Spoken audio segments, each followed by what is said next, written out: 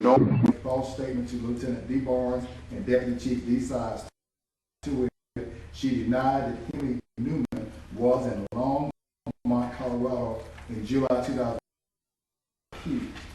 Count 11 charges and accused Andrea Sneiderman with defense of perjury in violation of Official Code of Georgia 16-1070 for the said accused person in the county of DeKalb, state of Georgia, on or about the 21st day of February 2012, having been given an oath in a judicial proceeding, State versus Henry Newman, 11-0-1364. Did make a false statement in a judicial proceeding material to a point in question, to wit, that at the time she was in Longmont, Colorado with Henry Newman, she believed he was there on business for General Electric, such statement being material to the issue surrounding the murder of Russell Sneiderman.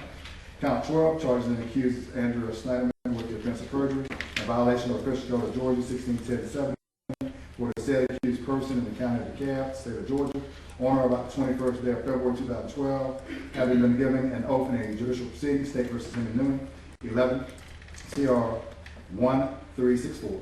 Did make a false statement in a judicial proceeding to a point in question, to it, that she and Henry Newman did not kiss while in Greenville, South Carolina, such statement being material to the issue surrounding the murder of Russell Sneiderman.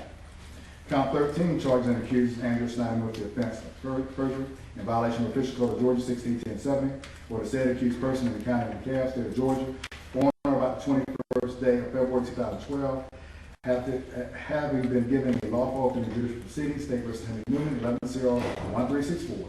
Did make a false statement in a judicial proceeding material to a point in question, to which the accused testified it was due to her mother, Bonnie Greenberg's concern for the accused's safety that she did not immediately report for her suspicions of Henry Newman's involvement in the murder of Russell Sneiderman to the Dunwoody Police Department. Such statement being material to the issues surrounding the murder of Russell Sneiderman, contrary to the law of the state, the Board of Peace Dignity thereof, signed Robert James, the District Attorney. To all of these charges, Andrea Sneiderman has entered the plea of not guilty. She is presumed innocent unless and until proven guilty in a court of law. Also, at the conclusion of the trial, you will have the indictment not with you along with the other evidence, also with a proposed verdict form, in which all of you must freely and voluntarily agree based upon the evidence that you have heard during the course of this trial. Ladies and gentlemen, we have done jury selection. The next portion of the trial will become what is called opening statements. Both the state and the defense will have an opportunity to outline to you what they anticipate the evidence to show. At the conclusion of the opening statement, we'll come to what is called a presentation of evidence. At this point in time, the state will have the opportunity to go first because they have the burden of proving each and every material element beyond a reasonable doubt. Once they have done their opening statement, then the defense will have an opportunity to give its opening statement. And then we will have a presentation of evidence. All right? Mr. James, you may proceed. I'm sorry. Ms. Hill, you may proceed.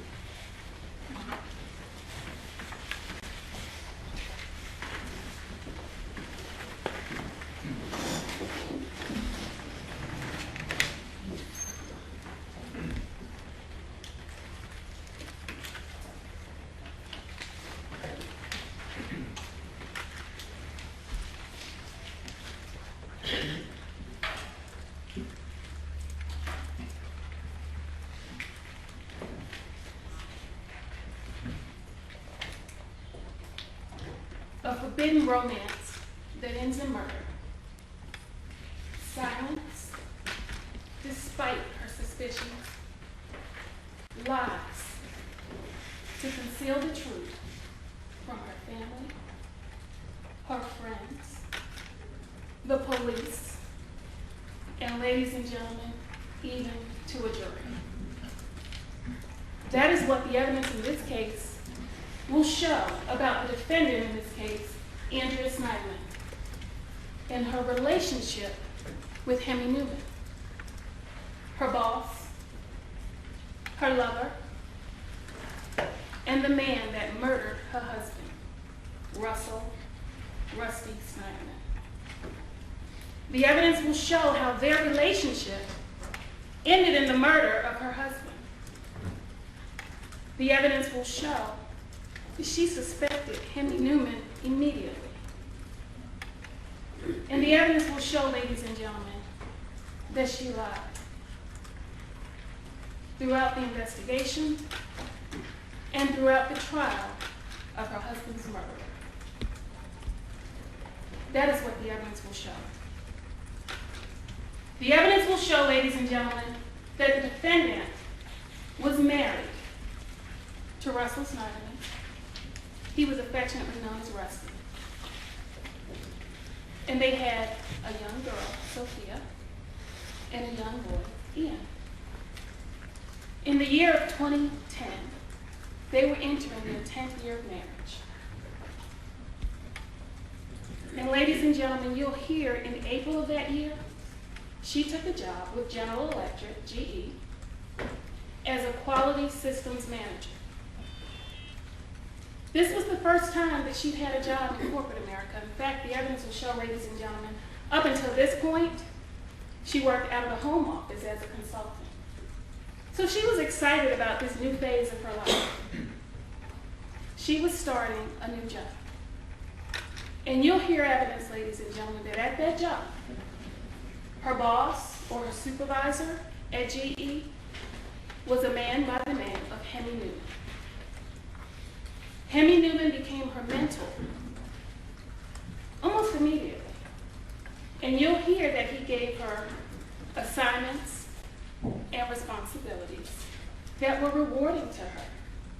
They were professionally fulfilling to her.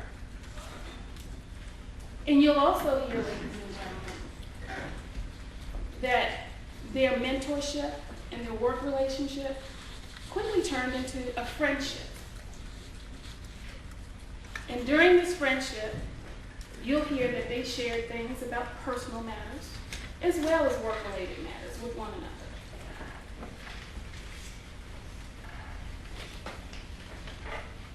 You'll hear, ladies and gentlemen, that she embraced the new challenges of her job. And the evidence will show that they began traveling together for work almost immediately. In fact, in May of 2010, just 1 month into her new job, they took their first trip together to Melbourne, Florida. And you will hear that this was the first of several trips they took throughout the course of that summer. Ladies and gentlemen, the evidence will show over that summer and during these trips, the friendship developed into a romantic relationship. And this relationship, it included romantic emails, poems, dinner, wine, dancing, kissing. That's what the evidence will show. And you'll also see, ladies and gentlemen, that throughout this relationship, she started to experience conflicting feelings. You see, at one minute, you'll see she was completely in with him. She'd be involved in this behavior with him, and then all of a sudden, she'd start to pull back. She'd stop and say, well, we can't do this. And in fact, ladies and gentlemen, you'll hear it in her own words through an email that she sent to Hemi, where she acknowledges that she's conflicted internally.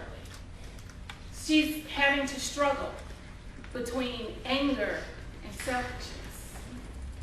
She feels torn between her reality and her desires. And the evidence will show, ladies and gentlemen, that her reality was that she and Rusty were not at the happiest point of their marriage during this time. In fact, ladies and gentlemen, you'll hear that there was tension at home. And you'll hear that the defendant started to develop feelings of resentment.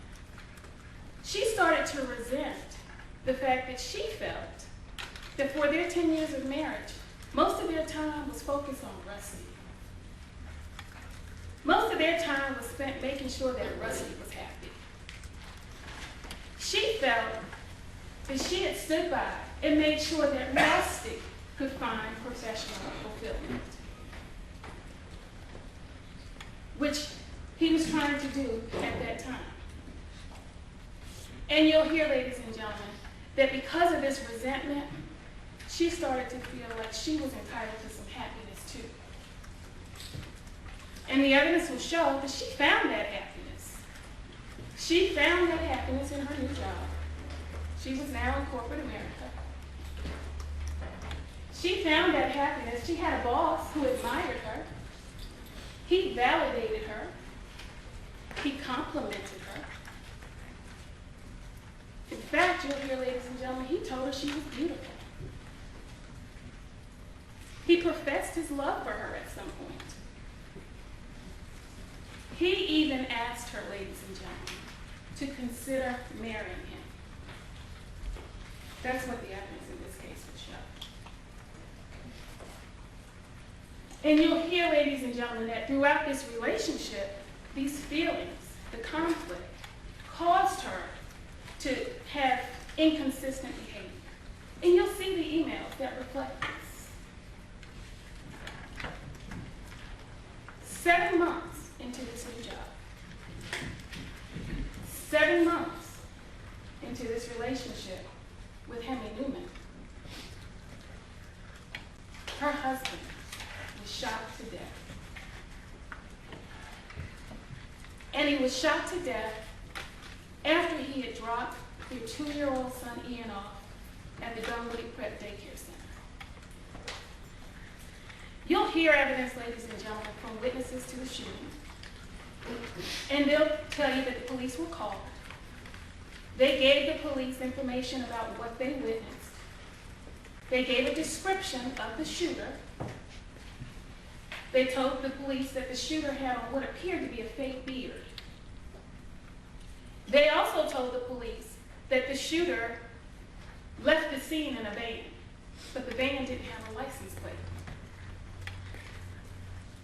So, ladies and gentlemen, the police will tell you they had no idea who had shot Rusty Sneiderman. And they had no idea why someone would want him dead. But the evidence will show, ladies and gentlemen, other than the shooter, there was one other person who knew why the shooter wanted Rusty dead. And the evidence will show, ladies and gentlemen, that that person is sitting at this table.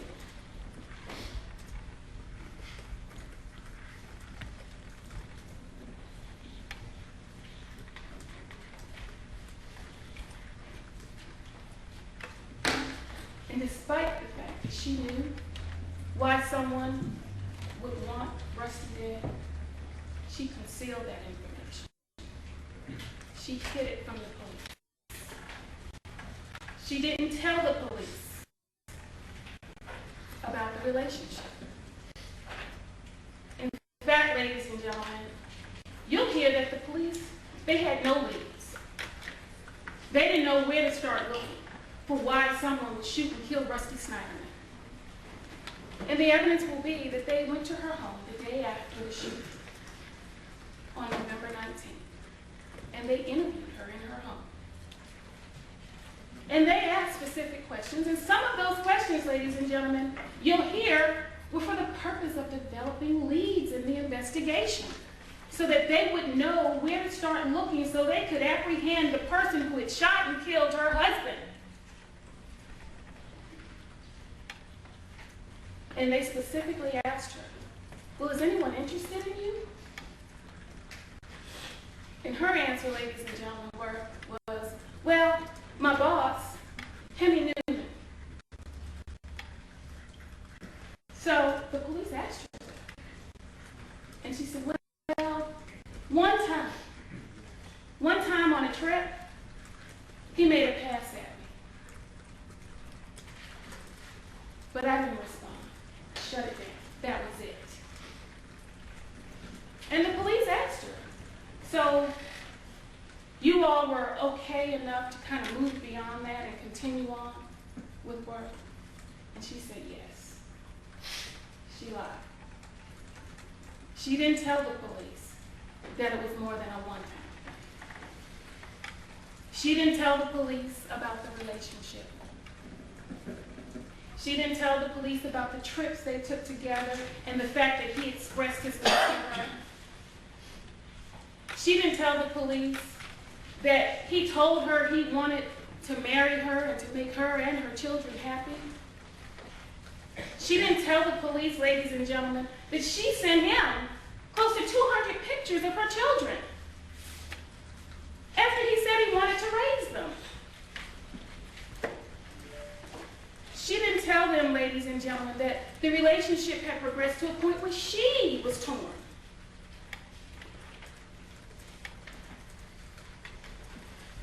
And she didn't tell them, ladies and gentlemen, that she was responsible for bringing Hemi Newman into their home and introducing Rusty to his murderer. So you see, although she mentioned his name, she concealed the truth. She hid it. She kept the police from being able to figure out who shot and killed her husband outside that day. Not only did she hide the relationship, ladies and gentlemen, she hid the suspicions that she had. The suspicions of his guilt.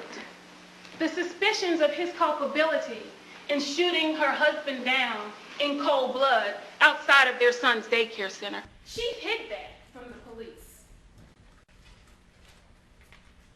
Because if the police had known about the relationship, they would have known why someone wanted Rusty dead. And she concealed the fact that would have given them that information. She concealed the fact of the relationship. She concealed the fact that she suspected him immediately. She didn't tell the police that, but she told her girlfriends, and you'll hear that. She told her girlfriends that long before Hemi was ever arrested. You'll hear that she told her friends, when I look at that sketch that the police did, I see my boss's eyes. She didn't tell the police that. And ladies and gentlemen, the police will tell you that if they had not been misled, they would have been able to identify Rusty's killer long before 2 months when Hemi was finally arrested. They would have told you that the information she kept from them, that the lies she told them, hindered that investigation and kept them from being able to make an arrest in her husband's murder. You'll also hear, ladies and gentlemen, that when the police questioned her about her boss, she misled them. If they asked her another question about Hemi, what she'd say, I think you're going the wrong way with this Hemi thing. It's nothing. He's not the kind of person that would do that. She misled the police. But at the same time, she told her girlfriends she thought it was Hemi. Police will tell you, ladies and gentlemen, if they knew about that relationship, they would have knocked on Hemi Newman's door that very day. But they didn't know about it because she hid it. Now, throughout the course of this trial, ladies and gentlemen, the state will bring you evidence.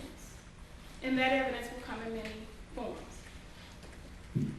You may get documents, such as emails, telephone records, travel documents. There'll also be witnesses that are presented to you, and they'll take the stand and they'll testify and present evidence to you. And there may be times when we will call a witness that may appear to be taken out of chronological order. Just know that that's being done to accommodate a schedule. But we ask that you pay close attention to what that witness is telling you. And if you feel the need, take notes. You will also, ladies and gentlemen, see clips, video clips, from a trial proceeding where you may see faces and other lawyers that are not with us here today. But those clips are also evidence for your consideration. And when you watch those clips, you can give them whatever weight you deem appropriate in your deliberations. So that's just some of the types of evidence that you all will be presented with throughout the course of this trial. And ladies and gentlemen, that evidence that will be presented through these witnesses and those documents, they will show you information about the relationship that the defendant had with Hemi Newman. And as I told you before, the evidence will show that they took a trip at least once a month for the entire time that she was employed with GB. You'll hear that during some of these trips, they specifically requested adjoining rooms. And when I say adjoining rooms, the evidence will show that these are the rooms that are next to one another. And inside the room, there's a door. And you can go back and forth in between the rooms without ever going into the hallway. You'll hear evidence of that. You'll also hear, ladies and gentlemen, evidence that in some of these locations, on some of these trips, they both were present in the location, but there was only one hotel reservation. The other information, ladies and gentlemen, you'll get will be emails. Emails that document some of the activity that went on during some of these trips. You'll see an email where Hemi talks about them waking up together in Denver. You'll see an email where he talks about her putting her head on his shoulder while they look at the stars. You'll see emails that chronicle the planning of some of these trips and some of these activities. You'll see emails where she references her feelings and the struggle that she's having. The struggle between anger and selfishness. The struggle between desire and reality. You'll see an email where she actually tells Hemi about the tension that's now in her home between her and Rusty when she returned from a trip with Hemi. You'll also, ladies and gentlemen, see emails where she expresses her anger to Hemi. And she blames him for this struggle she's having. You'll hear, ladies and gentlemen, that she was raised to not believe in divorce. And there's no evidence that she intended to divorce Rusty at this time. So those feelings that caused her to pull away will be evident in her behavior and in the emails. You'll see an on again, off again, back and forth kind of relationship. The problem is, ladies and gentlemen, she'd get over these feelings within weeks, sometimes within days, and she'd be engaged in the very same behavior, sending mixed messages. The evidence will show she wanted it both ways.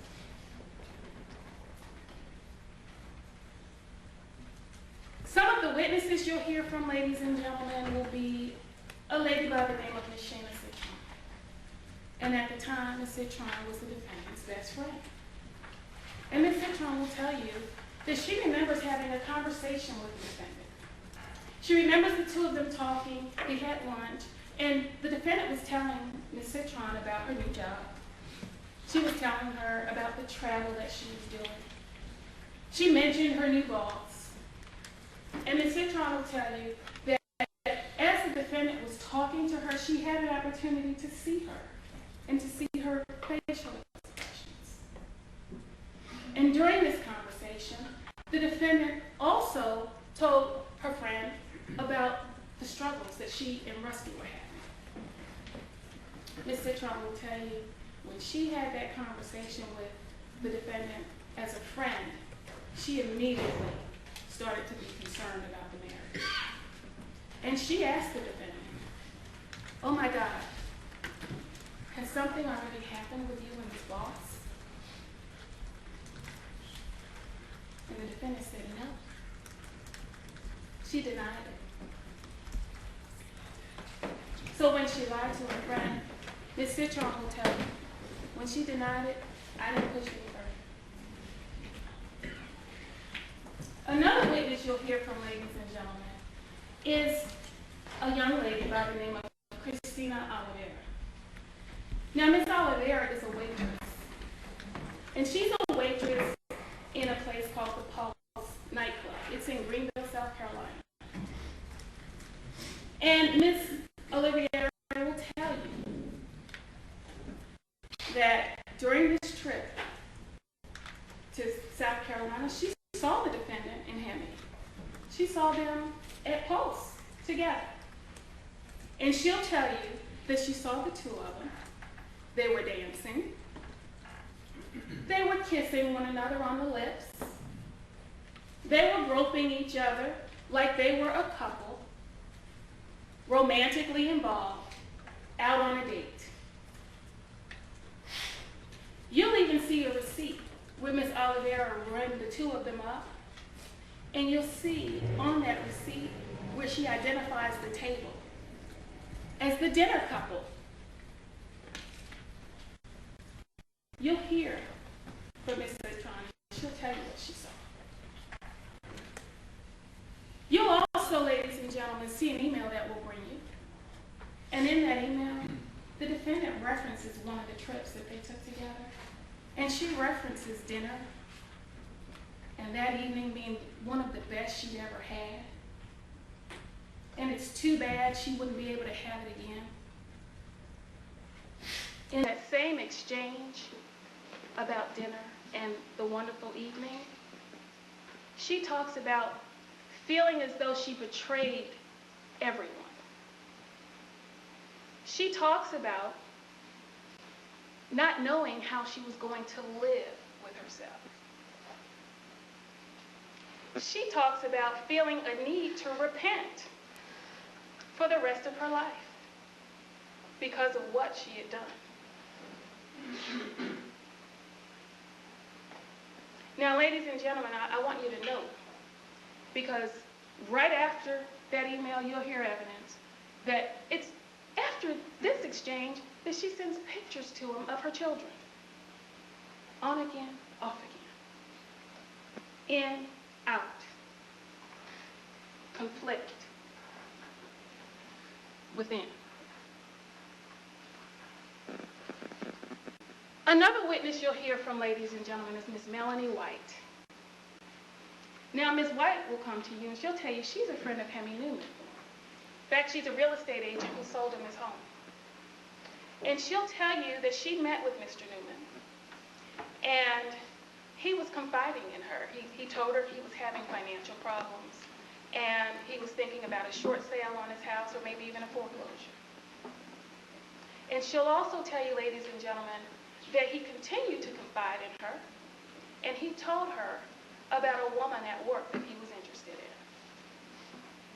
And he shared things with Miss White about this woman and about the relationship that the two of them had. And he told her about the trips that they took together. And Miss White will come in and she'll testify, ladies and gentlemen, that Hemi even called her. He called her from one of the trips that they took to Greenville together. And in this telephone conversation, Hemi mentioned to Miss White, well, you know, we just finished dinner. Soon we're going to be going up to our room. What should I do? And she's going to tell you that she told him, Hemi, you need to go to your room alone, lock your door, and stay away from her. And she'll tell you she didn't hear from Hemi anymore that night. The next time she talked to Hemi was when they had left Greenville, and he dropped her off at her home in Dunwoody, and he called Miss White. And he told Miss White about the trip, and he told Miss White that she gave in. She gave in during that trip. And Miss White will tell you that she said, Hemi, you know you shouldn't have done that. She'll also be able to give you other details that will shed light on this relationship.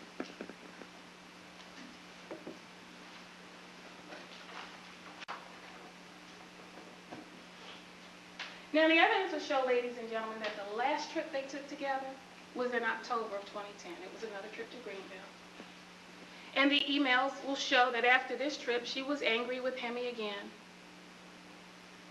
And the two of them had agreed that they wouldn't communicate about anything except work during this time frame. And during this period, the defendant took a cruise with her husband. She took a cruise with Rusty. And the evidence will show the day after they docked, she had Hemi Newman at her home. And the evidence will show at some point while he was there during this visit, Rusty was home as well. And 2 days later, Rusty was shot dead. That was the morning of November 18th. And the evidence will show, ladies and gentlemen, that morning at 9:25 a.m., she was at work. And she got a phone call from the daycare center. The person who called her told her, Ian's fine, but you need to get here. There's been an accident involving Rusty. And she left work. And the evidence will show, ladies and gentlemen, 2 minutes later, the very first person she called was Hemi Newman. And she's en route to the daycare center to find out what happened to her husband because they didn't tell her. And I want you, ladies and gentlemen, to listen because you'll hear that before she gets to the daycare center, she calls Rusty's father, Don Sneiderman. And Mr. Sneiderman will take the stand, and he'll tell you that Andrea called him. The evidence will show she called him at 9:30, 5 minutes after she got the call from the daycare center. And in this conversation, Mr. Sneiderman will tell you that the defendant said to him, Rusty's been shot. I'm so sorry. Pay close attention, because not only will the witness say it, you'll hear her say it. She said, no one would tell me what happened to Rusty. I didn't know Rusty had been shot until I got to the hospital, which was well over an hour after that phone call. Well over an hour after she told Donald Sneiderman that Rusty had been shot. She says it, he says it. You'll also hear from other witnesses, her friend, her best friend, and a coworker, who'll tell you that she called them as well that morning, before she ever made it to the hospital. And she told them that Rusty had been shot.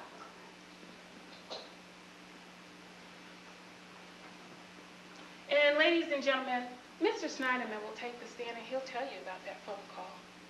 And he'll tell you that when she told him Rusty had been shot, he didn't believe her. He couldn't fathom that somebody would shoot his son. So he picked up the phone because he didn't have any other information, and he called the daycare center. And he tried to find out what happened. And he'll tell you that when he hung up, they were able to confirm for him that Rusty had been shot. His other son, Steve, was traveling that morning. And Mr. Sneiderman will tell you that after he learned and confirmed that Rusty had been shot, he sent Steve an email saying, Rusty's been shot. He didn't know his condition at that point. So he told his son, Steve, continue on, I'll update you. And the evidence will show, ladies and gentlemen, at about 11 o'clock that morning, after Don Sneiderman spoke to someone at the hospital, he sent Steve a second email saying Rusty's dead. You need to start making your way home.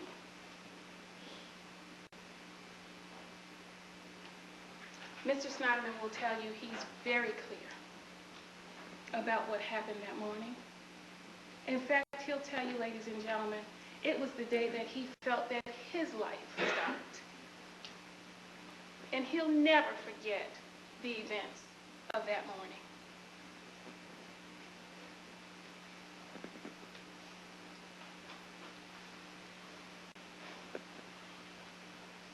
You'll always, also, ladies and gentlemen, have an opportunity to hear and see evidence of the defendant when she arrived at the daycare center. And you'll see that she jumps out of her car, she falls into the arms of a police officer. She's devastated.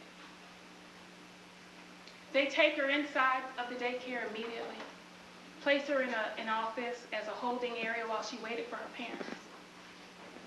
And the evidence will show, ladies and gentlemen, that when she's in that office, in the holding area at the daycare center, before her parents arrive,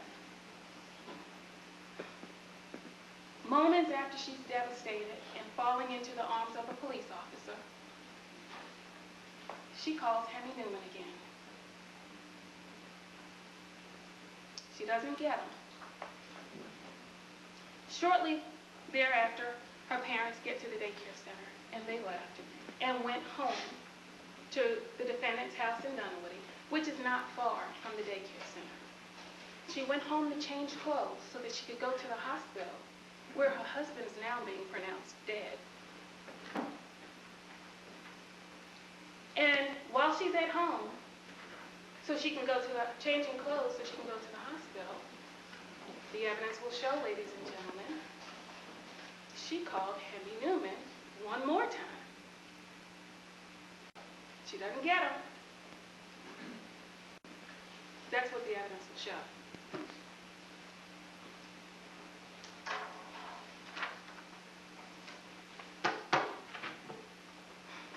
The evidence, ladies and gentlemen, will show she called Hemi several times that morning. Not only did she call him, but she texted him. And the fact that she called Hemi, and the fact that she texted Hemi, she hid from the police. She didn't tell him. The evidence will also show, ladies and gentlemen, not only the fact of the calls and the text messages, but the proof of the calls from her telephone handset had been deleted before she turned it over. She suspected him immediately, but she hid her suspicion, and she hid the evidence that would have told the police about events the morning her husband was shot and killed.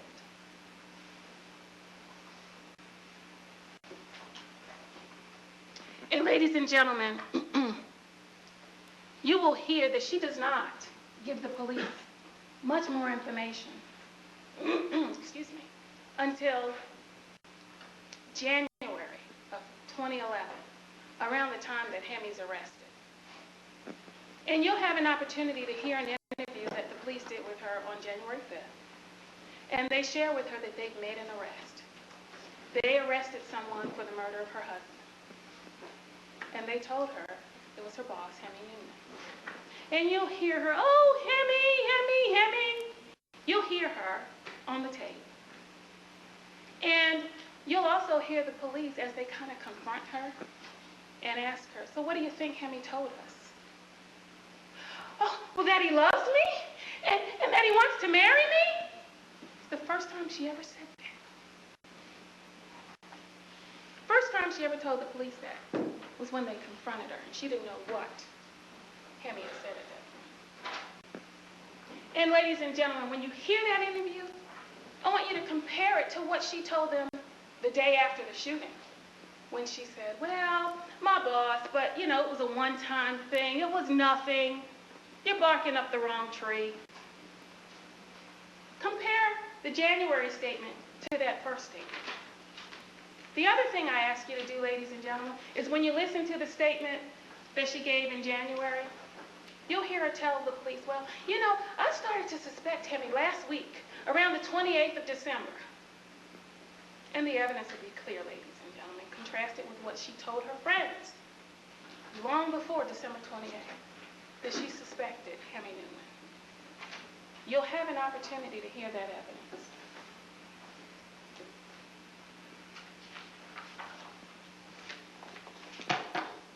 So you'll see, ladies and gentlemen, that she hid evidence and she concealed it and she remained silent.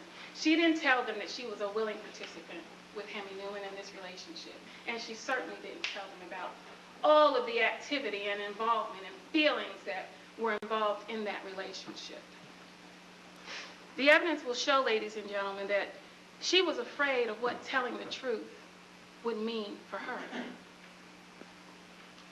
And not only does she conceal the truth during the investigation, the evidence will show that she continued to conceal the truth and to give testimony that was not true to a jury during the trial of the state versus Hemi Newman. The trial that involved the man who murdered her husband. And you will hear, ladies and gentlemen, that when she testified in that case, she came into this very courtroom. She took this very witness stand, ladies and gentlemen, right here, and she raised her hand. And she swore to tell the truth, the whole truth, and nothing but the truth. The evidence in this case will show that is not what she did. She continued to hide evidence, conceal evidence, and tell lies. So, ladies and gentlemen, just like she misled her family and her friends,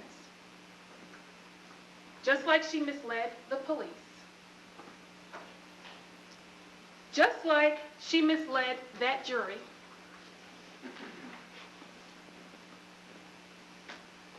the evidence will be clear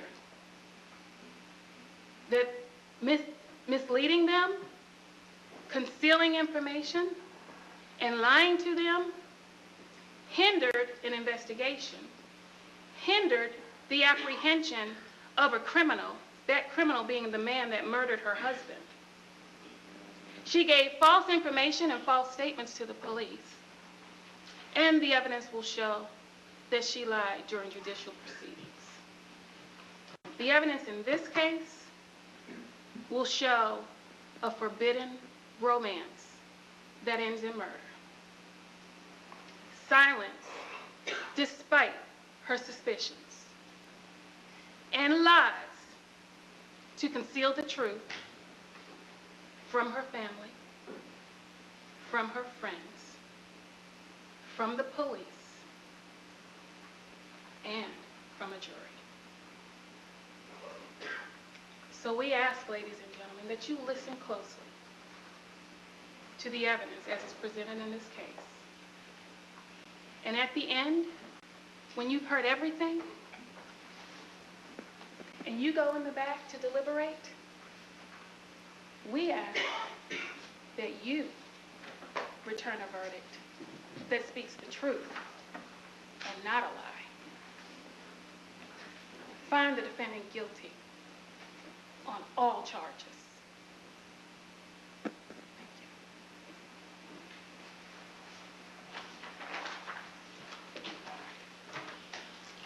you. All right, ladies and gentlemen, before the defense have an opportunity to outline what they anticipate the evidence to show, I'm going to give you just a short break in the jury room. We're going to give you these short breaks to not discuss the case, keep an open mind. With the assistance of my deputy, there's going to be a relatively short break to refresh yourselves, stand up and stretch. It's going to be in the neighborhood of 10 minutes. Mr. Deputy, if you would assist.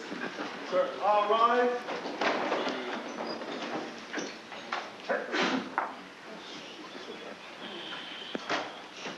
Your client to be presentable, and in a murder case, of course this is no longer a murder case, but any serious criminal case, you'll want them to look non-threatening, and I think that's been a real challenge for her so far. A sort of preppy look going on Absolutely. today, a sort of Talbot's look, if you will. Sure. Not somebody that would lie about a murder. Okay. All right, we are getting ready for Judge Gregory A. Adams to come back into the court. We are getting ready to hear from the defense. And a reminder that we will have coverage for you coming this afternoon on our newscast on 11 Alive at 6. Then at 7 o'clock with Judge Glenda Hatchett. We'll be with Brenda Wood, and I will be here with Paige Pate. And that's our coverage today. So let's go back into the courtroom right now and Judge Adams. All right, Kelly, we're back on the record. Ladies and gentlemen, at this point in time, the defense will have an opportunity to give an opening statement. Although the defendant does not have to present any evidence whatsoever, the state has the burden of proving each and every material element beyond a reasonable doubt. Mr. Clegg, you may proceed.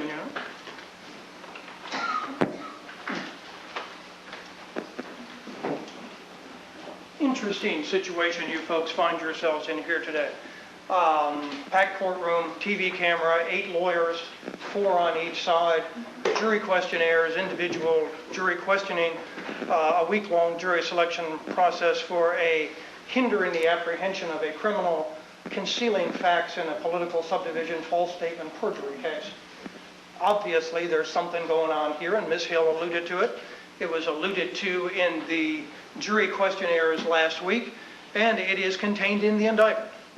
And that there is a dead body that is tangential to this case. Rusty Sneiderman, make no mistake, was gunned down in cold blood about 9:10 in the morning on November the 18th, 2010, right after he had dropped his 2-year-old son, Ian, off at the Dunwoody Prep Daycare Center. Okay. Rusty Sneiderman was married to Mrs. Andrea Sneiderman, the defendant on trial in this particular case. There's no question whatsoever that he was gunned down. And there will be, quite frankly, no question that the individual who gunned him down was a gentleman by the name of Hemi Newman. Hemi Newman was Andrea Sneiderman's boss at General Electric. She had worked for him for approximately 7 months at the time that he gunned her down. There will be no real issue that he was wearing a fake beard when he did it. There will be no real issue that he was driving a rental van that he had rented the day before when he did it.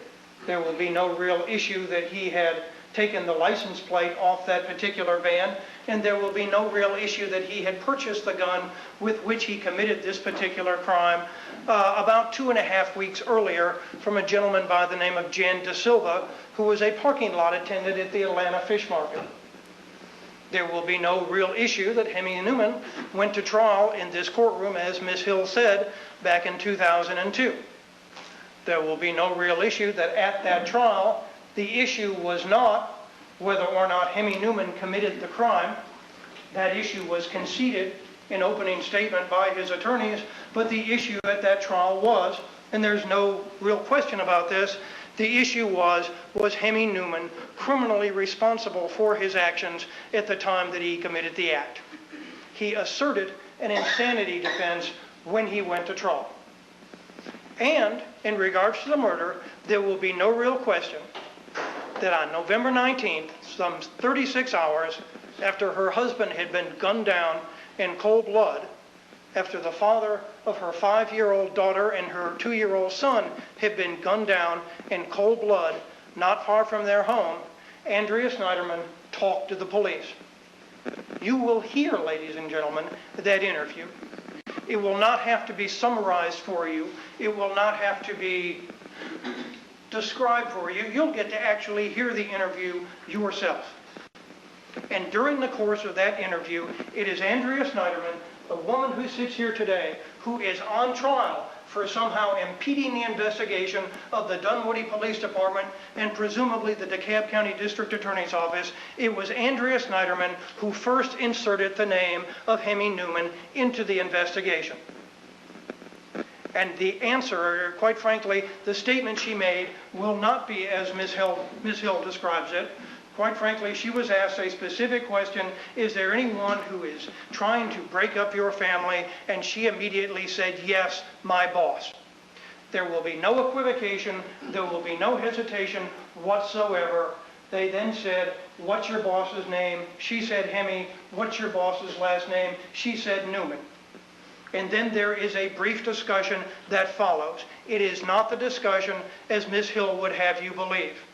At no point does she ever say that was a one-time thing and then that ended. Absolutely not.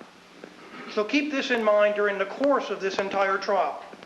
Again, on November 19th, 36 hours after her husband has been gunned down in cold blood, Andrea Sneiderman gives the police the name of the guy who ultimately did it, and quite frankly, gives them the motive. Does she know at that time that Hemi Newman committed the crime? No, she does not. And quite frankly, there will be no evidence presented to you whatsoever to indicate that fact. But she is the one who first interjected his name and basically gave the police at least an idea as to somebody they could look at. Again, she didn't know, and based on the guy's personality and based on everything about him, she had no reason to believe that Hemi Newman would have committed this crime, but nonetheless, she did absolutely nothing whatsoever to impede the investigation of this case. She ain't on trial for murder, folks. Let's make sure we all understand that. You have heard the indictment read. She is not accused of actually having been present when the murder was committed. There will be no question whatsoever that Hemi Newman was alone when he committed this heinous act. There is no evidence whatsoever to show that she suggested that Hemi Newman do this, that she encouraged him, that she was aware of the fact that he had purchased the gun, that she was aware of the fact that he had purchased a fake beer, that she was aware of the fact that he had driven a van, a rental van, on the day of the crime. Quite frankly, the evidence is going to show, and I think Ms. Hill made reference to it in opening, that at some point that morning she was trying to reach Hemi Newman. There will be no evidence to show that Hemi Newman, that she knew, that Hemi Newman had tried to set up an alibi by leaving his phone back at his office at GE. She's trying to reach him. She can't reach him because Hemi Newman has thought ahead. Hemi Newman has decided, I can set up an alibi, I can deflect attention from myself. If they come asking, my cell phone will ping off the towers here near the General Electric building. I will not be a suspect. Instead, this woman is charged with 13 different crimes. You have heard them read. There is one count of hindering the apprehension of a criminal, one count of concealing facts within the political subdivision, yada, yada, yada, 4 counts of false statement, and 7 counts of perjury. Interesting thing about those counts. With one exception, in regards to count 1, the hinder and apprehension charge, in a portion of that particular count, there is an allegation that she is supposed to have deleted certain information. Other than that alleged deletion, there is not one allegation in which the state of Georgia will contend to you that Andrea Sneiderman ever committed any sort of physical act in the commission of a crime. This case is different in that regard. If you folks were here to sit on a burglary trial, for example, the allegations would include the physical act of going into a house without someone's permission. A shoplifting, the physical act of going into a store, taking something that didn't belong to you. A sexual assault, physically assaulting another individual. With that one exception, however, in this case, there is no such allegation.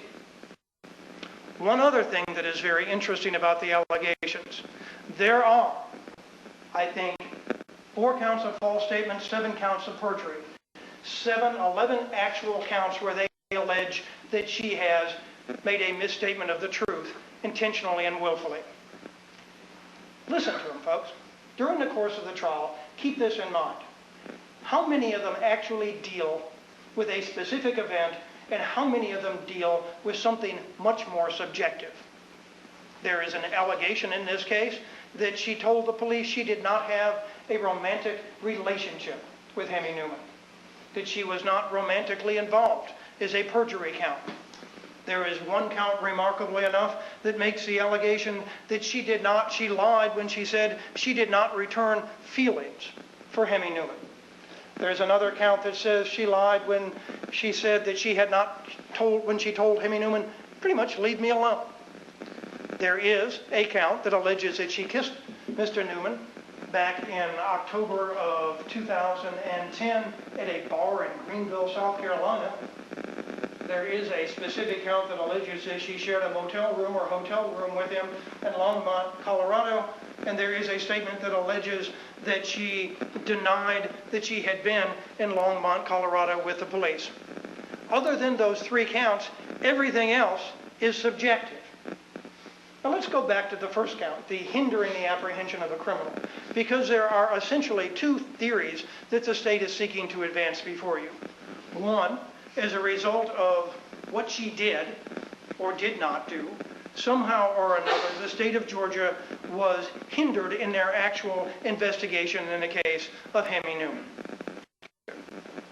In that particular count, the state of Georgia will contend that somehow she deleted certain particular phone information on that day, November 18th, which was relevant and germane to the murder of Rusty Sneiderman. Wait to hear that evidence. You ain't going to hear it, okay? You're not going to come close to hearing that. You will not hear who it is that deleted the information. You will not know how the information was deleted. You will have no idea when the information was deleted. You will have no idea what specifically the information is supposed to have pertained or related to.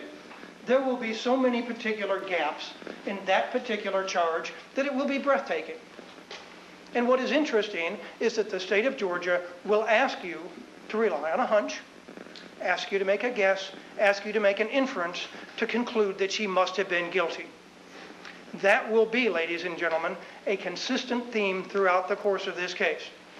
We expect that the state of Georgia is going to ask you to draw an inference or a conclusion that she had a romantic relationship with Hemi Newman. You have heard in the state's opening statement what they expect to show in support of that. Apparently they are going to show a waitress from a bar in South Carolina who is going to say they danced and gosh, they kissed on the dance floor, and they're going to call a woman by the name of Melanie White who will relate what Hemi Newman told her. Is there going to be anything else to show she had a romantic relationship with not with Rusty Sneiderman, with Hemi Newman? And the answer is, quite frankly, no. They will suggest that you can interpret evidence in a particular way, and that when you do so, you can arrive at the conclusion that she must have been untruthful. But throughout this trial, everything you are going to hear is going to be based on inference, quite frankly, speculation, quite frankly, a hunch. There is going to be nothing in this case that will satisfy your minds beyond a reasonable doubt that this woman has done anything to impede this investigation, has ever been dishonest with either the police or the district attorney or the court system, or has done, quite frankly, anything wrong at all. It is a myth. One other thing. 13 counts in the indictment. Every one of them, every single one of them, is alleged to have happened while she was cooperating with either the police or the district attorney's office. Keep that in mind. Every single count is alleged to have occurred while she was actually cooperating with the law enforcement authorities. Now, let's talk a little bit. Obviously, one of you heard Ms. Hill's opening, and one of the things they are going to try to suggest is that Andrea Sneiderman goes to work for GE, she meets Hemi Newman, she's having trouble at home, and she all of a sudden decides, yeah, I'm tired of my husband, I'm going to get into a relationship with this guy, but then somehow or another, she blows hot, she blows cold. What's Hemi Newman to do? Let's start back when she met her husband, Rusty Sneiderman.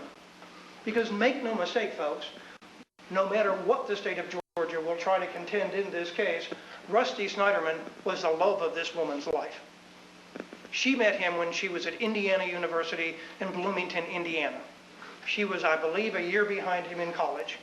They were both Jewish. They met at, I believe, the Hillel House. At that point, they struck up a relationship with one another. They started dating. They were on, off again for a while, but they became an item, and they were an item from literally her first year in college until the day that her husband was gunned down in that Dunwoody parking lot.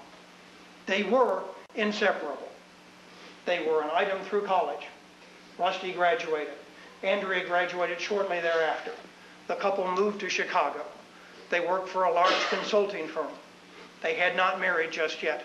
At some point on December 30th, the year 2000, they actually got married down in West Palm Beach at a synagogue that had been founded by the grandparents of both of them. Shortly thereafter, Rusty went to Harvard Business School. Andrea moved with him from Chicago to Boston. She got a job first with a small startup firm. That firm did not make it. Shortly thereafter, she went to work for Harvard Business School Publishing. She is very adept with computers, computer information technology. She might not like me saying this, but she's a computer geek. She knows her way around advanced technology. Okay. They moved to Atlanta. At some point, Rusty works a series of jobs. Andrea continues to do contract work for Harvard Business School Publishing. They have 2 kids. One of them is named Sophia. She is born in 2005. The other is named Ian. He is born in 2008. It was Ian who Rusty had dropped off at Dunwoody Prep on the morning in question. They are living in Dunwoody. They actually, at some point, get enough funds to go ahead and buy a house out at Lake Oconee. They are enjoying their life. Rusty, in early 2010, is working for a company called Discovery Point. There will be no question whatsoever that Rusty really doesn't like working for Discovery Point. Rusty, the evidence will show, is a take-charge kind of energetic individual. He is not someone who really needs to be working for someone else. He needs to be in charge of things, and he needs to have his own business. That fact apparently does not rub well with the people who run Discovery Point, and shortly into the year 2010, probably March or April, they part their ways. Rusty goes one way, Discovery Point goes the other. He is out of a job. He and his wife, Andrea, realize he's not meant to work for someone else. He needs his own business. Andrea knows that he is an entrepreneur and is, quite frankly, going to support him unconditionally in his desire to have his own business. We expect the evidence will show that in November of 2010, when Rusty is shot and killed, he is actively involved in trying to start up his own business, something called Star Voicemail. We don't need to go into a great deal of detail as to what that is, but he actually had a luncheon meeting with a potential investor later that day. Somewhere in the neighborhood of 11:15, 11:30, he was supposed to get together with his business partner and another individual. Andrea had been helping him all along. She was completely and totally supportive of what he was trying to do. One way that Andrea was supportive of what he was trying to do was not to make him go back into the corporate arena and find a job working for someone else. Here's the deal. Andrea tells Rusty, you start your business. You're going to succeed. You're going to do what we want you to do. I will go back to work because, quite frankly, her work with Harvard Business Publishing was winding down at that time. I will go back to work. I'll see if I can find a job in the corporate world myself. At that time, in February of 2010, expecting that Rusty's job future at Discovery Point is coming to an end, she goes ahead and sends out some resumes, one of whom goes out to a woman by the name of Relly Newman. Relly Newman is a member of a book club of an individual, and another member of the book club has a connection to Andrea. Okay. The resume gets to Relly Newman. Relly Newman is not employed at the time. Relly Newman gives the resume to her husband, Hemi Newman, and ultimately Andrea winds up working for General Electric. She starts sometime in April of 2010. It is, quite frankly, a stressful beginning. She is a computer geek. Most of the people she's working with are engineers. She needs a lot of help, and she needs it frequently. There will be no question that there was significant contact by either phone, email, or text between she and Hemi Newman. One of the things that you will have to understand in this case is while Newman was in fact her mentor, Ms. Hill was correct in that regard, Newman's building was here, Andrea's building was here. She couldn't simply walk down the hall. If she wanted to talk to him, she either had to go from one building to another or communicate electronically. That's what she did. You will hear numbers bandied about during the course of this trial as to the extent of the communication between the two of them. Most of that communication had to do with matters related specifically to her job. Now, did she travel? Sure she did. She went to a number of locations. She went to Melbourne, Florida. She went to Norfolk, Virginia. She went to Minden, Nevada, which I believe is just outside of Reno. She went to Longmont, Colorado. She went to Greenville, South Carolina. She went to London, England, and Scotland, and then she went back to Greenville. Newman came on those trips. Understand this. Andrea was required as a condition of her employment to go to these various locations because what she was trying to do needed input from General Electric employees at those locations. Newman had had a performance evaluation earlier in 2010 and had been told by his supervisors, get out of the office more. People don't know who you are. Get out, mingle with the people you actually come into contact with. He did. Now, at some point, did Hemi Newman develop an infatuation with the woman who sits here in this courtroom here today? Boy, did he ever. We are not going to deny that or contend otherwise. But what the state will describe as a romantic relationship, a romantic involvement, is quite frankly nothing of the sort. What it is a guy who is moonstruck, who is like a teenager in love, and who is head over and heels in love with this woman who finds herself in the darndest predicament. I want my husband to have a business.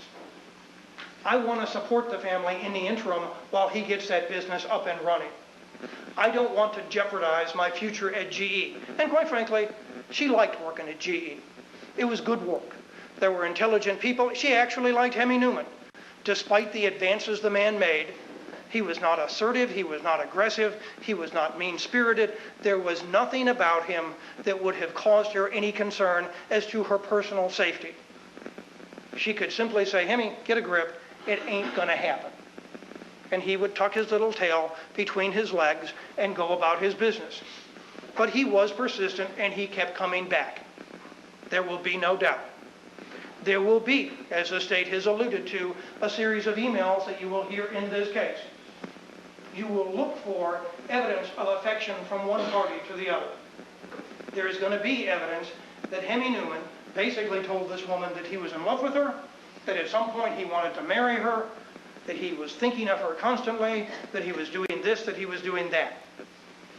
Look for the evidence in those emails, in the reciprocated, in the return emails, where Andrea Sneiderman displays any sort of affection for Hemi Newman. You ain't gonna hear it, folks. It is a one-way street.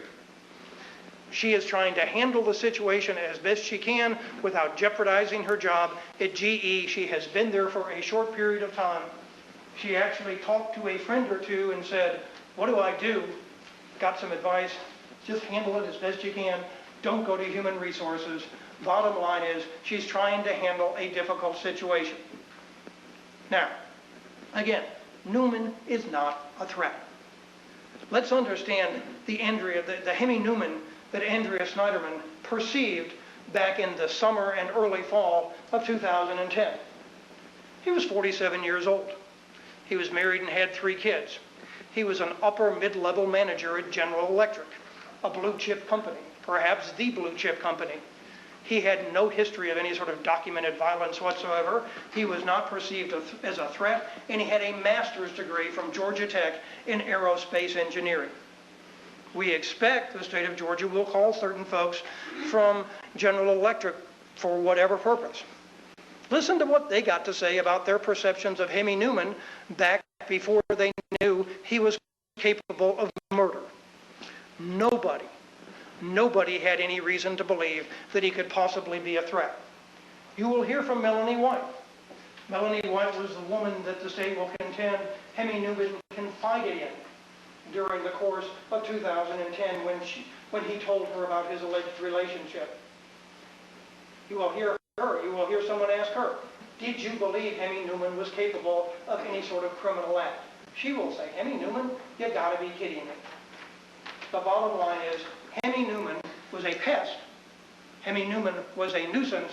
Hemi Newman, to this woman, was not a threat. Were there situations, were there times when things with her husband weren't as good as they might have been. I'll be blunt with you. Yeah, but it was no big deal. Here's what's going on. Up until March, April of 2010, they have a fairly traditional family. It is Rusty who gets up and goes off to work every day.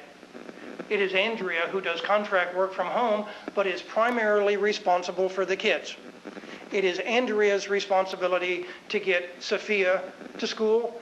It is Andrea's responsibility to get Ian wherever he has to go. It is her responsibility to be the primary caretaker. That flips on its side come April.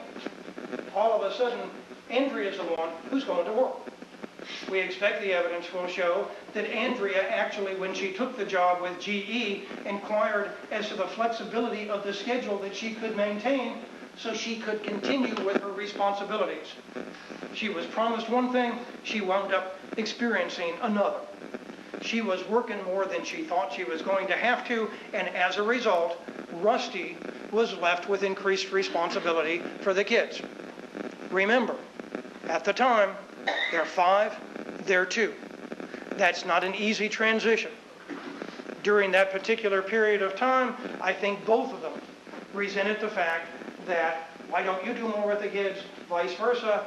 The bottom line is, I think each of them thought the other wasn't doing enough. The bottom line is, each was doing too much themselves.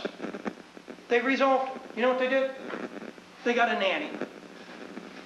They'd had a nanny before, and in October, November of 2010, they decided the easiest way to resolve this situation and give ourselves both some breathing room is to get a nanny. The nanny was not full-time. She would work a couple hours a week. You'll hear from her. That alleviated the stress in the family quite a bit. Now, there was stress, but was there ever any point where this woman ever contemplated leaving her husband and leaving her kids behind? And the answer will be an emphatic no. She was happily married to the love of her life, and there will ultimately be no dispute of that fact. November 2010. Let's talk a little bit about what's going on between Andrea and her husband, Rusty, and their family. She actually shows up at Vanderlyn Elementary School one day to be a, in fact, I actually have a chart.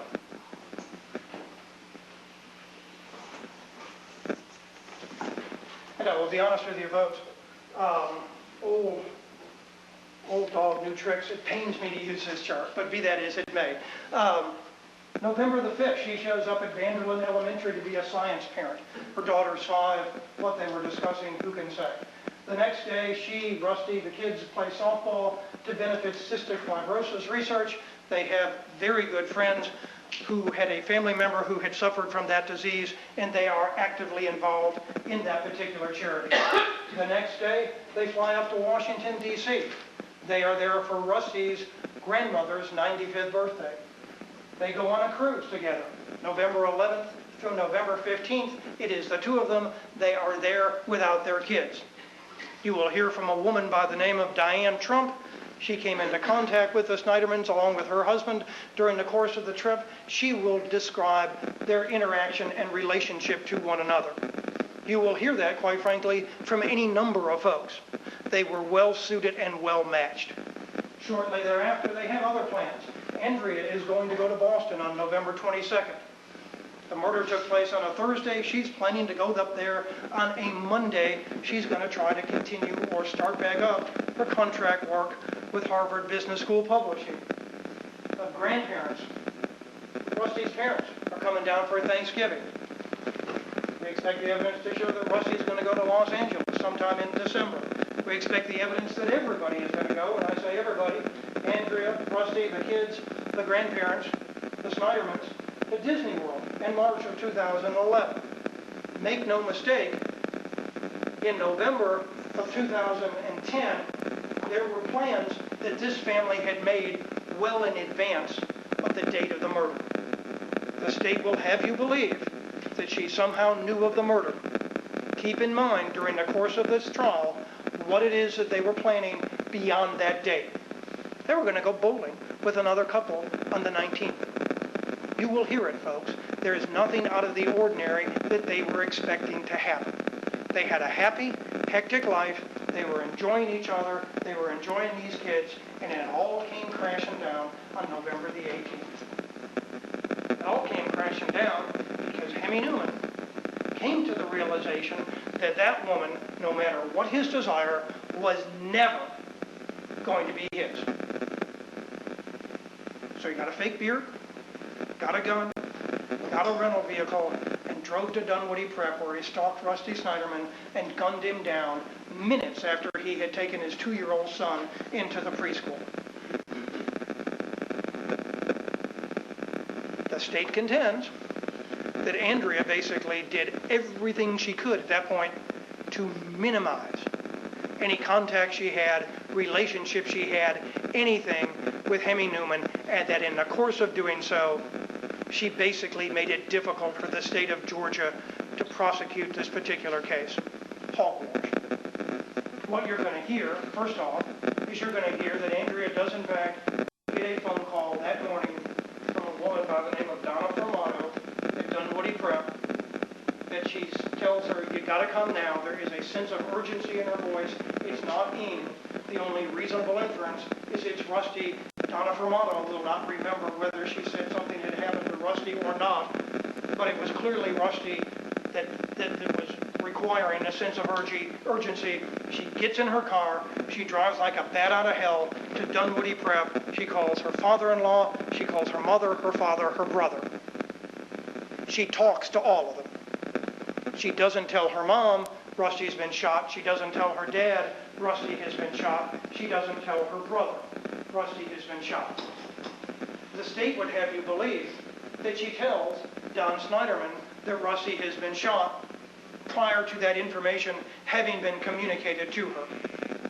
Listen carefully to the testimony of Don Sneiderman, because the first time Don Sneiderman makes any reference to that particular conversation is May the 25th of 2011. 6 months and 7 days after the fact of that particular conversation, Don Sneiderman all of a sudden has this specific recollection where he recalls this conversation.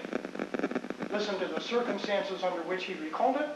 Listen to the people that he talked to at Dunwoody Prep. Examine what he did on that particular morning, and you will realize he is simply mistaken. You will see the video of Andrea getting out of the car when she arrives at Dunwoody Prep. Ms. Hill's actions in this courtroom demonstrated perhaps that she was acting. You'll see it, folks. You won't have anybody to interpret it for you. She wasn't acting. The woman was an emotional basket case. At Dunwoody Prep, it becomes abundantly clear to everyone what has happened. Her parents arrive at Dunwoody Prep. Her dad and her brother see Rusty's car. It is surrounded by crime scene tape. Rusty's body has been moved. There is no discernible damage to the car, and there is blood on the ground. Detective Cordolino from Dunwoody Police Department is there. There will be no doubt, really, that Andrea was told at that time Rusty was shot. Does she have a specific recollection of it? No, she doesn't. Can she tell you exactly what she did in what sequence on that particular morning? No, she cannot. She is traumatized and shocked beyond her wildest dreams. Her life has been turned topsy-turvy in a matter of one single phone call. But the bottom line is, she did her damnedest to cooperate with the police and do everything that she was supposed to do. That's it, folks. Now, Ms. Hill said something about prior to going to the hospital, she went home and changed her clothes. Nobody told her at Dunwoody Prep, not the police nor anyone else, where her husband had been sent. His body was gone at that point. He had been stuck into an ambulance and driven somewhere, and nobody knew. The police told her to go home. She did so. When they got home, her dad actually picked up the phone and started making calls. They found out that he was at Atlanta Medical Center. They got in their car. They went there with dispatch. There will be no disputing that particular fact. She goes there. She is advised that her husband is dead. She literally falls to the ground. And then her world changes completely and totally. The next day, the Dunwoody police show up. Detective Thompson, Sergeant Cordellino. They take a tape statement from her. The tape statement runs about an hour and 25 minutes. You will hear, as I told you earlier, the relevant portions of that particular conversation. She does not simply say, oh, he made a pass at me one time and I told him to go about his business. You'll hear it. You'll hear exactly what she said. She interjected, like I said, his name, and she interjected the motive. Could she provide actual proof that he had committed the crime? Of course not. What else did she do? I have another chart.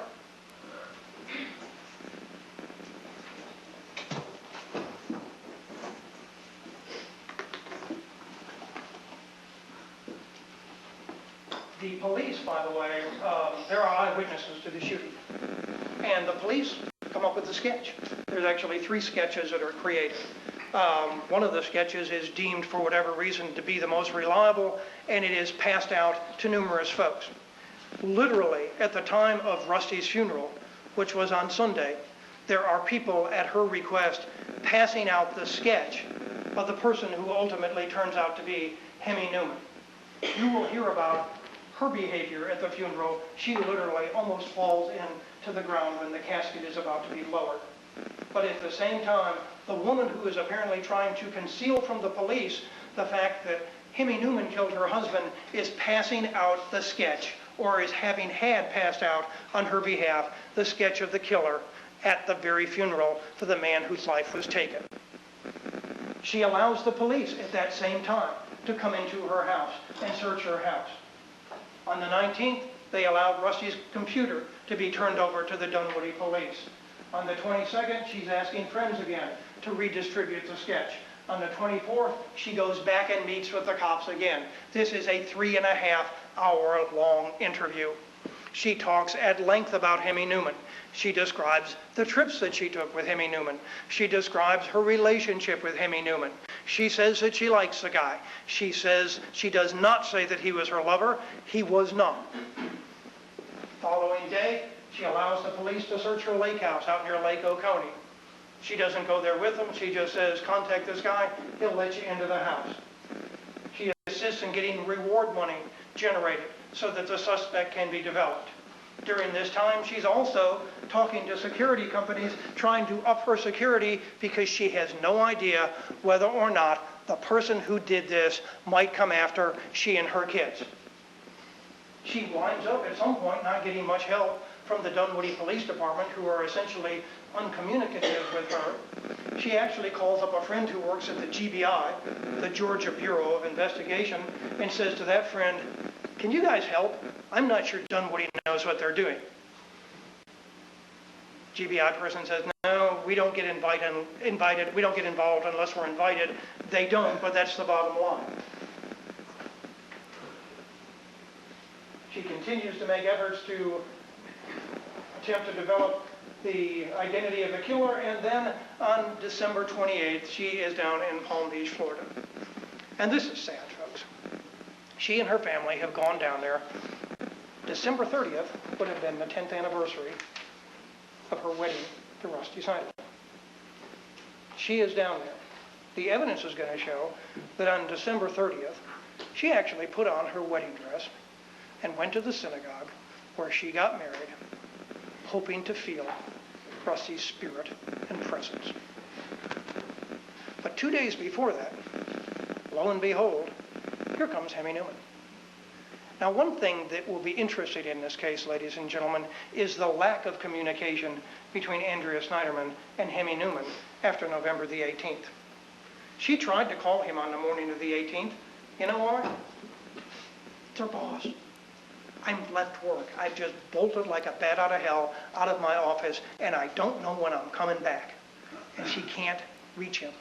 She ultimately gets in touch with another individual by the name of Alan Shackley to say, I'm trying to get in touch with Hemi. Something's happened. You need to convey to him that I'm not coming back to work. There is nothing more suspicious than that. He is her boss. She needs to tell him what's going on. We expect the evidence will show that at some point, Hemi actually sent her a text or email saying, I said a prayer on Rusty's behalf at the GE holiday party, and her response was, I think you can agree we deserve to have a break. And her response is, the only thing the world deserves is for Rusty to be back. Hemi communicates again, and she responds, your words aren't helping. Please leave me alone. This is the guy she's had an affair with, a romantic relationship with, a romantic involvement with. This is the guy she's covering up for. This is the guy she's impeding the investigation of. On the 28th, down in Palm Beach, she gets an email from Hemi Newman. It is affectionate towards her. It includes, as an attachment, a song from a popular singer by the name of Bruno Mars. She does not open the song, but she goes, what on earth is this? And at some point she thinks, nah, it couldn't be. Could it? Could it really be Hemi Newman? The mild-mannered guy I know. I know he's got an infatuation with me. I know he's got a thing for me, but he's got a master's degree.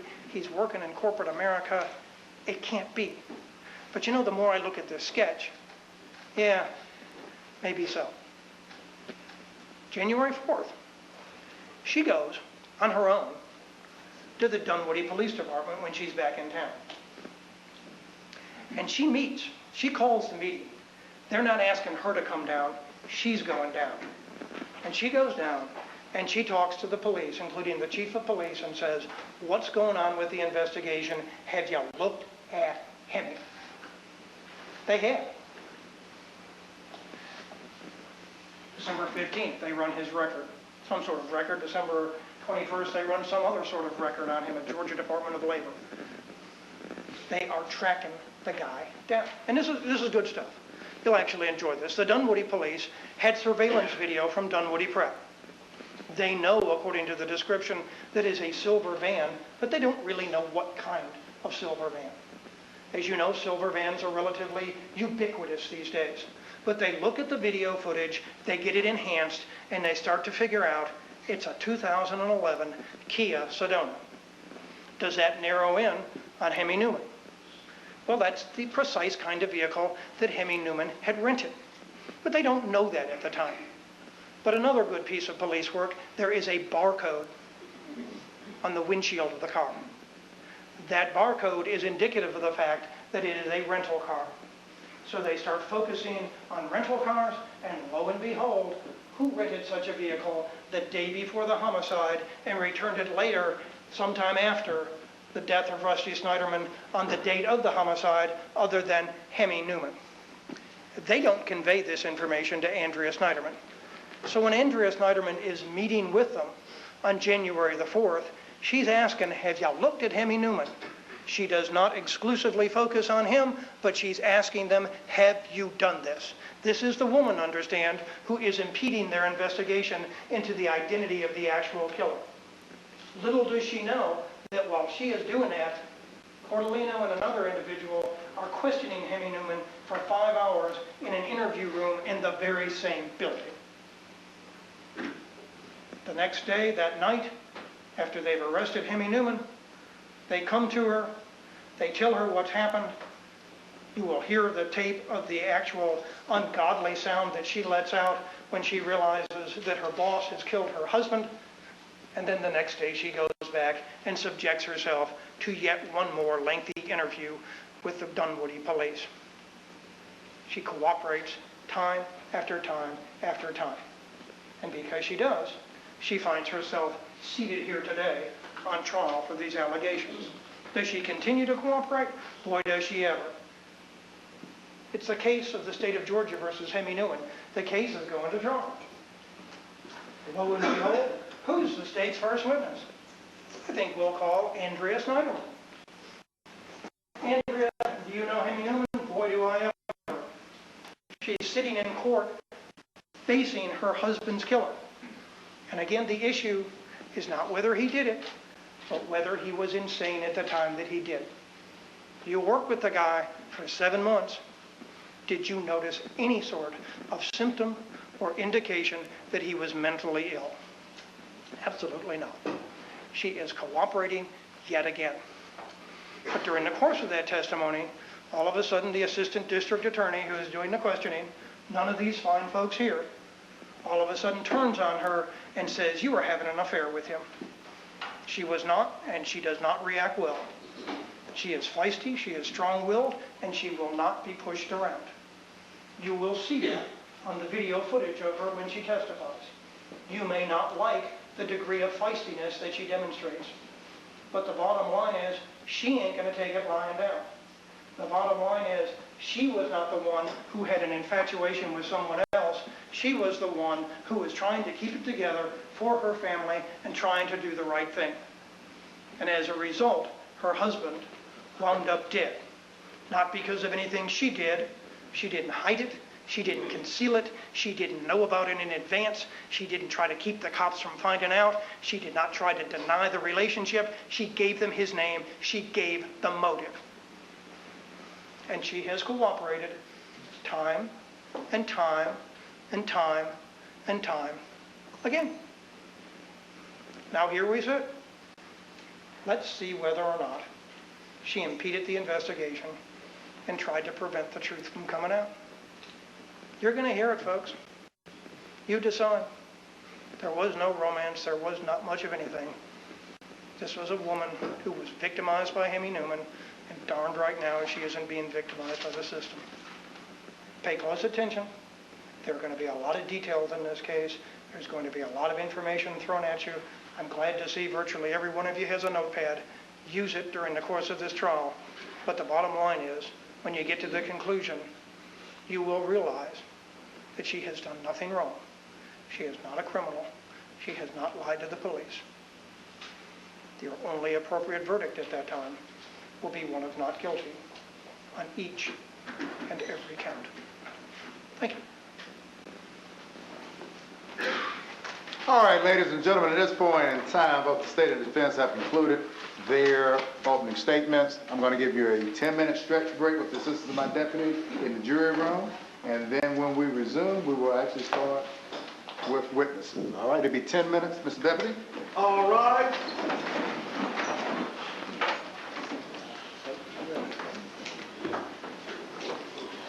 Be seated. .com and 11.2 our digital channel. Call your first witness. State calls Rainier Van Eed, Your Honor. All right.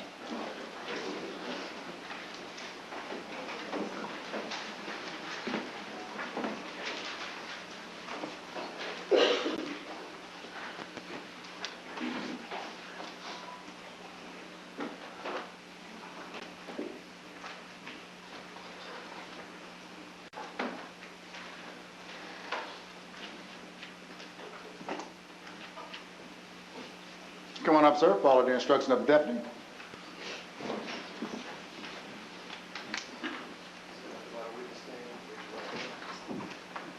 You solemnly swear or affirm that the testimony you give before the nation is the truth, the whole truth, and nothing but the truth, so nothing but.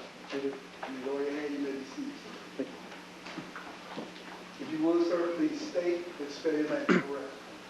My name is Rainier van Ede, R-E-I-N-I-E-R, last name Van Ede, V-A-N, and separately E-D-E. Van You may Eede? proceed. Yes, sir. Van Eede, That's correct. how are you employed, sir? I'm working for the General Electric Company. And in what capacity are you employed at the General Electric Company? I'm a human resources manager. Okay, how long have you been employed as a human resources manager at GE? Can I call it GE? Yes, At GE? for close to 10 years. October will be 10 years. Close to 10 years? Yes. Okay. Were you working in your current capacity as a human resources manager back in 2010? I was. All right. Are you aware of when Andrea Sneiderman was hired by GE? I was. And what date was that? She started on April 12, 2010. April 12, 2010? Yes. And are you aware of when Hemi Newman was hired by GE? He was hired in January 1st, 2000. Now, asking you specifically about Andrea Sneiderman, who made the decision to hire Andrea Sneiderman? Mr. Norman did. Mr. Newman did? Yes. And what job specifically was she hired for? She was hired for what we call a QMS leader, which is the Quality Management Systems leader. What does that mean? What she does is she makes sure that the engineering team that she will operate.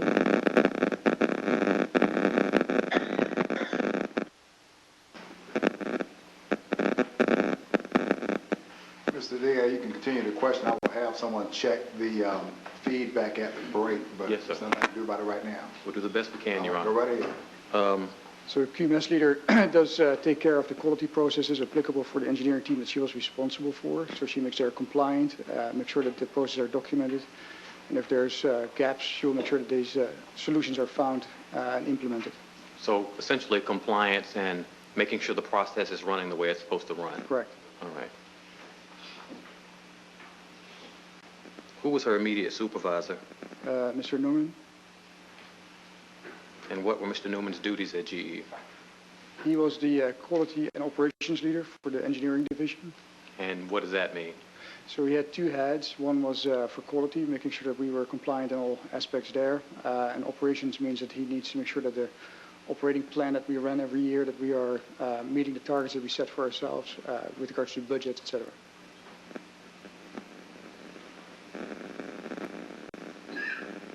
Was travel a part of the defendant's job? When I say the defendant, I mean Ms. Sneiderman. Was travel a part of her job? That was part of our job, yes. Okay. Yeah, Was travel a part of Mr. Newman's job? yes, it was. All right. Who directed Mrs. Sneiderman or the defendant's travel? Most of the cases would be self-directed. You would inform your manager where you were going, unless there was a travel restriction. If the budgets were getting tight, we sometimes put in travel restrictions, and then in that circumstance, you would require approval to go travel. So in most instances, she directed her own travel. She could. All right.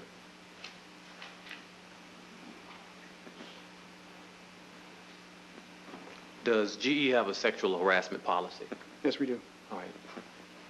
As HR manager, are you familiar with that policy? I am. All right.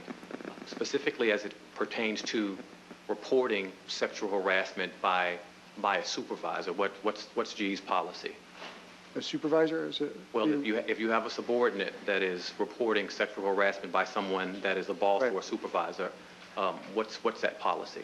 So an employee is, first of all, required to report it, and there's different avenues a person can report it. If a supervisor is involved, that becomes a non-avenue. So we look at other avenues, such as other legal resources, the HR department, other managers. So there's multiple avenues, and this could be done online or face-to-face. Is there an anonymous reporting process? Yes, there is. Okay, can you explain that? There's an online anonymous process, or you can do it even in send it over as well in an envelope and get it to the ombudsperson. So you can report online and keep it anonymous, or you can send an envelope in, Yep. and anonymous meaning nobody will know who sent the Correct. allegation in. Correct. Right. What about ombudsman? Are you familiar with that process? Yes. Tell the jury about that. So we have an ombudsperson in place who will deal with cases that are against our policy that we have, are being raised, concerns are being raised by employees or managers. They are obligated to do so. The ombudsperson would then put a team together, will start the investigation by pulling the data together through interviews or by document reviews, and then come to a conclusion and take corrective actions from there on.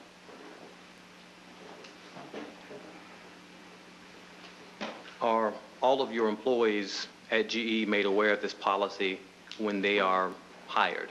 Yes, they are. On day one, there's an introduction day, and people learn about it then. And what happens as well is people get it in a digital format. They have to go through the training and acknowledge that they followed the training.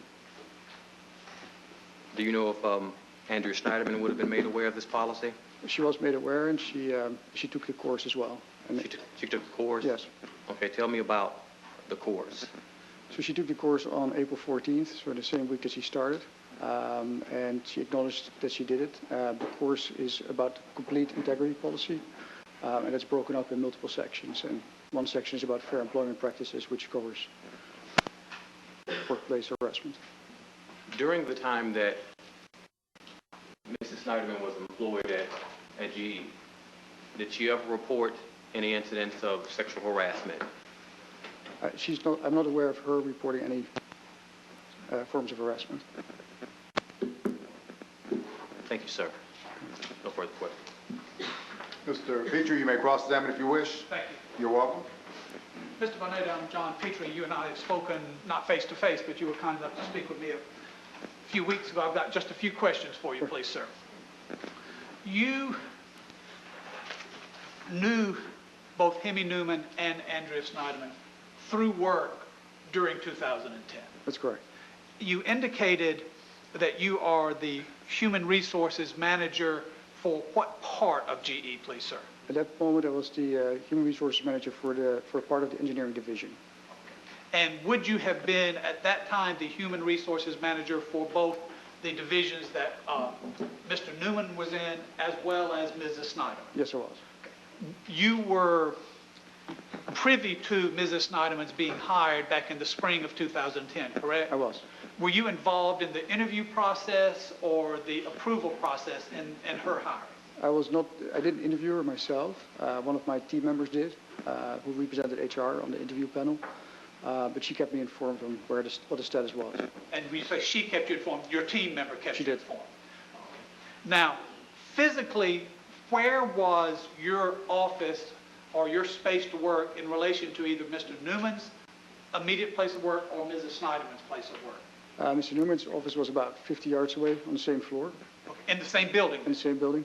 Did Mrs. Sneiderman work in that same building, sir? No, she did not. Okay.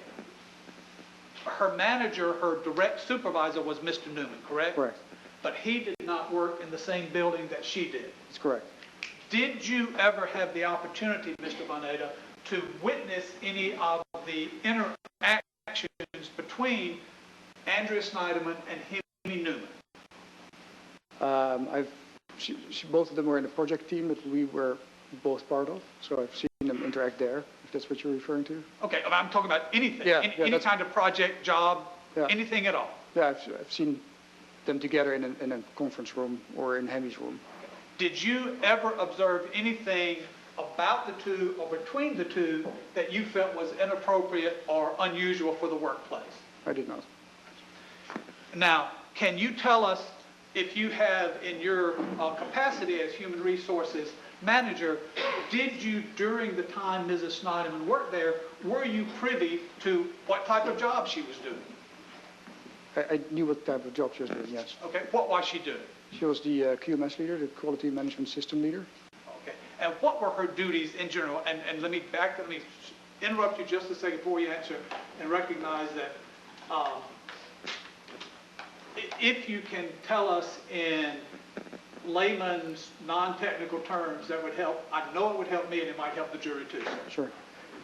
So in energy, GE Energy, we had a quality policy, and we want to make sure that our engineering department was adhering to that policy, so making sure that everything that was written up there we complied with. In her case, she was leading the activities specific to the software engineering team, and she made sure that indeed we were compliant in that section, in that area. So what she would do is look at the policy, see if the processes that were in place in that software engineering team matched, and if there weren't processes, she would document them and make sure that these were implemented. Okay. Let me back up just a second then. GE, and I may just show in my age here, I think of GE in terms of refrigerators and light bulbs and MRI machines and things like that. GE actually has a software development project or team as well? Yes, we do. What types of software are we talking about there? Don't go into any proprietary secrets, but who are you making it for? Internal, or is this something you sell to other folks? This is for external, so we would develop programs for, in this case, for our users in the utility space. Okay. Now, are you familiar with Mrs. Sneiderman's background, her professional background before she came to work for General Electric? Yes, I am. What was her background? Was it, well, you say you're familiar, you can tell me yourself.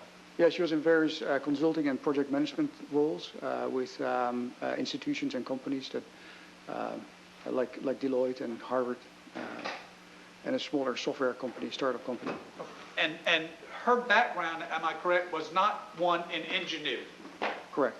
it was more in software development and things of that nature. Correct. She had a degree in computer information systems. Now, when Mrs. Sneiderman was working at GE, you were aware that she took a number of trips, correct? I'm aware, yes. Okay, whether you were aware at the time, Yeah, I know no, right. from speaking with you later that you ultimately were aware. Right. Now, you indicated, I believe, that assuming that the economy in general and GE's fortunes are doing okay, that someone in her position or Mr. Newman's position would essentially be in a position of self-directing their own travel. Is that correct? Correct. She was brand new with the company, though, at that time, correct? Correct. Do you have any reason to believe that she knew in those first, she was only there, what, 6 or 7 months total? Right.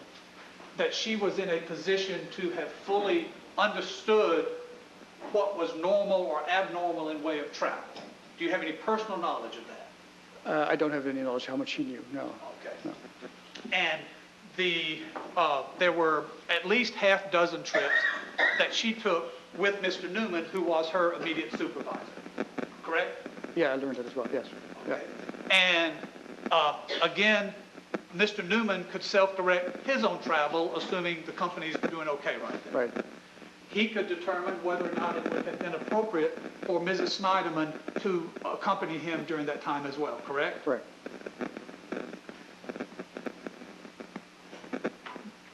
During either the semi-annual or the annual review of Mr. Newman's performance and setting goals for 2010, I believe at that time Mr. Newman's supervisor was Mr. Gebhardt, is that correct? That's correct. Now, were you privy to the directions that were given to and recommendations that were given to Mr. Newman for what he should do off campus during 2010? I was, yes. Can you tell the ladies and gentlemen of the jury what those directions were? Objection here, sir. Response. Your Honor, were these directions that you were privy to and that were actually told to Mr. Newman as part of the performance evaluation? I was privy to those. Yes, sir. It doesn't make him not hearsay, Your Honor. I understand. I'm going to sustain that objection. You have to rephrase that question, Mr. Beecher. Were these made part of a written evaluation for Mr. Newman? Yes, they were also written, yes. And were you present when Mr. Newman was informed of this evaluation? I was not. I'm sorry, you said you were not? I was not. All right. Hang on just 1 second. You may.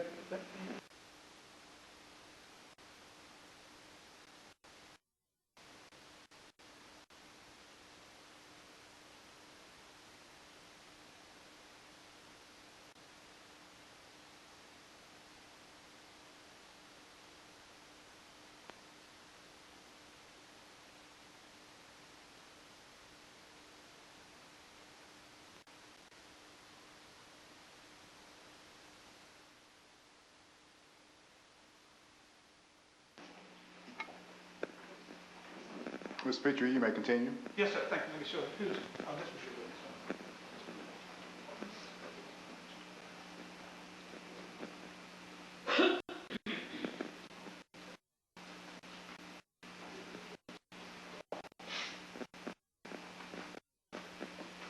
Yes, sir. You may approach. Yes, sir.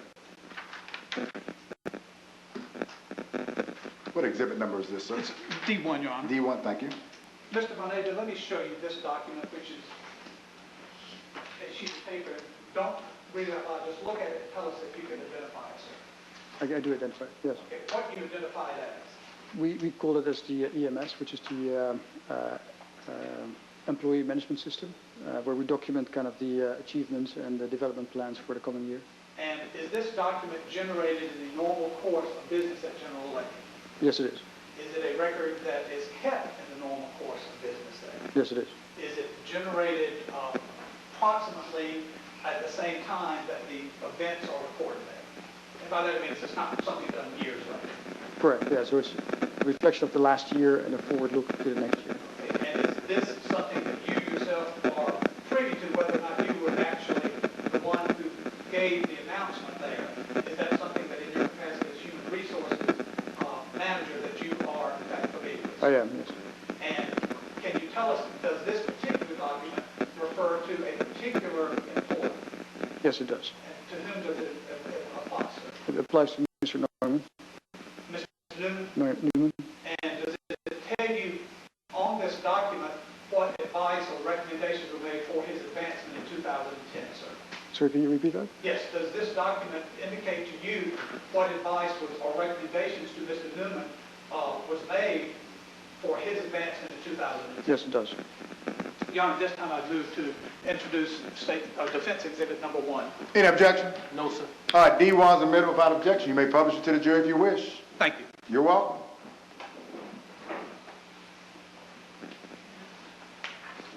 Mr. Williams, could you help me one more here?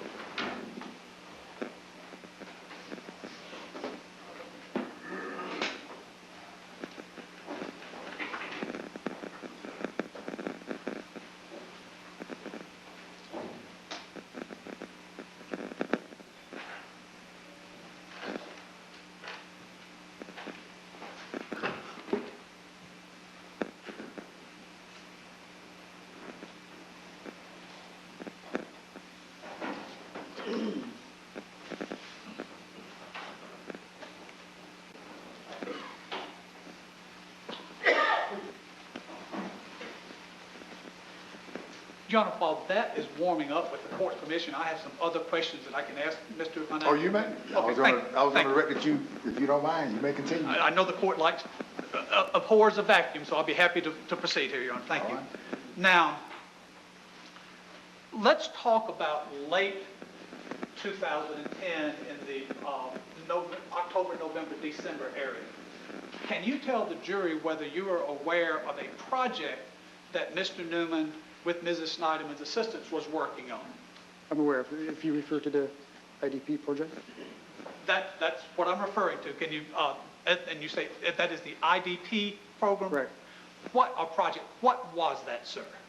So a audit had indicated that we had a non-compliance issue where the competencies of our employees were not as well defined for certain roles and certain tasks.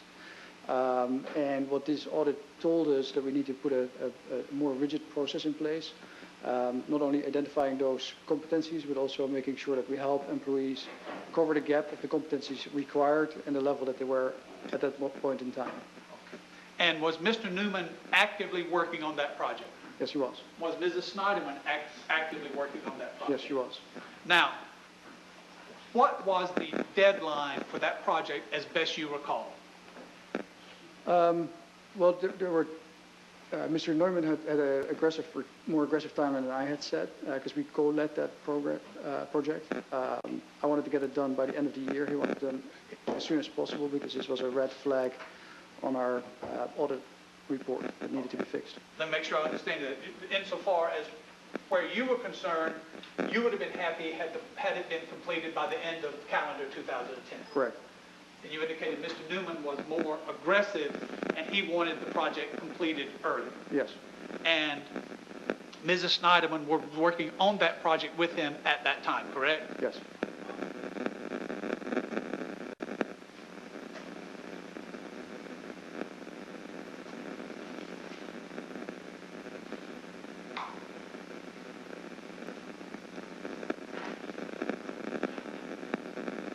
Sort of at the pause there, I'm waiting for that camera. Oh, while you're doing that, lawyers, would you approach momentarily?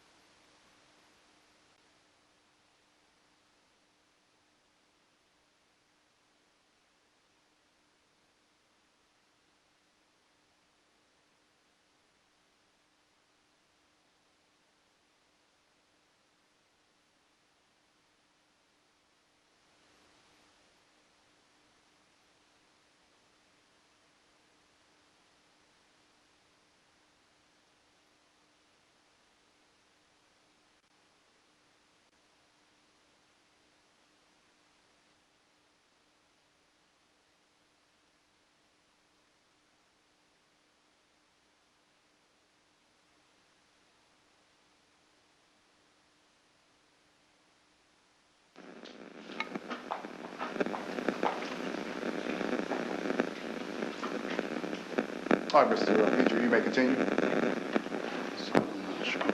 Kelly, we're back on. Let's see. What we want to focus in on is this little section right there. May not be. Can you zoom? Is that as close as you can zoom? Yeah, a little closer. It's still going to be hard. Well, you know, Your Honor, this is not zooming. I'm just going to, with the court's permission, I'm just going to hand this to Mr. Boneta and ask him to read that section rather than You may project approach. a fuzzy image. Mr. Boneta, I'm just going to ask you to look at this document. D1. This section says development plan. Would you read out loud for us the first several lines of that, please, sir? The development plan for 2010 for Hemi Newman. You want to read both sections, sir, or? Just on the left at first. On the left, employee development plan. It states, visit at least 2 customers and 3 to 4 ESE sites in 2010. Then mentor/coach 3 individuals in ESE. Operations quality that are not my direct reports. Attend Energy's Experience Leader Development Symposium. So he was advised as part of his goals for 2010 to get out of the office. These were his proposal suggestions. Get out, meet at least 2 customers and visit 2 to 4 of the GE sites other Correct. than Yeah. here in the Atlanta area. That was his personal recommendation. And that was approved by GE. It was supported by GE, yes. Yeah. Supported Yeah. by GE. Thank you, sir.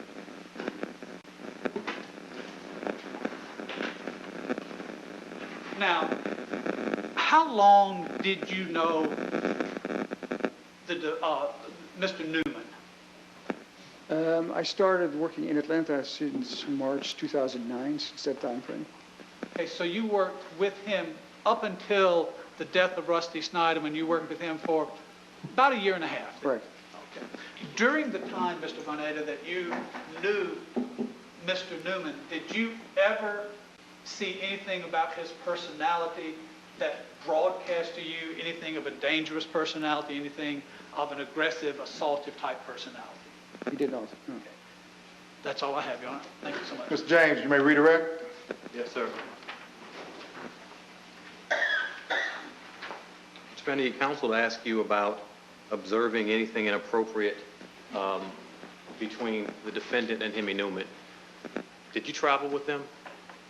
I traveled with Mr. Newman, yeah. Did you travel with them? Not with them, no. Not with them. Okay.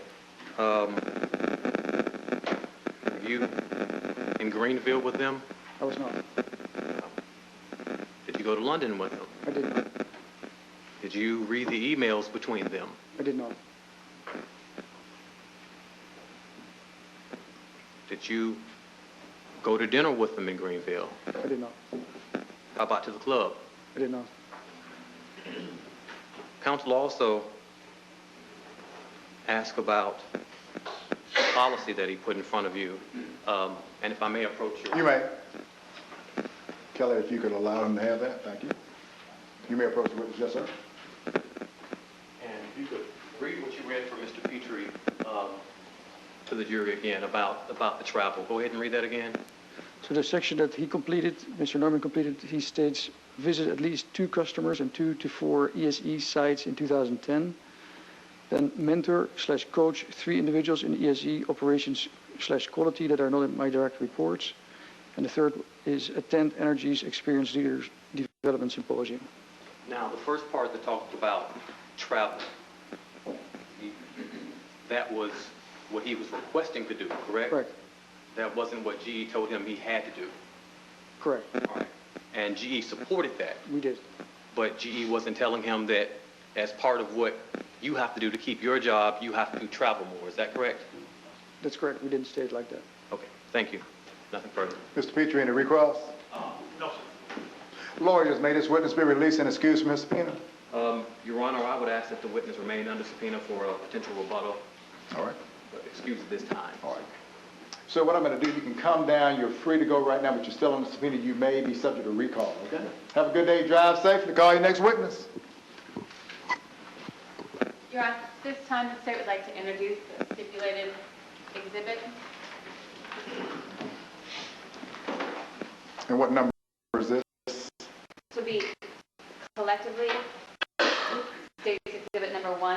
comprised of 3 DVD discs, individually labeled 1A, 1B, and 1C.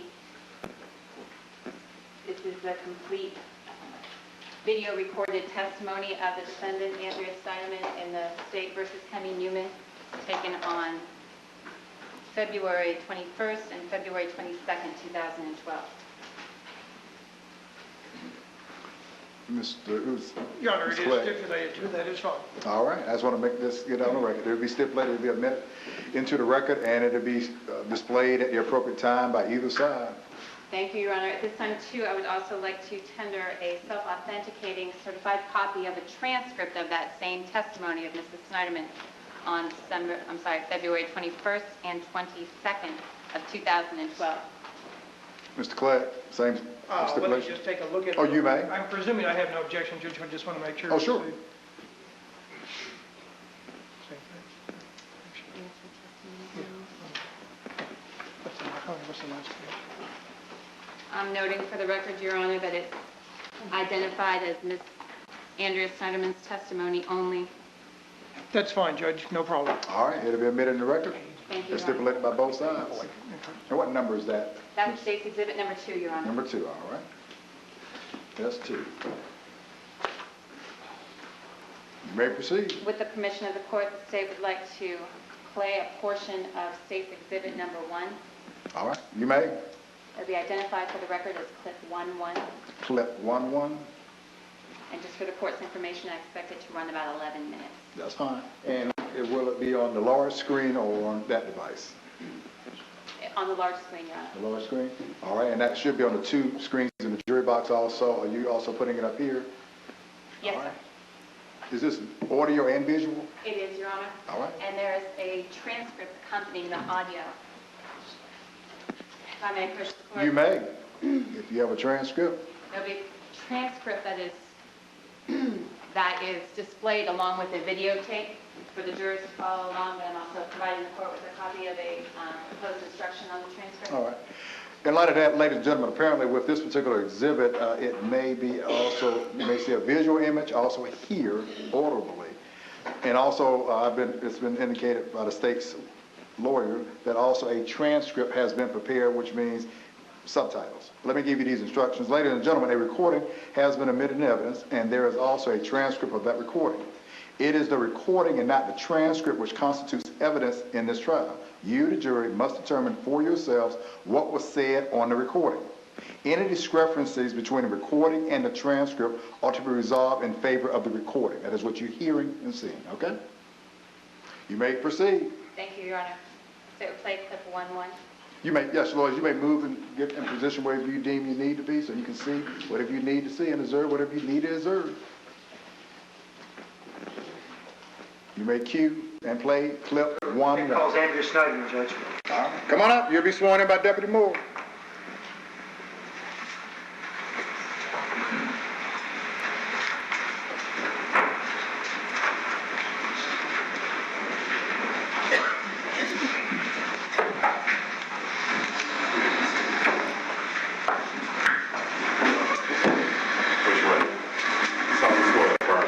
Give to the court shall be the truth, the whole truth, and nothing but the truth, so help you God. Yes. State and spell your name for the record. Andrea Sneiderman. ANDREA SNEIDERMAN. Ladies and gentlemen, if you cannot hear at any time, just raise your notepad and I will have her speak louder. All right. You may proceed. She's been sworn. Yes, Judge, thank you. And please do speak into the mic, man. Okay. Okay. Ma'am, did you know Rusty Sneiderman? Yes. How did you know Rusty? He is my husband. I'm going to ask you to speak up just a little bit. He's my husband. Thank you, ma'am. And when were you married? We were married December 30th of 2000. And do you have children? Yes. How many? 2. How old are they? Currently 6.5 and almost 3.5. Okay. And how old were they on November 18th, 2010? 5 and 2.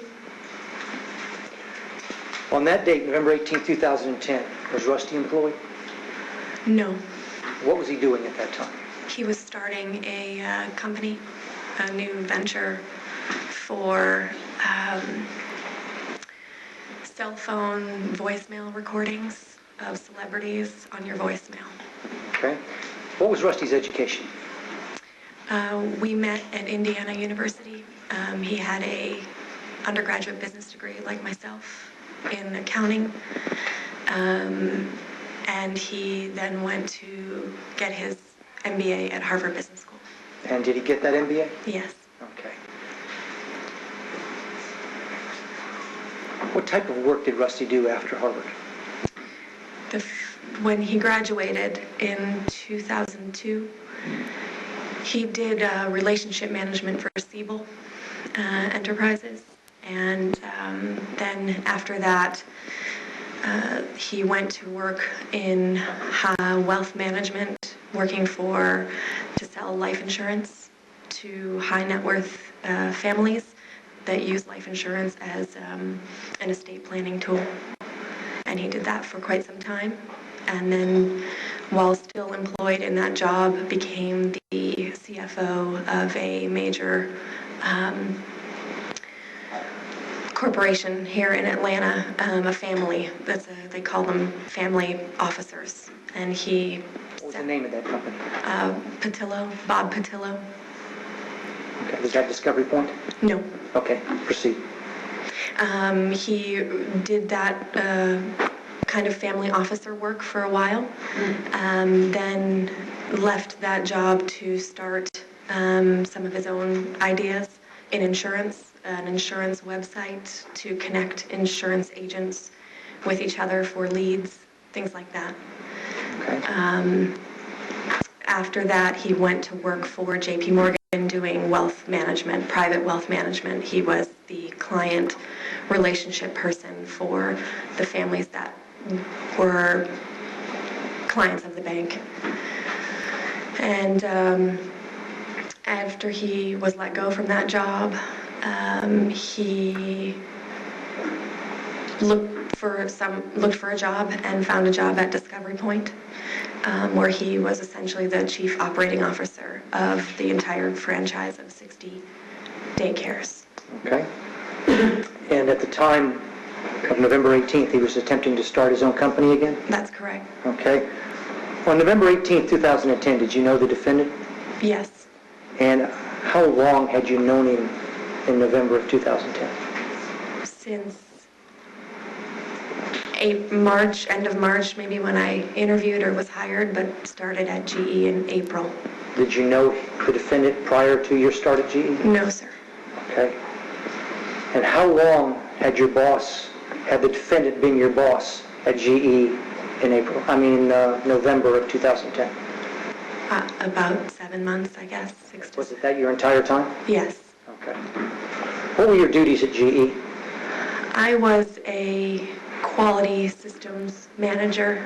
It's basically a fancy word for being a project manager over the quality management systems that GE puts in place to help with their product creation. And were you then a manager of something? I was. Okay. And the defendant was your boss? Yes. What was his title? Do you know?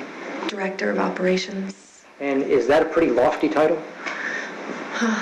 I don't know if I have. I mean, it's a pretty important job. He was also had not just operations but finance. He somehow had that responsibility. Also, he oversaw a budget for the larger group of engineers, not just quality management, but for an entire group of systems engineers within GE. So yes, I think it was an important title. Did your job involve traveling? Yes. How often did you travel? Maybe 5 or 6 times. When I initially was hired at GE, it was agreed that it might be about 20% of my job. That was an issue of mine when I took the job. I didn't want to be away from home very often, and so we came to an agreement that it would only be about 20% of my job. It turned out to be some more of that, but it was presented to me that it was a requirement that I go visit all of the sites that I manage, and that it was important for me to meet the people in those locations and for some reason it was important to do it soon. Who told you it was important?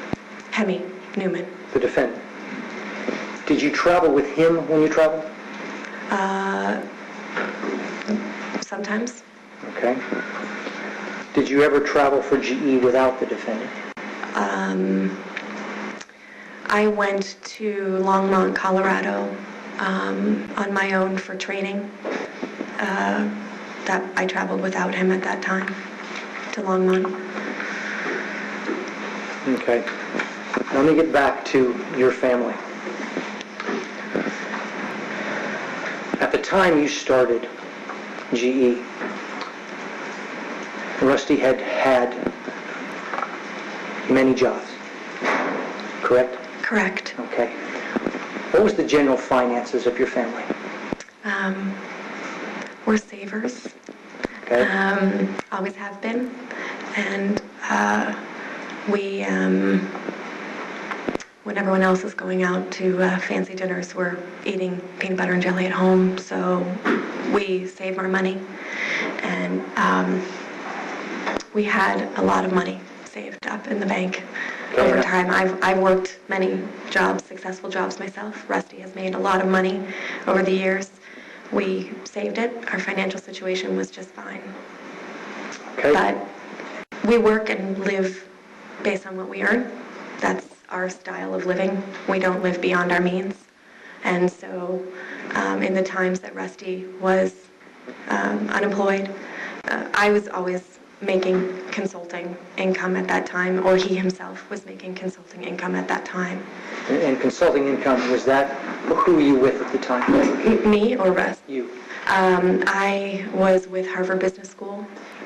I had worked for them when we lived in Boston when he was in school, and I worked for them as a full-time employee, but then when we moved to Atlanta, I was on a critical project. They didn't want to let me go, so I stayed and became a contractor, and for the remaining 8 years, they were my main client, and so I did project management consulting for technology projects for them. I had other small clients in there, but they were my main source of income. Now, you said you did well, so I'm going to ask you, on November 18th, 2010, approximately how much money did you and Rusty have in the bank?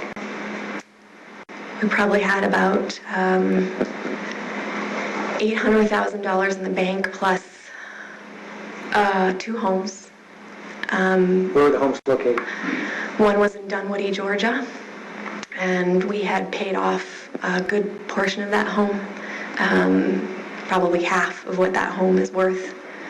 And then we have a home at Lake Oconee in Eatonton, Georgia.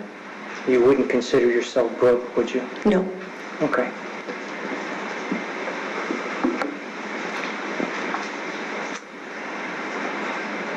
When you were traveling, would you and the defendant talk outside of business as well? Yes. Okay. Did you talk about your personal lives? There's a lot of traveling, and you need a lot of time to talk about who you are and get to know who you are, so yes. Did that communication involve email and phone contact with you and the defendant? I'm sorry, I didn't understand the Did question. your communication with the defendant involve email as well as text as well as phone? In general, you're asking? In general. Yes. Okay. We spoke about work things constantly. I was new to the company, knew nothing about working at a corporation, and he was my sole source of information in getting acclimated to the company. Okay. Prior to November 18, 2010, did the defendant ever relay anything to you about his personal life? Yes. What did he relay to you? In the course of the time that I knew him, he discussed in the beginning how he was very happy with his children, had some financial problems, but happy in his marriage. And then it progressed on into I'm not happy in my marriage, and my wife is that we're not getting along. She's confrontational, and those are the natures really of our conversation.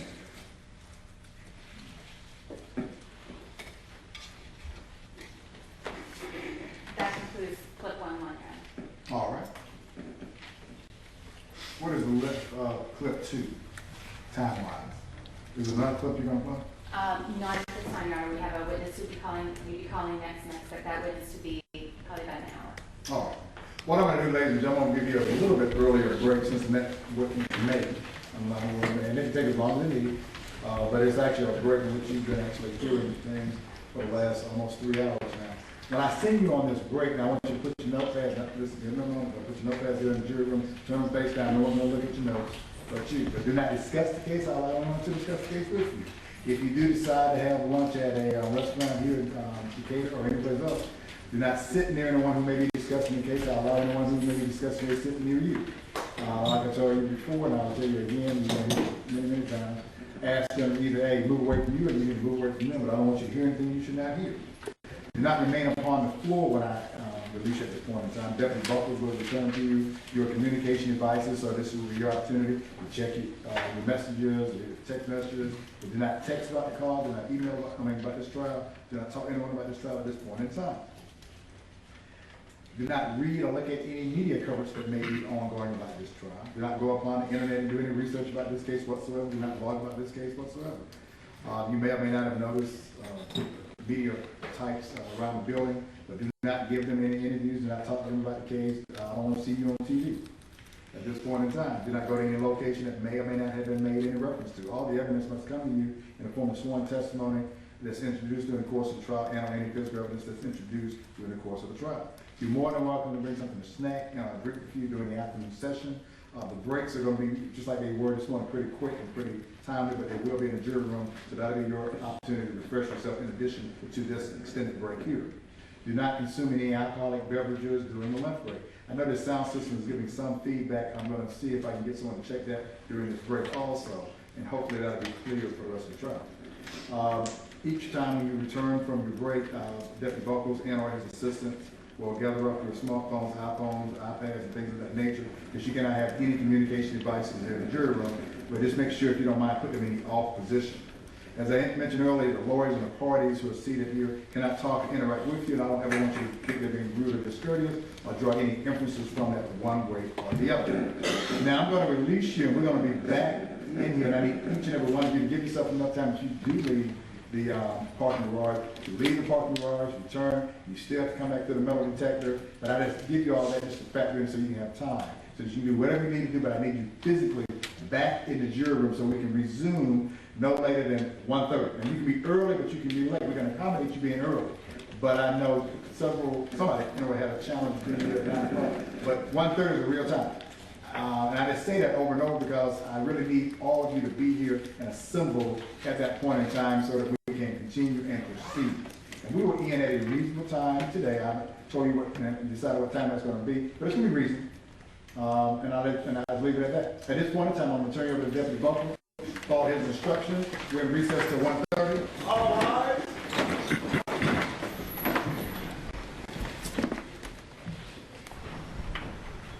And good afternoon, everyone. I'm Jeff Hellinger, along with Attorney Paige Pate, as we continue our 11 Alive coverage of the trial of Andrea Sneiderman. It began around 9 a.m.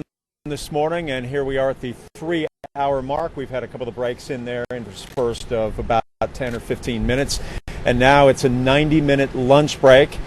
And we have been watching over the last few minutes an 11-minute clip of Andrea Sneiderman on the witness stand during the Emmy Newman murder trial earlier in the year. Is that unusual to submit this kind of testimony via DVD to a jury? Well, it's unusual in a case that does not involve perjury. The reason the state's introducing this evidence at this point is they are claiming that she made false statements during her trial testimony. So this is the basis of one of the perjury counts. We also saw a human resource person from General Electric in Sandy Springs where Emmy Newman worked, where Andrea Sneiderman worked, and there were some questions relating to her employment and his employment and how all of this played out as well. Right, not a real exciting witness, but an important witness. The state has to at least get into evidence the basic fact that she was employed there and she worked with Emmy Newman. We are battling a conga line of dump trucks as they make their way to a construction site. So if you hear some noise from a truck, we'll probably shut it down for 20 seconds so we can continue our conversation.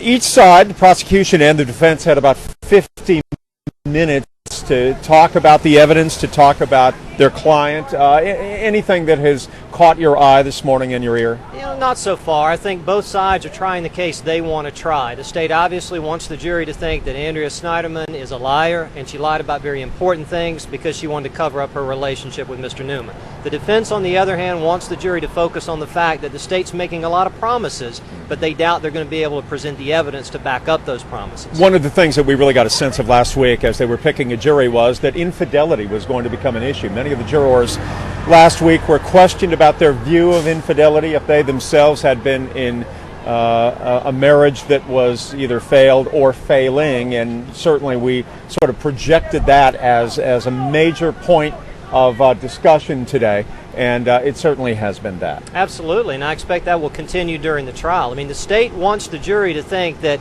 Andrea Sneiderman had this relationship, she felt bad about it, and she tried to cover it up, and that led to a lot of the false statements. And the defense, on the other side, wants to try to neutralize that. Infidelity is not a crime in the state of Georgia, though you get a sense, if you listen to this, that it might be.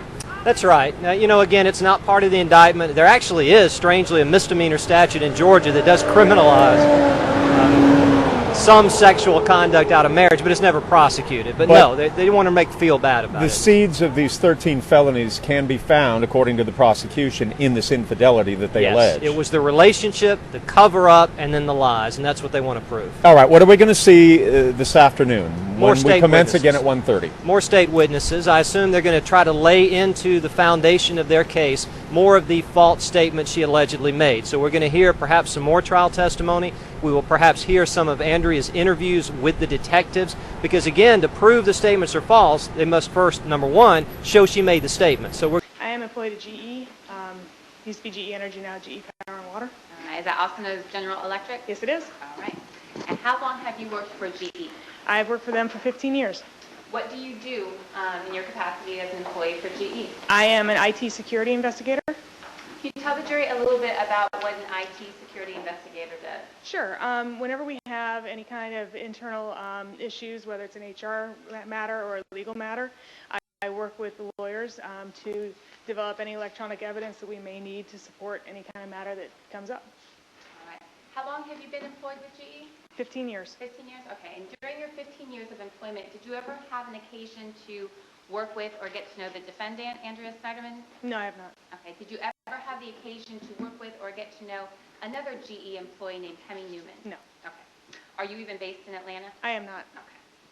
Were you based in Atlanta in 2010? No.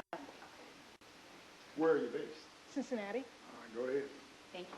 Did you fly in for this occasion? I did. Thank you. As part of your employment with GE, were you asked to do anything in connection with the investigation into the murder of Russell Sneiderman?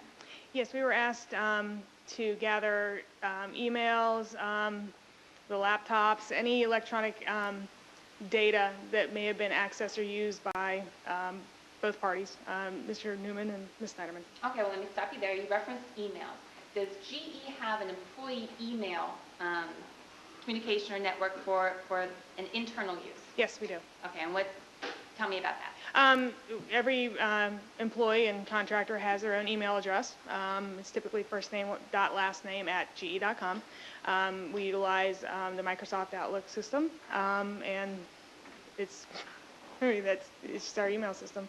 Well, let me ask you a general question then. Sure. If someone comes to you in your capacity as a forensic investigator for GE and asks about recovering emails, what is it that you can do or that you attempt to do in order to comply with that request? Sure, we can conduct what's called an X-merge, or harvesting of any emails that are still currently sitting on the server. So if it's out on the server, we can pull it down. If it's been deleted, we have a short period of time that we can pull those deleted files off. It's typically about 7 days. So that's what we do. We just conduct the X-merge and pull any active emails off. Okay. Were you asked to gather emails in connection with this investigation? Yes, we were. And whose emails were you asked to secure? Mr. Newman and Ms. Sneiderman. Can you tell me, do you know what Andrea Sneiderman's GE email address was in 2010 during the time of her employment with GE? I believe it was andrea.sneiderman@ge.com. And GE.com, is that consistently the the end, or how would you describe the? It's our GE domain. It's our email domain name. So typically, GE employees would have an email address with a ge.com on the end. Correct. Okay. What about Hemi Newman? Did Hemi Newman have an address assigned to him as part of his employment for GE? Yes, he did. And what was his address? I believe it was hemi.newman@ge.com. All right. And were you able to comply with the request to gather information, emails in particular, from both Ms. Sneiderman and Mr. Newman's email addresses from the internal GE server? Yes, we were able to harvest the active emails on the server. Okay. Were there an awful lot of emails? I'll be honest with you, I didn't look at them, so I can't, I don't know. All right. Your Honor, I'm identifying and showing what has been previously stipulated to with a caveat by the defense. The 3A and 3B are the GE emails from Andrea Sneiderman and Hemi Newman that were recovered. It is previously stipulated to you. And this is 3A and 3B? It is, Your Honor. Who's witnessing this? That's fine, Your Honor, and that is correct. We just would ask the court to allow us to review briefly the folders themselves later. We have been given the materials earlier, and just on the outside chance that a page might have gotten lost in the copy or something, we just would like to have the opportunity to go over with the state. I have no reason to think there's anything deficient in them, but we would just like that opportunity, obviously not taking up the jury or the court's time to do that. But with that caveat, we do stipulate to it. All right, I will give you that opportunity. Are those pages numbered? They are, Your Honor. 3A is bait stamp page 3806 through 4601. And 3B is bait stamp page 4602 through 5281. Thank you. The bait stamp pages refers to the number provided to the defense in pretrial discovery. All right. You may continue. You may publish them to the jury if you wish. Thank you, Your Honor. Ms. Goff, tell me, was there anything besides the emails that we just talked about that you gathered as far as documents in response to a request through the investigation into the murder of Russell Sneiderman? We gathered travel and living expense statements. We gathered, obviously, the laptops and electronic media that was associated with both parties. And we also gathered access records into the buildings, phone records. So. All right. I want to focus a little bit about the travel documents you referenced. What kind of travel documents are you able to obtain if sometime after a point of travel, someone asks you to provide documentation? We can gather the actual expense reports that were submitted by the traveler and any receipts that were submitted as part of those travel expenses. Okay. Does GE keep records of travel expenses for all its employees? Yes. Okay, and are those records kept during the normal and ordinary course of business? Yes, they are. Are the records generated at or around the time of the event, meaning the time of travel or the time the employee asks for reimbursement? That's the expectation of the company, is that you fill out a travel expense report as close to your travel dates as you can, typically within 30 days. All right. Who is responsible for making sure that the contents of the claims are accurate? The employee. And once the report is turned in, is access to those reports restricted? Yes. How is it restricted? Once you have submitted a report, they're considered read-only. You can pull them back up to look at them, but you cannot alter them in any way. Okay, so your trip to Atlanta, for example, if you sought reimbursement from General Electric for your trip, after you submit your claims for your hotel and some other things, would you be able to change that record? No. Was the defendant, Andrea Sneiderman, was she issued a GE American Express card for business use? Yes, she was. Do you recall the last 3 digits of that card? I believe it was 003. Okay. And what about Hemi Newman? Was he also issued a GE American Express card for business use? Yes, he was. Okay. And what was the last digits of that card? I believe that was 004. Okay. All right, Ms. Goff, you turned over multiple emails for us. Can you say that these emails, the 2,000 or so pages that there are, constitute all of the emails that were sent or received from Hemi Newman and Andrea Sneiderman during the period that was requested from Andrea Snyder's employment in April 2010 through the end of 2000 I'm sorry, the end of January 2011? Not necessarily. It only shows what we consider active emails that are sitting on the server. So if something was deleted, or if something was moved to a local folder on their hard drive, it would not be on a server any longer, therefore we could not produce it. Did you in fact produce everything that you were able to recover? Yes. All right, but you're just not able to represent that it is the entirety, every email that was sent between or among the two of them? Correct. All right.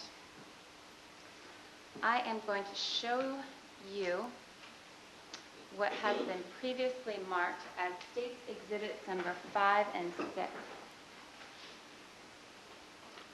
And on the record reflect, I'm showing Mr. Petrie the same thing. It's also State's Exhibit number 6 is state stamp 687, and State's Exhibit number 5 is a multi-page document and begins with the date stamp 436. Record may so reflect. Your Honor, may I approach the witness? You may. Ms. Goff, I'm showing you what has been previously marked as State's Exhibit number 5 and State's Exhibit number 6. Do you recognize what State's Exhibit number 5 is? Yes, I do. What's State's Exhibit number 5? This is a comprehensive overview of expenses that were submitted, I believe, by Mr. Newman. How is it that you recognize State's Exhibit number 5? I had requested this from our corporate office to be sent to us as part of the discovery notice. Okay. And does it look true, accurate, complete in the way that you submitted it? Yes. Can I move State's Exhibit number 5 into evidence? Any objection? No objection, Your Honor. States 5 is admitted without objection. You may publish it to the jury if you wish. Thank you, Your Honor. In State's Exhibit number 5, tell the jurors, please, what kind of information does State's Exhibit number 5 tell you? Basically, it's a transactional log of travel and living expenses, so it will show, in some cases, airfare, business meals, lodging, parking, and any of the general categories that are being used for IRS purposes for expenses. Okay. So, are these expenses that Mr. Newman, in this case, would have incurred during the course of his business that he then asked GE to reimburse him for? yes. Okay. What about expenses that he would use his GE credit card for? Would that show up on there? That is what these would be, yes. Those are, What if Mr. Newman or another GE employee used cash for an expense that he later wanted reimbursement from General Electric for? Would that show up on there? It may. It depends. It would depend? Yeah. Okay. All right. What about State's Exhibit number 6? Can you tell me if you recognize State's Exhibit number 6? Again, it's a comprehensive travel and living expense report. I believe this is from Ms. Sneiderman. From Ms. Sneiderman? I believe so. And is that State's Exhibit number 6, does that document all of the reimbursable expenses that Ms. Sneiderman submitted to GE for reimbursement during the time of her employment? It appears to be. And was that a document that you compiled or that you oversaw the compilation of? It was one I requested from our corporate office. Does it appear to be true, accurate, and complete to the best of your knowledge? It does. Your Honor, I'd move to admit State's Exhibit number 6. Any objection? No, sir. That's 6 admitted without objection. You may publish it to the jury if you wish. Thank you. Let's start with State's Exhibit number 6. The summary of reimbursable expenses for Ms. Newman. Can you tell me, in looking at that document and other documents that you have reviewed, what was the first trip that Ms. Sneiderman took after her employment began with General Electric? Looks like a trip to the Melbourne site, which I believe is the Melbourne, Florida location. Melbourne, Florida, is that a place where GE does business? Yes, there's an office there. What was the date of that travel, do you recall? I don't recall off the top of my head. Your Honor, may I approach the witness? You may. And when the record reflects that I've shown what has been previously marked as State's Exhibit number 4 to Mr. Petrie, and I'm now handing it to the witness. State's Exhibit number 4, Ms. Boff, do you recognize what that is? Yeah, it's a calendar of travel. And how do you recognize that? It was given to me by you. Have you reviewed it prior to your testimony today? I have. All right, and does that calendar accurately reflect the travel that was taken by Mr. Newman and Ms. Sneiderman to the relevant dates that we've talked about? Yes. All right. Would use of State's Exhibit number 4, would that assist you in communicating to the jury the dates and times of travel and other more detail-oriented things? Yes. You want to, State moves to admit State's Exhibit number 4 for demonstrative purposes? Any objection? Your Honor, the only objection I have, I don't believe the witness has identified where the calendar came from. I'll sustain the objection at this point in time. You want to lay a little better foundation? I will, Your Honor. Ms. Goff, have you reviewed that calendar? Yes, I have. Okay, and how many pages is that calendar?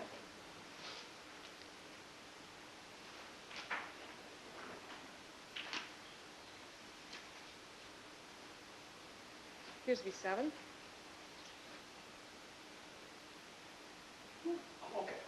Your Honor, if it's just for demonstrative purposes, I understand now the genesis of the calendar, and for demonstrative purposes, we have no objection to it. All right, if you have no objection, you may proceed. Thank you, Your Honor. Is State's Exhibit number 4 admitted? It is. Thank you, Your Honor. Without objection. Thank you. Ms. Goff, you were talking to me about Ms. Sneiderman's travel for General Electric, and I wanted to refer you to the Melbourne trip that you spoke of. Do you recall the dates of the Melbourne trip that Ms. Sneiderman took in May of 2010? It appears to be the 16th and 17th. And is that consistent with the travel documents that you were in the custody of and that you turned over to the state? I believe it is. Let me refer you to State Exhibit number 5. That's the travel summary for Henny Newman. The travel summary for Henny Newman as contained in State's Exhibit number 5. Does that reflect where Mr. Newman was in May 16th and 17th, 2010? Unfortunately, these documents don't have dates on them. All right. So Then let me show you something else.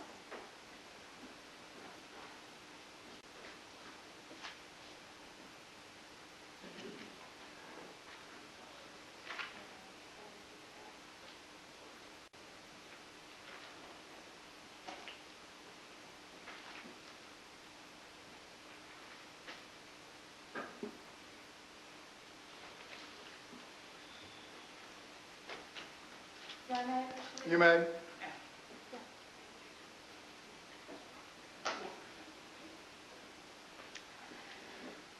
Thank you, Your Honor. Ms. Goff, I'm showing you what has been previously marked as State's Exhibit number 7 through 12.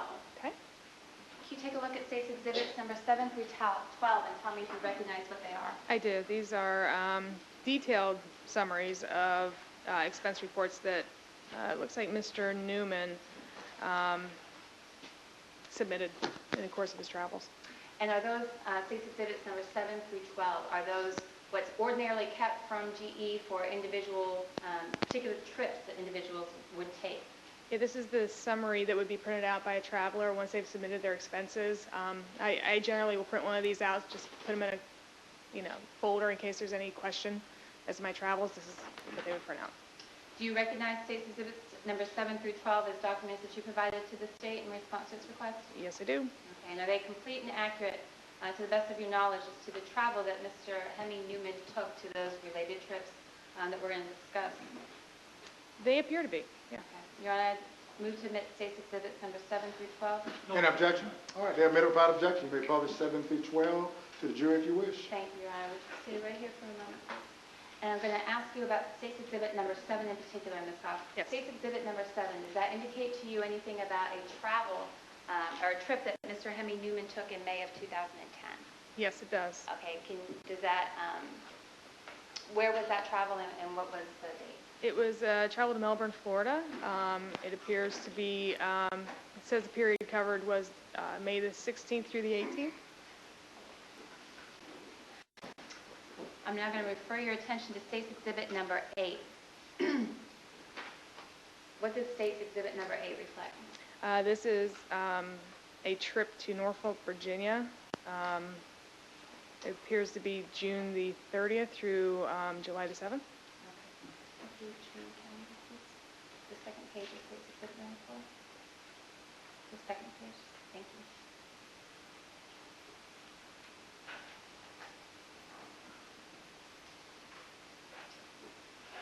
State's Exhibit number 9. What does State's Exhibit number 9 reflect?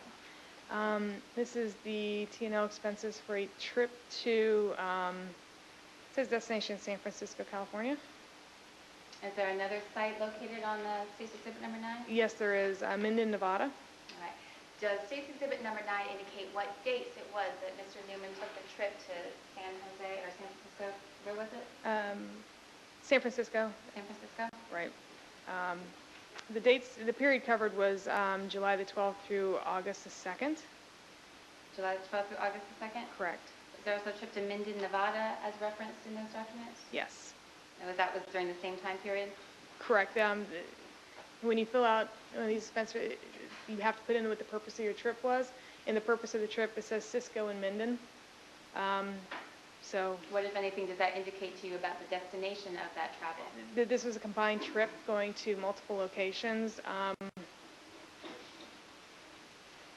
It says San Jose, so I would suspect that Cisco was probably, as in Cisco Systems.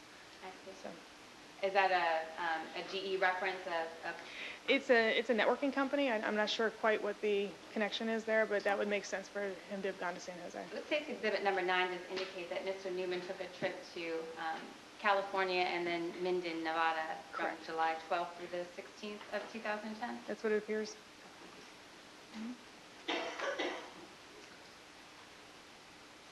Is there any other travel identified for Mr. Newman in July of 2010 beyond the trip July 12th and July 16th? Not on this expense report. Okay. I'm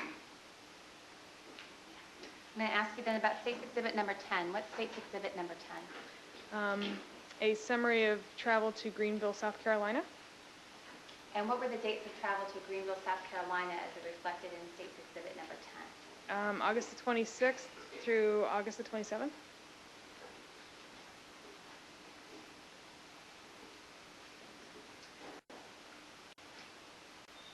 And Mr. Newman sought reimbursement for his travel to Greenville that day? He did. State's Exhibit number 11. Can you tell me what that is? This is a trip to the UK. And who took that trip? This is for Mr. Newman. And these are expenses that Mr. Newman requested that GE Excuse me, when you reimburse. say UK, what does that stand England, United England, Kingdom. Ireland, yes. for? Go ahead. I apologize. Thank you, Ron. Do you itemized expenses on that document reflect travel to both England and to Scotland? If you could It doesn't say specifically. I don't see anything in here that notate. It only says UK. It only so, says UK? Yeah. Thank you. And finally, State's Exhibit number 12. State's Exhibit number 12 reflects what? A trip to South Carolina by Mr. Newman. What were the dates of the travel to South Carolina Mr. Newman sought reimbursement for, as reflected in State's Exhibit number 12? October 21st through October the 24th.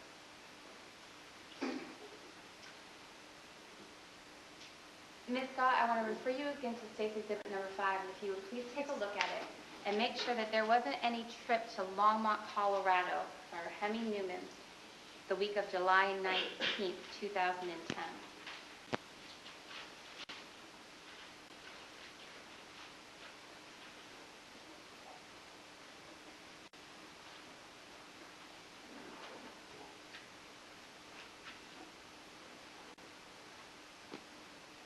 I don't see one referenced. Does that mean that Mr. Newman did not seek any reimbursement for travel he took to Longmont, Colorado in July 2000 and the week of July 19th, 2010? That's what it appears. All right. And let's go back, if we can, to State's Exhibit number 6. That's the summary of travel for the defendant. Okay. I believe we started talking about a trip to Melbourne. Did Ms. Sneiderman request reimbursement for a trip she took to Melbourne, Yes. Florida? Yes, she did. Was that in May 16th and 17th, 2010? Well, again, this particular summary doesn't have dates, so I have to, referring to this calendar, that would be correct. What, from State's Exhibit number 6, can you tell me the other locations that Ms. Sneiderman sought reimbursement for her travel to while she was employed at GE? We have a Norfolk, Virginia trip. We have Minden, Nevada. We have Longmont, which is outside of Denver. We have Greenville, North Carolina. We have a trip to the United Kingdom. We have 2 additional trips to Greenville.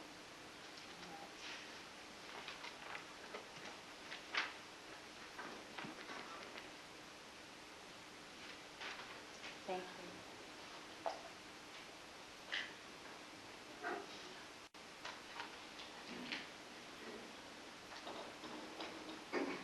I want to make sure I heard you correctly. Did you say Greenville, North Carolina, or Greenville, South Carolina? South Carolina. How many trips to Greenville, South Carolina were there?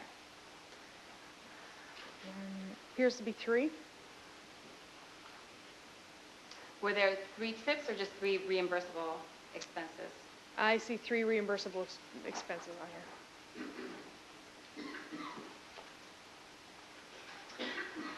All right, can you tell me what reimbursable expenses Ms. Sneiderman asked for? Can we see State's Exhibit number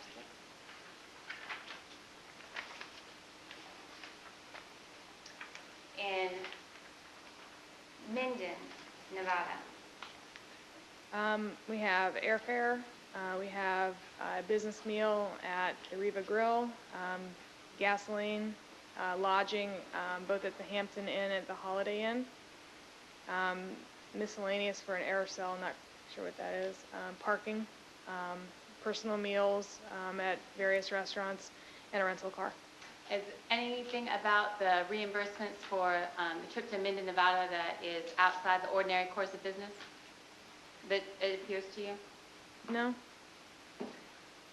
What about the trip to Longmont? Can we look at the trip to Longmont? Sure. We have airfare, we have gas, we have lodging, miscellaneous transportation. I suspect that's probably toll fees or something. Personal meals, and... Can I stop you on the personal meals? Yes. Is there any restaurant in particular that's identified by name? There's several. Cooking with Jazz, Denver Chop House, Fawn Garden Restaurant, Food Stand, Mike O'Shea's, Noodles and Company, Prairie Center, Sojourners, and Wahoo's Fish Tacos. Okay, thank you. Your Honor, at this time, the state would seek to play a clip of the previously introduced State's Exhibit number 1, testimony of Ms. Sneiderman. Is that the same as one of one? Is that how you identified it before? I'm going to identify this clip as clip 1-2. 1-2? Yes. All right, it's been a minute. You may proceed. Thank you, Your Honor.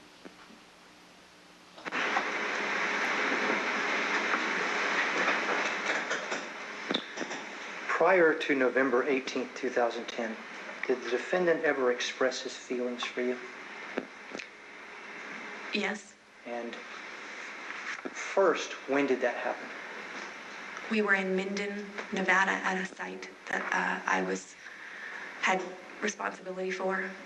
And that night we went to dinner, and before dinner we were outside the restaurant, and he pulled out his phone and read a poem, and the insinuation of the poem to me was that he had deeper feelings for me than just friends. And we immediately sat down. I remember the first question out of my mouth is, "Are you happy in your marriage?" And Okay, what you said, deeper feelings, I want you to tell the jury what that was. What did he express to you?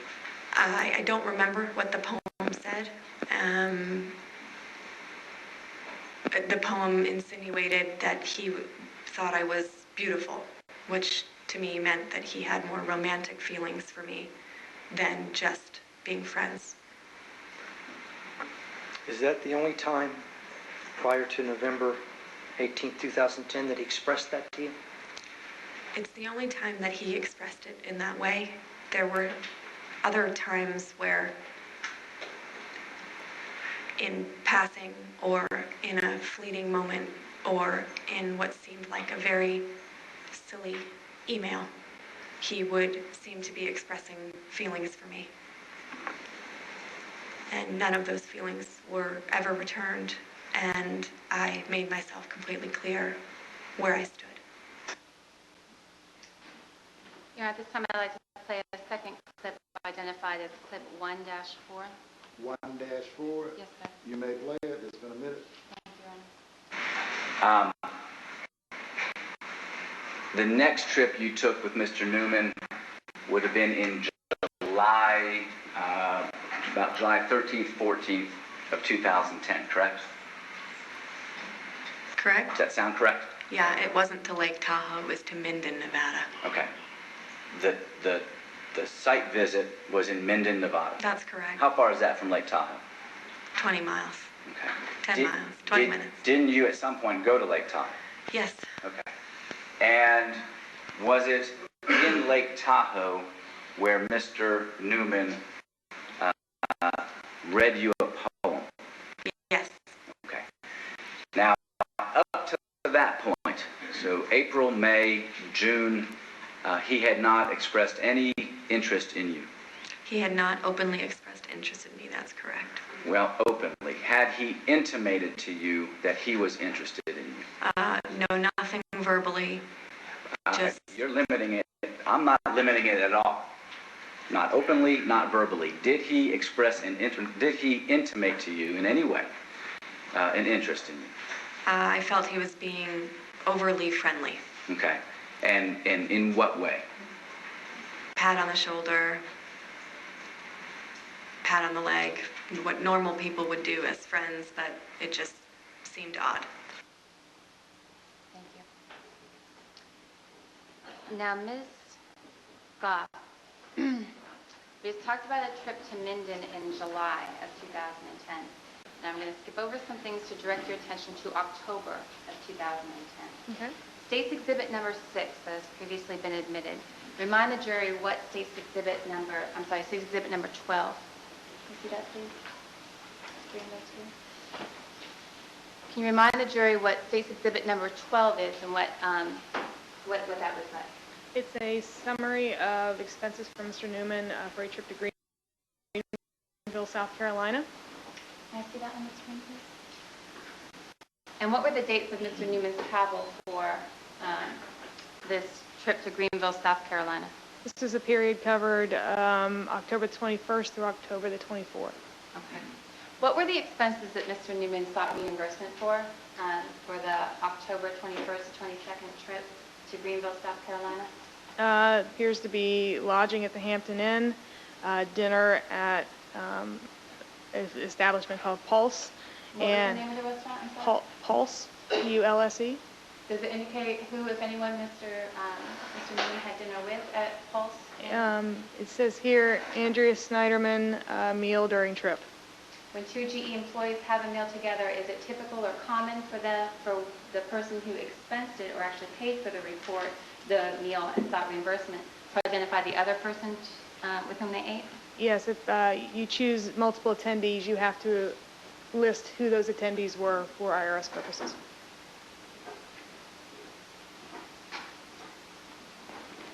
Thank you. And now I'd like to play one final clip with Ms. Cott, identified as 2-6. Is it 2-6? Yes, Your Honor. 2-6? Yes, sir. You may.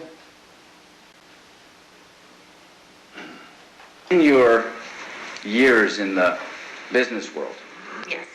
how often did your bosses send you emails like depicted in 4869 with attached flowers? Never. Thank you. I'm sorry, Your Honor, I misidentified the clip. I'd like to play 6-1, please. 6-1? Yes, sir. Thank you.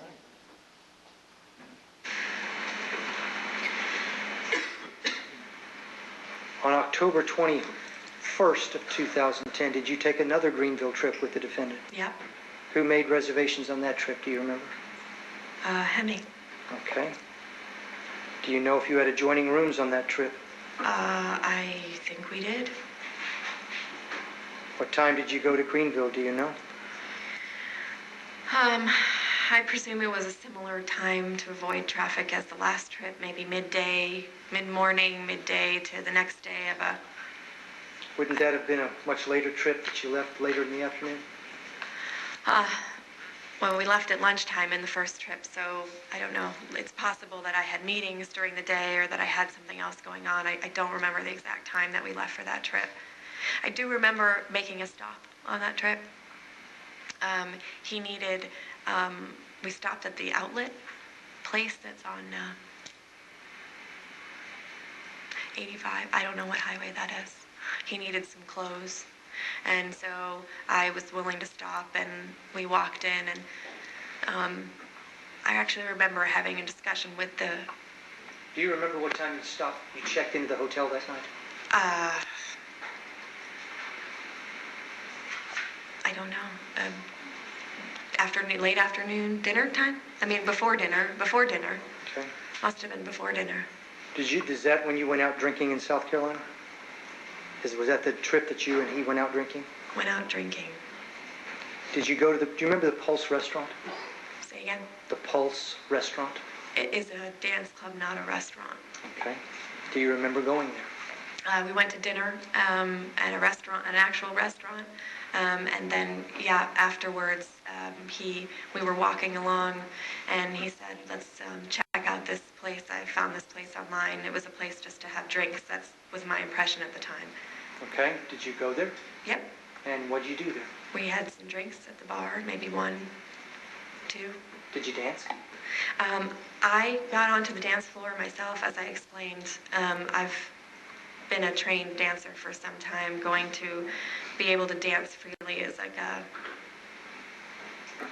release. I'm very much in my own space when I do that, and so I got up and I was dancing alone on the dance floor. Did you dance with the defendant? He came to join the dance floor, did not join me necessarily on the dance floor initially, and he was also dancing, and then there was a time where he reached out his hand and, as the defense has said, twirled me around, and that's it. Was there other contact? There was not. None? Besides dancing, like partner dancing? Yeah. No. Did you kiss him or did he kiss you? No. Nope. But I guess you have people that have said that that did occur. Do you have any idea why someone would believe you were kissing? No, I don't. Okay. In this case, when you're talking about alleged affairs and someone else's husband being murdered, I think people tend to think they saw a lot of things. Well, and let me ask you that. This is a gentleman who, up to this point in time, has asked you to marry him at least twice that we're aware of, right? Mm-hmm. Correct? Correct. And has expressed his love for you in just emails numerous times, correct? Correct. And you're going to a dance club drinking with him, correct? I didn't go to the dance club as a drinking activity, and nor did I know at the time it was a dance club until we got in there. But yes, I was there. And you stayed? Yep, I stayed. Did you have adjoining rooms at that trip in Greenville? Yep, yes. Did you and he spend time in each other's room or in one of the rooms together? When we got to the hotel, I remember sitting briefly on the balcony of my room, but then that was that. There was no other additional time, if that's what you're asking. So he never spent time in your room? Besides what I just explained, no. Ms. Goff, how long have you worked for GE? 15 years. 15 years. Do you travel frequently for work? I do. Do you at times travel with colleagues or coworkers? I do. Is it common practice to have adjoining rooms with your colleague or coworker? No. In the 15 years that you've been employed at GE, have you ever had adjoining rooms on a business travel with a coworker? I have not. Subject to recall, I have nothing further this witness at this time, Your Honor. Mr. Petrie, you may cross-examine if you wish. Ms. Goff, again, I'm John Petrie. We met briefly earlier today. Yes. I've got a few questions for you, ma'am. Number one, there's no prohibition against co-workers having adjoining rooms, correct? Not that I'm aware. You just personally have not yourself? I personally have not, no. And there is a difference, in your travel, there is a difference between adjoining rooms and connecting rooms, correct? Yes. An adjoining room is a room that happens to be next to another room. Correct. A connecting room has an interior door that you don't have to go out to the hall. Correct. They're different phrases, and when you order one or ask one in a hotel or a motel, you're getting different things. That is probably true. I've never asked for either one, so Okay. I don't know. But you are aware of what the phrases correct. are. Yes. Now, you indicated yourself that these records that have been produced, if I understand correctly, you are sort of a liaison or an ombudsman. You don't produce these records yourself. You work with the entity or your legal team that's seeking to get the information, then you use your technical expertise to make sure that the records are in fact found and produced by the appropriate personnel within GE. Is that correct? Partially correct. I do work with the legal team. They tell me what they need. I have the ability to harvest the emails and other items from servers or local desktops or laptops. But when it comes to corporate systems such as travel and living expenses, I do have to go to a corporate team and request a report from them versus being able to harvest it myself. Okay. And in this case, when you say harvest, does that mean you like go into a computer and you generate them yourselves, or do you get on the phone or send an email? What does harvesting mean? In this particular case back in 2010, I made a request to have rights granted to me for the emails, for the email account, and then I went into that email account and I did a forensic harvest, which is called an X-merge, of that data. Okay. And so you yourself were the catalyst for producing what ultimately got reduced to paper here. Correct. You didn't yourself hang out the Xerox machine for a couple of days and produce it. I did not. Now, you indicated, I believe, that prior to your involvement, after the request was made to you to harvest the information to get the travel expenses, you had no idea who on the face of God's green earth Hemi Newman or Andrea Sneiderman were. None. You have no personal involvement in this case whatsoever. None. You have no personal knowledge whatsoever of the accuracy or inaccuracy of any of the records. You know that you harvested these records and they are normally kept in the business of GE, and that's about as far as it can go for you, correct? Correct. I mean, somebody can lie on an expense and say, I spent X amount of dollars for a meal with so-and-so, and they really spent it at the racetrack. Absolutely. But there is an assumption that they're being honest, they put the information on the request, it gets paid. Within GE, integrity is huge. So we assume that what you're putting in there is fair and accurate. And I'm not trying to imply that there is dishonesty. I guess maybe I was a little too sarcastic. I'm just trying to stress that insofar as the actual history of this case, other than the records that you have produced by request, you have no knowledge of what happened or how accurate the historical records that you have produced are. Correct.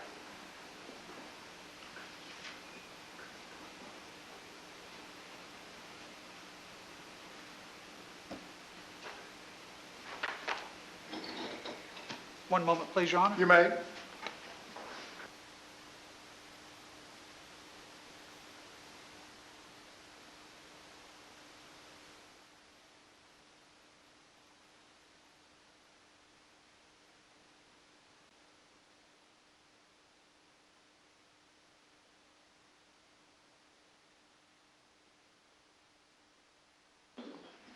Kelly, we're back on the record. You may continue. Thank you very much, Your Honor. When the request came to you to produce these records, did that come directly to you from someone in law enforcement, or did it come to you via someone else at GE? It came to me from our legal liaison. At that time, we were having law enforcement go through an attorney within our group, and she was handling all of the discovery requests, if you will, from law enforcement. Okay. And to the best of your knowledge, did you, at the request of your legal team or the law enforcement personnel involved, did you produce all of the travel records and receipts during the relevant time period for both Mrs. Sneiderman and for Mr. Newman? I did. Okay. That's all I have, Your Honor. Can you redirect? No, Your Honor, just subject to recall for this witness, she may be excused from the stand. Any objection? Absolutely not. All right, you may come down. Have a good day. Drive safe. You're still on the subpoena. You can catch a flight out. You may be flying back in, but fly safe. Call your next witness. State calls Christina Oliveira.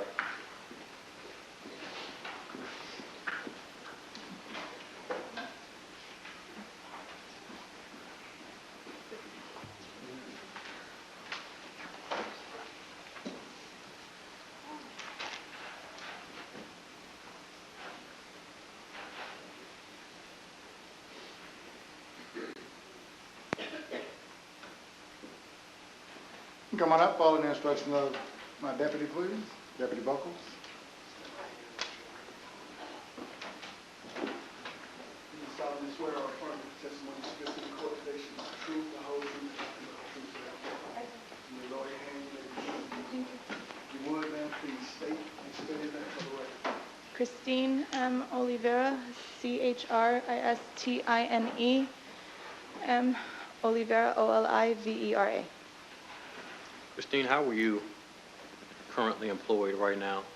I'm currently working as a payroll specialist for D&W Fine-Pack. And Could you ask the witness to speak I up can. just a tad? I'm sorry. Just speak directly to that microphone, and if you could, project your voice loud enough so my Deputy Carmichael can hear what you're saying. Yes, Just sir. speak a little loud. I know it's not going to be natural for you to say. Thank you. But just speak a little louder so I won't have to have Yes. you repeat, okay? Yes. Thank you, Christina. She's with you. and you're employed how? Can you repeat that? I work currently as a payroll specialist at D&W Fine-Pack Okay, what town is that in? in Greenville, In South Greenville. Carolina. Yes, Back in, is that in South Carolina? it is, sir. Back in 2010, specifically in October of 2010, were you living in Greenville? I was. Were you working in Greenville then? I was. What was the name of the company or the establishment you were working for? I was working for Pulse Lounge.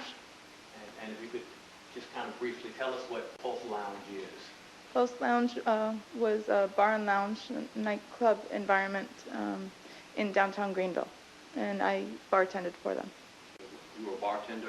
Yes. Okay, was it a large establishment? It was a normal size establishment. It wasn't too big, just a regular bar.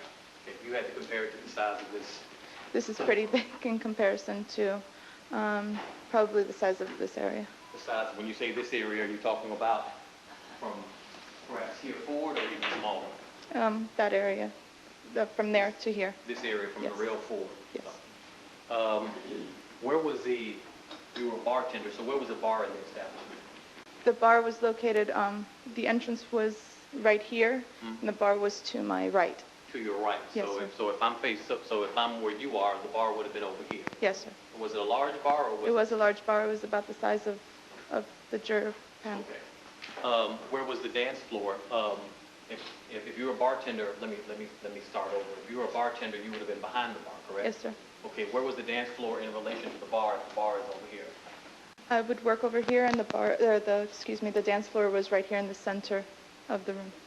Now, when you were bartending, approximately how close would you be from the dance floor? Very close. Very close? About this proximity, yes. About from perhaps here to where the jury is? Yes, sir. Okay. I want to ask you specifically about the night of October 21st. Yes, sir. Do you remember that night? I do. Okay.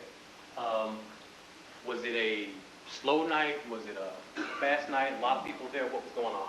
It was a really slow night. I don't remember the reason. I know it was sometime during the week, but I remember the bar being empty, and it was just myself and the DJ at the present time.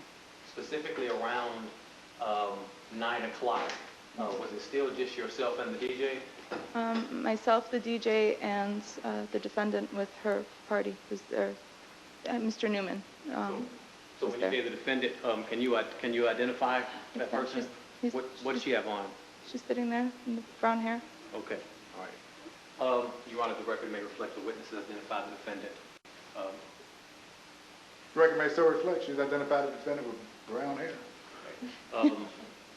Can you stand up and tell us what she has on, just for the record? White and black striped sweater. All right. On that evening, Yes. when the defendant came in with, you say, her other party, Yes. was there anyone else in the bar at that time? No, sir. So it was completely empty. Completely empty. Can you describe the other party that she came in with? He had salt and pepper, gray hair, a yellow polo shirt, and was accompanying her. Glasses. A man or a woman? It was a male. Okay. Where did they sit when they came in? If this were the bar, they would sit right towards the end of the bar, towards the window. Okay. Can you tell the jurors specifically, without telling them what anybody said, specifically what the defendant was doing when she came and sat down at the bar. The defendant laid down her purse on one of the chairs. There were chairs lined up all across the bar, and the party, Mr. Newman, came and ordered drinks, and she asked where the restroom was. Did you tell her where the restroom was? I did. I pointed her towards the back of the bar where the restroom was. And did she go to the restroom? She did. All right. When she came out, can you tell the jurors what she did? When I had guided her to the restroom, she looked pretty upset about something, and as she excused herself, she took her cell phone to the restroom, and Mr. Newman was left at the bar with me. He asked... I want to get into what Mr. Newman said. Okay. But she, being the defendant, went to the restroom. Yes. Okay, did you ever see her on her cell phone that evening? She took her cell phone. I didn't see her on the cell phone, no. But she took it with her? She took it with her. Let's talk about when she came back out of the restroom. Did she return to the bar when she came back out of the restroom? She did. Okay, tell me what happened then. The drinks were on the bar. They both took a sip out of their drink, and the music was playing. What type of music was it? Salsa music. Okay. The music is playing. They're taking a sip of the drink at the bar. Yes. Okay, you said when she went to the restroom, she seemed a little upset. Yes, sir. Has her demeanor changed at any point?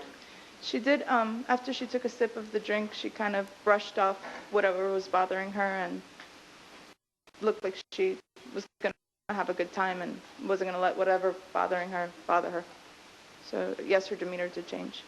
So they're back at the bar, they're taking a sip of the drink. What happens next? Her party takes her out to the dance floor and they start dancing. Let me stop. You say her party takes her out to the dance floor. Yes. What do you mean by take out to the dance floor? He led her by her hand to the dance floor. So he physically went and grabbed the defendant's hand and grabbed led her to the dance floor. Yes. Okay. What happened once they got onto the dance floor? They both started dancing. And at one point, he stated that she was a trained dancer. Okay. And she agreed. Okay. She confirmed that she was a trained dancer. Okay. How were they dancing? They were dancing at one point, not together, and then they had separated, and it appeared to be as though she was dancing with him in a flirtatious way, trying to entice him. Explain what you mean by dancing with him in a flirtatious way. He had just stated that she was a trained dancer, and I guess she was trying to prove that she was, and was dancing for him kind of in a seductive way. Like dancing. like dancing. She was moving her hips, and he was, yes, okay. She was. And sort of Latin dancing. Sort of yes, Latin dancing. And then they were coming closer together. Okay, let me stop you. When she's moving her hips side to side, sort of Latin dancing, what is he doing? The individual that's with her. He's looking at me saying, "This is great." Okay. And she's getting closer to him. Okay. At that point, he had grabbed her rear, her butt. Her butt. Her buttocks. He had cupped her butt. And one hand or two hands? 2 hands. Okay. And how close are they? If this is her and this is him, were they this far apart? No, sir, they were really close. Like this? Yes, and then. And he's got his hands around her buttocks. Yes, and Miss Sneiderman would be the podium. Miss Sneiderman would be the podium. Yes. Right here. Okay. Okay, so go ahead. They appeared to be grinding at that moment and pressing by body. Grinding, what do you mean?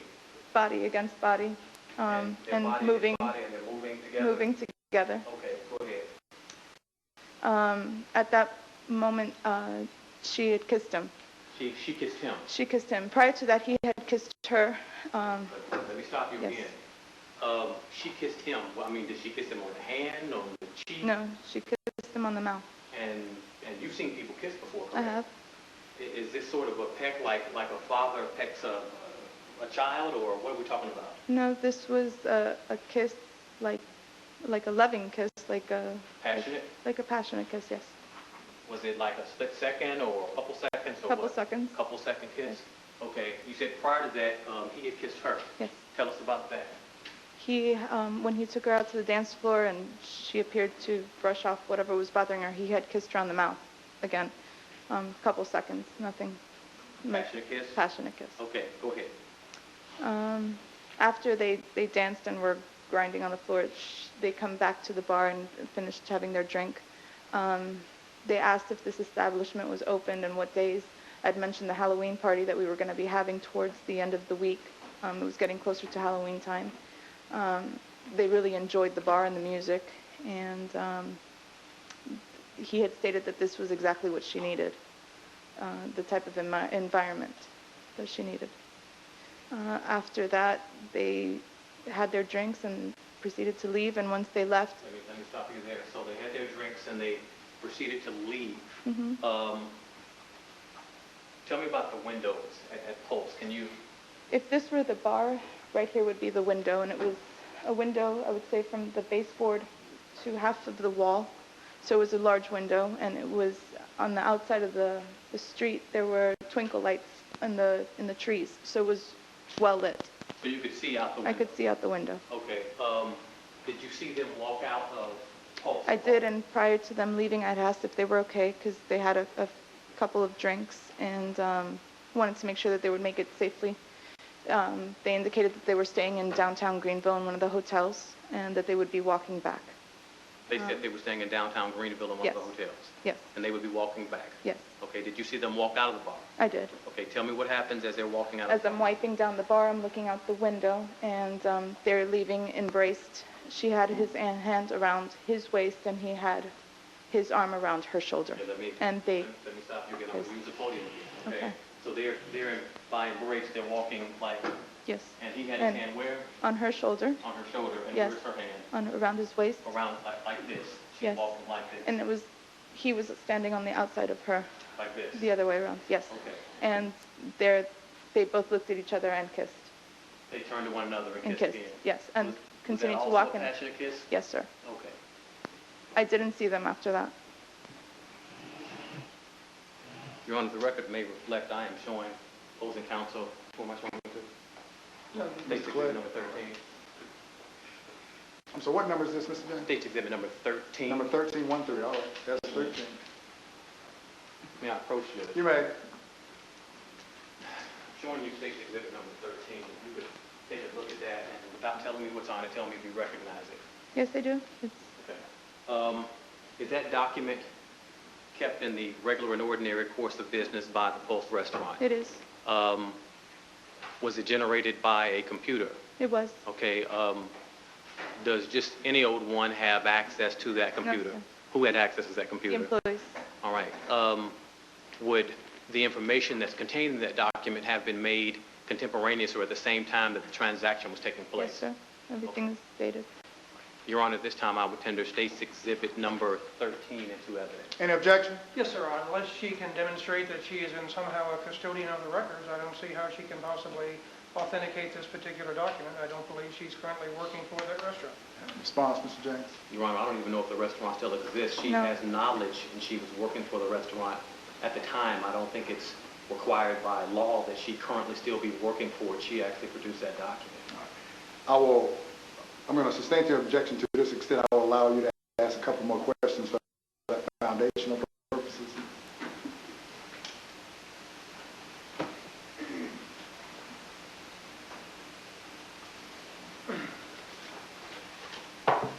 Do you recognize the document now? I do. Okay. Were you familiar with the procedures that I Pulse did. Restaurant kept documented at that time? Being not only the bartender, I did the closing at night, and these were the receipts to balance our registers and Okay. sales. And did you actually produce that receipt yourself? Meaning, are you the person that logged in that transaction? Yes, I did. Okay. And that's a receipt that you would have entered the information on. That is correct. And you are familiar, and you were familiar with the way that Pulse kept records at that time. Yes, I was. Anything We each else? had our... Anything else, Mr. Clegg? No, I have no questions, Your Honor. I stand by my objection. She is. I'll override the objection at this point in time based upon that follow-up question. It's in the record. It's in the record. You may publish. You may.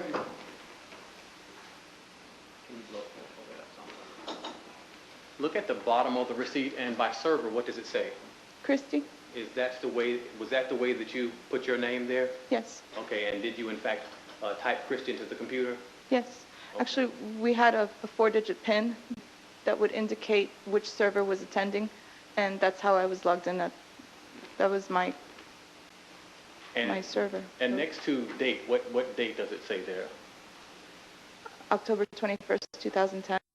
And what's the time? 9:36. And the person who would have paid for it, is that person's name listed on there? Yes. And what's the initial? Newman H. Newman H.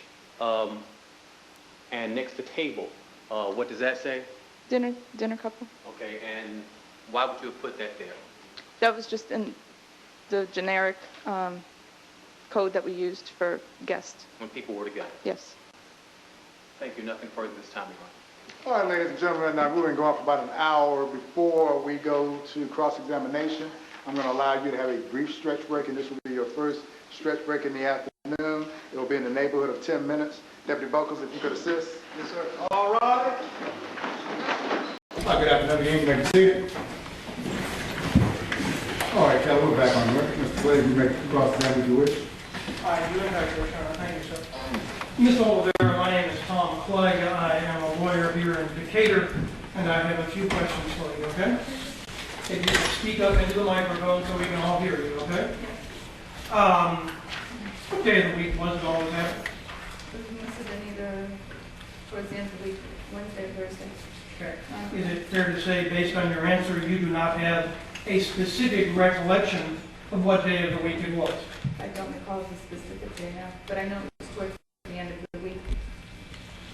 And you just used the phraseology, must have been towards the end of the week. Why did you say must have been towards the end of the week? We didn't provide DJ service in the beginning of the week, like a Monday or Tuesday or a Wednesday. It must have been a Thursday, Friday, Saturday. Now, do you recall what these individuals consumed while they were at the restaurant? No, sir. They came to the bar, is that correct? They did. Okay. Now, on the receipt which has been admitted into evidence, it says table and then says dinner couple. Yes, sir. Okay. Did they have dinner? No. Did they sit at a table? No, they did not. So, and the bill was for $20.35 worth of merchandise, correct? Correct. You have absolutely no recollection whether they ate anything or not, correct? Sir, at the time that they came in, dinner was not available and we did not serve dinner at that time. And the tables are not available on the dance floor. So if I'm understanding correctly, they came into the bar or the establishment late enough in the evening where they couldn't get dinner, right? Correct. And they came into the establishment late enough where they could not get a table, correct? The tables were pushed out of the way so that the bar lounge was a dance environment in the evening. And was that done to accommodate the crowd that you expected on the dance floor? That's correct. So this would have been an evening where you were anticipating a crowd to show up and be on the dance floor, right? In light of the fact that dinner was not available, why is it described on the ticket as a dinner couple? That was just the generic coding of the computer. I don't know their setup or who set up the computer, but that's just the way it's indicated. Did you make that entry yourself that they were a dinner couple? No, sir. No, I did not. You have any idea how that entry got onto that particular ticket that they were in fact a dinner couple? I believe all receipts stated dinner couples as a generic table. It's not indicated table number or a bar. That wasn't the method that they used. It's just generic receipt input. Is it your understanding that pretty much everyone who comes in, if they don't come by themselves, is a dinner couple? No, sir. For purposes of your coding system? I don't know how management chose to describe dinner couple or singles. But that was just what the receipt states. I had no entry in that. Is it fair to say that you would have been the only person who would have made any sort of computer entry in regards to this particular couple? That evening, yes. No one else in the bar was fulfilling the function that particular evening, correct? And even though the tables had been cleared out to allow people to dance, virtually no one else was in the bar at all, correct? You have, of course, no recollection of what day of the week it was when these folks walked into the bar, right? What was the actual day? And don't look at the receipt that they came in. I don't know, sometime in October. I'm sorry? Sometime in October, towards the end of the month. Okay, so it was in October, right? And you guys at the bar were planning a big Halloween blowout, right? Yes. And that was something you conveyed to the male who you recalled, correct? Yes, he asked what events were going to take place and how often we were opened, and I provided him the information as to the Halloween party. Okay, so the male, this is the male you're having this conversation with, correct? Yes. He is interested in knowing the schedule of the bar in the near future, right? Yes, because he's mentioning to her that we should return. I'm sorry, speak up. The three of us were in conversation at the bar when the male, is approaching me and asking me what's the next event. He's also directing the question not just at myself, but at the defendant. Based on that question, did you get the impression that this couple was from the Greenville area? No. You did tell him about the Halloween event, right? I did. Was it going to be a costume party? It was. Did either of the individuals, the male or the female, indicate that they might come back and check out the costume party? The male said that we should return. Were his comments to her. We should return. Yes. And again, this would have been in Greenville, South Carolina. That is correct? Now, you said there was virtually nobody else in the bar that particular evening. Is that correct? Yes, sir. And now there were other people working there, I guess, right? Myself and the video. There is no security? No, sir. Was there a surveillance system inside the restaurant? There might have been. I'm not sure if it was working. You don't know one way or the other, correct? I was not responsible for surveillance in the restaurant. Okay. Let me make sure I understand correctly. You believe that there was a system in place. Let me finish the question. But you are not sure whether it was actually functioning on that evening. Is that correct? There was a monitor in the room for the employees that you can see the activity in the front of the restaurant. I'm not sure if it was recording that evening. I don't know how management or the owners of the restaurant had it set up. Okay. When did you actually leave this particular restaurant? I'm sorry? When did you stop working at this restaurant? I returned to Miami in the end of October, beginning of November. Of 2010? Yes, sir. Can you tell us the precise date that you moved back to Miami? November 1st. November what? 1st. So you were not around at that location for an extended period of time after this particular incident, correct? How many days was it between this particular incident where you made these observations and when you moved back to Miami? 10 days. 10 days? It's interesting, ma'am. You just said you didn't know the specific date when they came in, but now you're saying it was 10 days. According to the receipt, sir, it was the 21st indicated on the receipt, and I know I was in Miami on November 1st. Okay. So your testimony is not based on your recollection, but simply looking at this ticket. Is that correct, ma'am? No, I remember when I moved back to Miami, sir. Okay. How long did you work at this bar? A few months. Were there nights when it was crowded? Yes, it was. Were there nights when people danced? Yes. Were there nights when people danced energetically? Yes, sir. Were there nights when people did salsa dancing? Yes. Were there nights when people attempted to twirl each other around? Yes. This is a fairly common practice at the establishment, correct? Yes, and it had its peak seasons.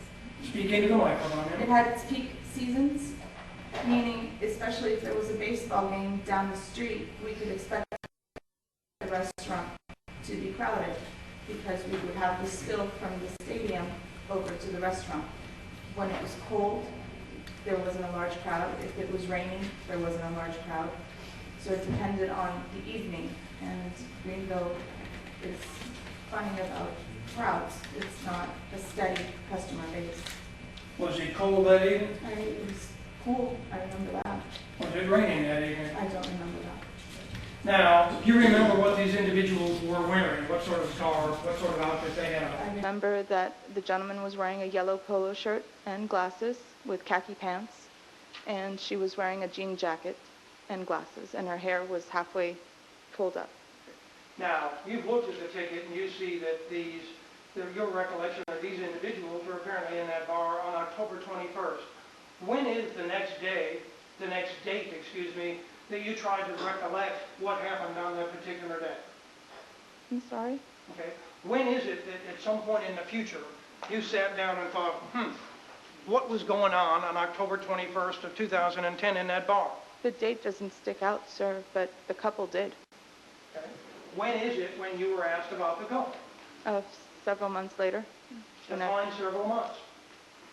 I can't give you a specific month. I know I was phoned asking if I had remembered this particular couple. Okay. So you were asked at some point in the future, several months after the fact, if you remembered this particular couple. Yes. Were you shown a picture of the couple? Yes. Was that before, were you able to remember this particular couple before you were shown a picture? Or did you remember them prior to being shown a picture? The first phone call that I had received asked if I was working at Pulse Lounge during this time.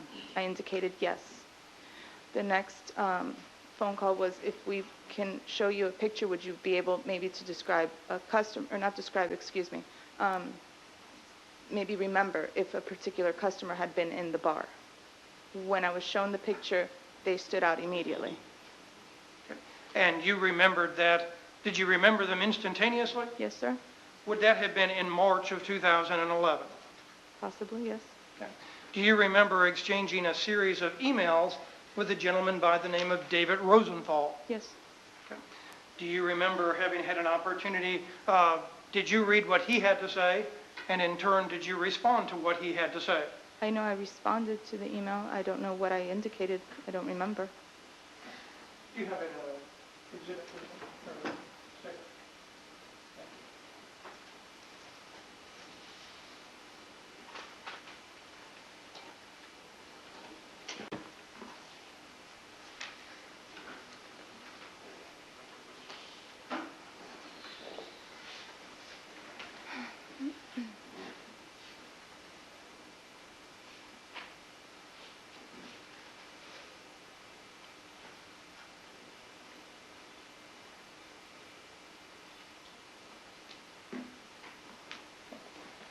Who did you know David Rosenthal to be?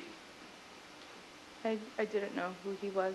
He had indicated. Well, at some point, did you find out who he worked for? Yes. And was that for the district attorney's office in DeKalb County? Yes. And did you communicate back and forth with him over a short period of time? Yes. Did you, at some point, tell him that you remembered this couple very well? Yes. And in your first communication with him, did you say anything at all about their kissing? I remember indicating that they had kissed when I was on the phone with him. I'm sorry, say that again. I had received an email with the pictures. I don't know if I emailed what took place that night. I do remember standing outside of my employer at the time on the phone with Mr. Rosenthal indicating what happened that night and that they had kissed, yes. So the first time you would have communicated via email with Mr. Rosenthal, you believe that you specifically related to him that they had kissed, right? I don't remember what I wrote, sir. Okay. Let me show you, may I approach you with You may. Let me show you what has been marked as Defendant's Exhibit number 2 and ask you to direct your attention to the bottom of the page. Just read that to yourself then.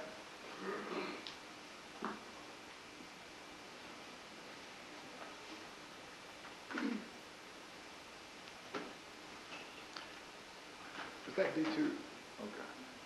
Let me know when you have finished reading that particular email. Uh-huh. Okay. Does that refresh your memory as to the email communication that you first had with Mr. Rosenthal describing your recollection of these individuals? Yes, sir. Okay. Did you, in your first email communication to Mr. Rosenthal, ever say anything about the couple having kissed? Specifically kissing, no, sir. Okay, so you did not, is that correct? No, but as I indicated here, he was very touchy and all over her. I mean, that could have been me indicating there he was all over her. Okay. He was all over her, right? Yes. You also communicated to the district attorney's office that she was not as into him as he was into her, correct? That's correct. What is it that led you to draw that conclusion? Their demeanor. Their demeanor. You mean their demeanor on the dance floor when Mr. James was describing their various moves? Did you look at those moves and say, gosh, she's not into him? He was very expressive, and he was interacting with me. She was not as verbal as he was, but they seemed to be having a good time. We were 3 people in the bar, and the DJ was very far off. So they were talking to me throughout their So your opinion that she was not into him as much as he was into her was based on the conversations you had with him? No, sir, based on his body language. Okay. And tell us about her body language that led you to conclude that she was not as into him as he was into her. In the beginning of the evening, she was upset, and towards the end, she was much more affectionate. She did display affection towards him, not as much as he did, but she did display affection towards him. Okay, so just to make sure I understand your testimony, first in the beginning of the evening she was upset, right? Yes, sir. What is it that would cause you to think, wow, she's upset? What behavior did she do, engage in? So you could She draw that appeared to conclusion? be upset and asked where the restroom was, and he indicated that No, I'm not asking you what he said. I'm asking you what manifestations or what actions her did she facial take? expression and his confirmation that apparently something was bothering her. Her expression. What was her expression? It was upset, Tell us what that looked like. an upset face. I don't know, but she was upset. Mr. James has demonstrated the dance move for us. So what I want you to do right now, for the benefit of these ladies and gentlemen of the jury, is demonstrate that look that led you to conclude that she was upset. She seemed to throw her things around. She had not an angry face. She wasn't angry. She was just upset about something. She was bothered. Was she crying? I don't remember her crying, but I do remember she was upset. When you say you don't remember her crying, does that mean she was not crying, or she may have been, or may not have been? Sir, she was wearing glasses, so if she was crying or she was teary-eyed, I don't remember, or I didn't notice that. Did you notice anything else about her body language that led you to conclude that she was upset? Yes. Tell us about that. She was shaking her hands and kind of put her phone on the bar. Her phone on the bar. Now, did you overhear any of her actual phone conversation? No. Okay. And how long did she shake her hands for? 2 seconds. How long? Few seconds. 2 seconds, okay. Few seconds, the drink is there, and she's like, upset and went for her drink and kind of brushed it off. And Did she have 1 drink or 2? I don't remember how many drinks. And was it an alcoholic drink? It was an alcoholic drink. Was it a beer as opposed to a glass of wine as opposed to a mixed drink? It was probably a mixed drink. Probably a mixed drink. You are here in a court of law, ma'am. You are testifying under oath, and you use the word probably. Do you know what she had to drink? Precisely, no, sir. Do you know that it was a mixed drink? Yes. Why did you use the word probably? Because I don't really recall the exact drink she had. Now you were, despite the fact, you're sitting at the bar with these folks, right? Yes, sir. You're the one who serves these folks, right? Yes. And when they get out on the dance floor, you're watching them like a hawk, right? They were very entertaining, and we're the only ones there. You don't miss a beat, right? Not when we're 3 people in a bar, sir. Okay. But at the same time, you are unaware of what they're drinking and anything else, right? This was some time ago. I don't really recall the drink, no. Okay, it was some time ago, and I don't really recall. And again, this happened, allegedly, on October 21st, right? Yes, sir. You don't have a specific recollection of that date, do you? No. You don't have a specific recollection of the date that you actually talked to the investigator from the DA's office, right? No, sir. When you talked to the investigator from the DA's office, it would have been some time ago, right? Yes, sir. And yet you have a very specific recollection as you sit here today on the witness stand and describe the way they danced, right? Yes, sir. You have a specific recollection of the sequence of the dances they engaged in, right? Sir. And you have a specific recollection of the kind of kisses they exchanged. Yes, sir. Did you testify in the trial of Henny Newman? Yes, I did. Did you describe the nature of the kisses as pop kisses? Yes, sir. What's a pop kiss? When you press your mouth against someone else. I'm sorry, I can't hear you, ma'am. When you press your mouth against someone else, there was no tongue involved. Okay, so it's just a kind of thing? Not a peck, sir, but more a long press on the lips. That's a pop kiss. Where I come from, that is a pop kiss. Okay, and that's from Miami, right? Yes, sir. Okay, and you described it as a pop kiss.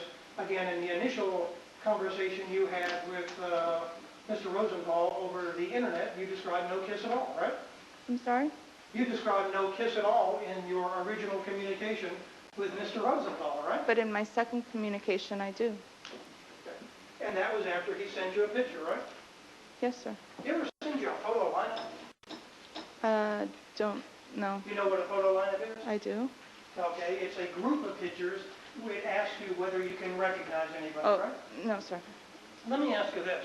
How long were these folks in the bar? About an hour and a half. Okay. And that is the only time you ever saw them in your whole life, right? Yes, sir. And when you went back to Miami, what were you doing? I was working in what I normally work in my profession. Okay. And what is that? Human resources. I'm sorry? Human resources. Okay. But at the bar, you would have come into contact with a lot of folks, right? Yes, sir. And so the only time you ever saw these people at any point in your life was for 1 hour or thereabouts on October 21st of 2010, right? Yes, sir. How long did it take you to make an identification of them? A few minutes. A few minutes? Within a half an hour. Well, within a half an hour. I was working when I received the email. Okay. Let's make sure we're asking the right question. When you got the pictures, yes, sir. Did you recognize them immediately? I recognized, yes, both of them. Okay. But again, you were sent 2 pictures of 2 people, right? 2 people. And in fact, Mr. Rosenthal, when he communicated to you, said he was going to send you pictures of the 2 people. Yes, sir. Okay. Taking a look at may I approach you? You're right. Looking at defense exhibit number 2, when he communicated with you, just read that portion right there. Your Honor, I'm going to object. It's not been intended or admitted. Well, I'm assuming, Ms. Cloud, you're saying read it to herself at this time? I'm going to ask him to read it to herself. That's All right. I would allow her to do that at this time. Read it to yourself, young lady. And then when you finish reading, look up.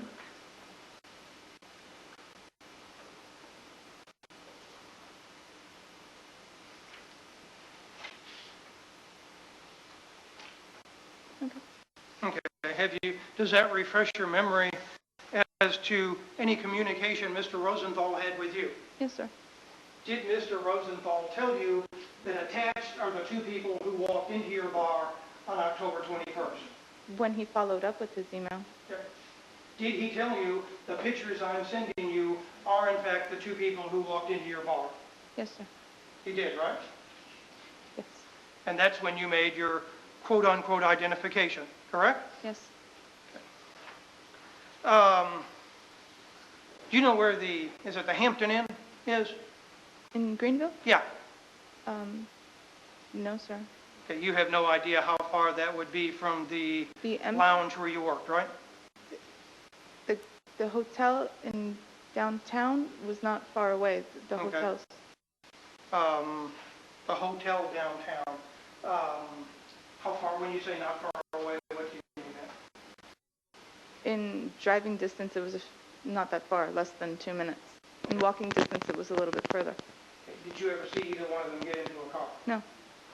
You did watch them as they walked out, right? Yes, sir.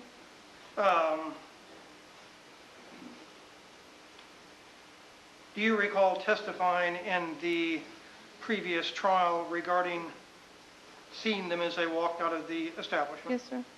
Okay. Let me mark this as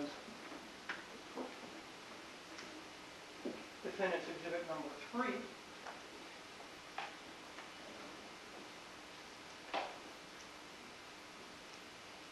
Now we'll show it to Mr. James. Again, I'm going to ask for her to refresh her recollection, sir. May I approach? You may.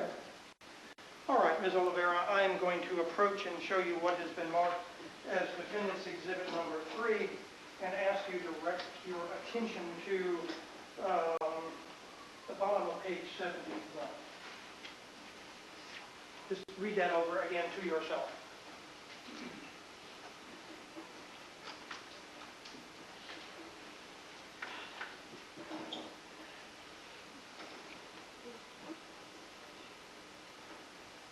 Okay.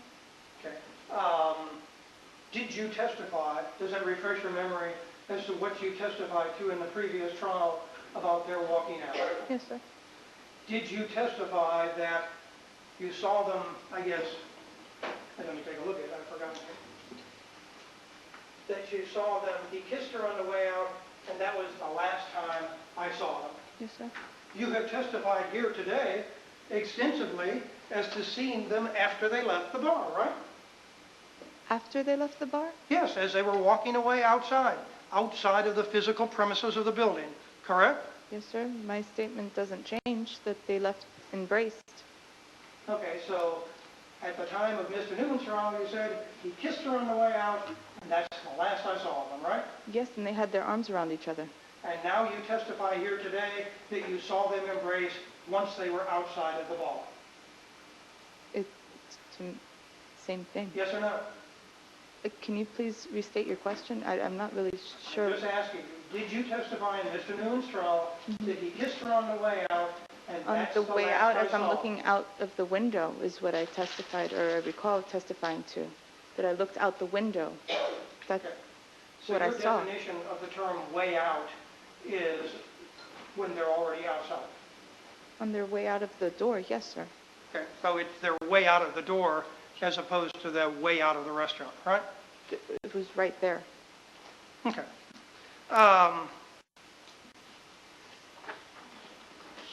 Anything else in regard to her being upset? No, sir. Okay. Were you aware on November 18th of 2010 that that Rusty Sneiderman was killed? I don't really remember what Mr. Rosenthal had indicated to me. Okay, I mean, I'm not asking you what I Mr. don't. Rosenthal I don't. No, told no, you. I don't recall. Okay. On the day itself? On the day itself, no, I don't. Okay. Were you aware of Hemi Newman's arrest on January 4th of 2011? No, sir. At the time Mr. Rosenthal communicated to you, were you aware that Hemi Newman had been arrested for the murder of Rusty Sneiderman? And I don't remember that. So there would have never been an opportunity between, oh, by the way, what was looking at the emails, does that refresh your memory as to the date that you would have had communication with Mr. Rosenthal? Does the date here? Does that refresh, and again, looking at, actually, yeah, you can take a look at both of those pages. Does that refresh your memory as to those dates, ma'am? Yes, sir. And what would those dates have been? A Monday? March 7th? March 7th, 2011, right? Over 4 months, 4.5 months after these two folks came into your bar for about an hour and then left, right? Yes, sir. Apparently he wasn't much of a dancer, is that correct? That is correct. She was dancing and he was doing his darndest, but all he could do was throw her around, right? That's correct. Okay. But nonetheless, they apparently then got into some sort of more involved dance, is your recollection? Yes. Even though he couldn't dance, right? He tried. Okay. And again, do you remember, and if you don't, that's fine, whether they were drinking the same sort of drink or not? I don't. Okay. And do you remember, again, I think you've answered this, but I apologize, whether one had 2 drinks, one had 1 drink, I don't vice remember. versa? No, sir. Okay, but they did not appear to be intoxicated at that time, No. correct? No. Good job. I don't believe I have any other questions, Ms. Oliveira. Thanks very much. Any redirect? Yes, Your Honor. You may.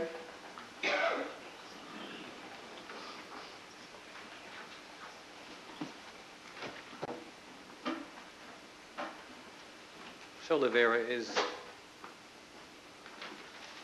there any reason why you would remember these folks? I mean, was there something different or odd about them? They were just an odd couple. It's one of those that you see them and you're asking yourself, oh, that's odd, that's strange. There was really I mean, what was so odd or strange about these their folks? entire stay at the bar, the entire time that they were there. It was just odd. When you... Do you remember your 16th birthday party? I do. Okay. Can you tell us about it? Just in brief. Yeah, I went for some pictures and got picked up in a limo and went out with some friends. Of all the birthday parties that you've had, do you remember pretty much most of them? No. I'm going to object to the relevance of whether this I'm going witness... somewhere with my next question. All right, I'm going right. I'll give you a little bit of latitude as far as that you're going to connect this up. Next question. All right. I am objecting on the grounds of relevance. Well, I understand, and I'm going to, for right now, withhold that ruling. I'm going to give you some latitude. Go ahead. Do you remember the days of the week that those birthday parties were on? No, sir. Okay. You said that you were talking to the lady, the defendant here. Yes. And can you tell us again, what did she tell you about her dancing ability? He had indicated, the gentleman had indicated that she was a trained dancer. That she was a trained dancer. A trained dancer. And what did she say? Yes. She said yes. Yes. She said she was a trained dancer.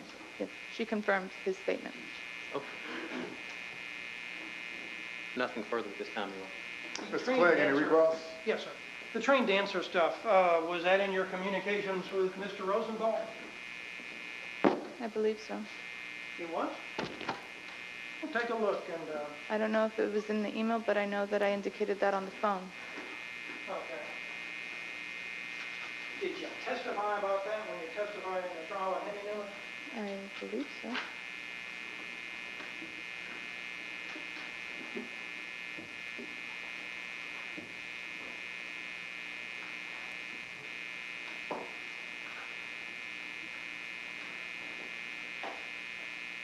That's not indicated here. It's not in the emails with Mr. Rosenthal, is it? No, sir. Did you testify about it in the trial of Henry Newman? Yes, sir. May I? Given the description... You can answer the question yes or no, ma'am, and then explain your answer, but you have to give me an answer. Yes or no, did you testify about it in the trial of Henry Newman? I believe so, yes. Okay, well, here's your testimony. Why don't you find that for us?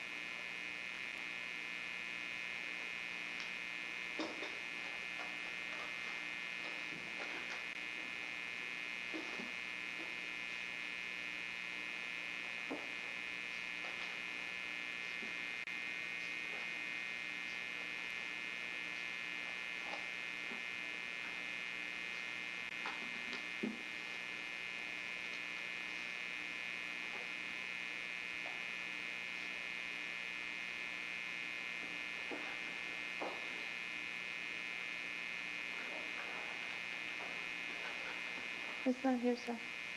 Thank you very much, ma'am. I have nothing further. Any redirect? Yes, Your Honor, just one quick question. Were you asked that at the No, trial of sir, Henry I Newman? was not. So you never said anything differently? No, I've always said that that was what he indicated. I don't remember if that question was posed, but I do remember Mr. Newman stating that and the defendant confirming that she was a trained dancer. Have myself or anybody that worked from our office told you that she was a trained dancer? No, sir. Is there anything in that email communication that Mr. Clegg was waving around that says she was a trained dancer? In my emails, no. I know when I spoke with someone from your office, I went into further detail. It was very hard to describe how two people are acting, especially given, their body language. It was very difficult. So I know I've said that Mr. Newman indicated that she was a trained dancer. Thank you. Your Honor, no further questions. It's permission to publish this letter. Yes, yes, you may. Is this one, Mr. James, that's been identified in that earlier package? Yes, it has. What number is it? Okay. What number is it? Just for the purpose of 6-1, Your Honor. 6-1? Yes, sir. Two. Did you dance? I got onto the dance floor myself, as I explained. I've been a trained dancer for some time. Going to be able to dance freely is like a release. I'm very much in my own space. Nothing further, Your Honor. Any recross? Probably not, Judge. Hold on a second. All right, take your time. Thank you, Judge. Oh, we're back on the record. Lawyers, may this witness be released and excused, or do you want her to remain under subpoena? Your Honor, no objection to her being released. Any objection? I have no objection whatsoever, Your Honor. All right, you can come on down, young lady. You're free to go. If you're going back to Miami, have a safe trip. All right, take care. Call your next witness. Your Honor, the state at this time intends to play one more clip before calling the next witness. The clip is identified as 2-1. 2-1, you may. Okay. On July 17th, do you remember the defendant sending you an email concerning Ruby Falls? I do not have that recollection. What's Ruby Falls? Okay. And Judge, may I approach? You may. This is stipulation page 4861 and 4862.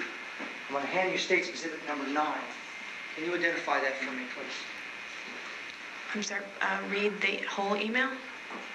Is that what you meant? Can you just identify it? Is that your email address, the defendant's email address?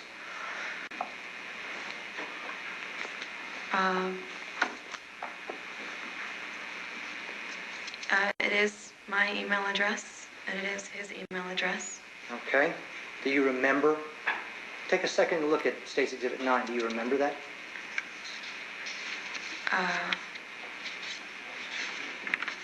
I don't, but I'm sure that now that I read it, that is your email address. it's my email address. Okay. Do you need to look at that document and refresh your recollection? You may.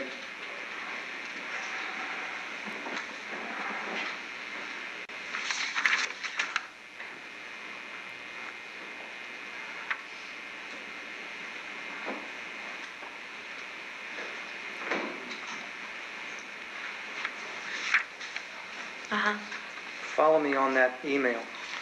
From Hemi Newman in the middle, it says, it's a waterfall in a cave. Right. Yes, and wishing you were there. Yeah. How did you respond?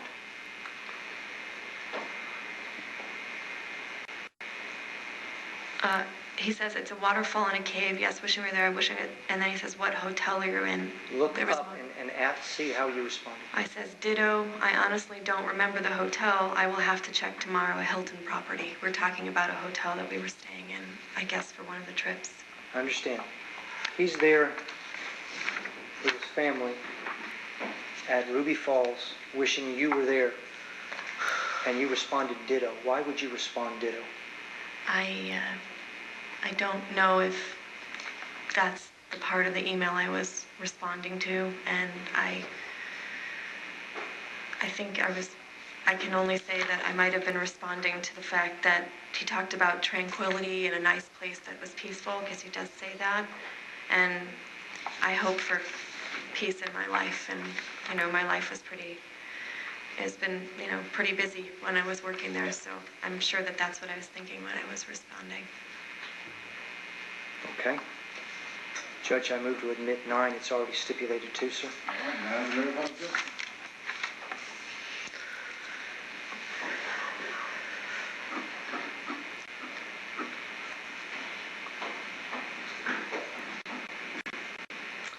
When you traveled for GE without the defendant, did he ever show up even though he did not have GE business at that location? Yes. Well, I know now that he didn't have GE business, but that was not my understanding at the time. Which trip are you talking? Your Honor, this time the state would call Katie Goff and have her return to the answers. You may.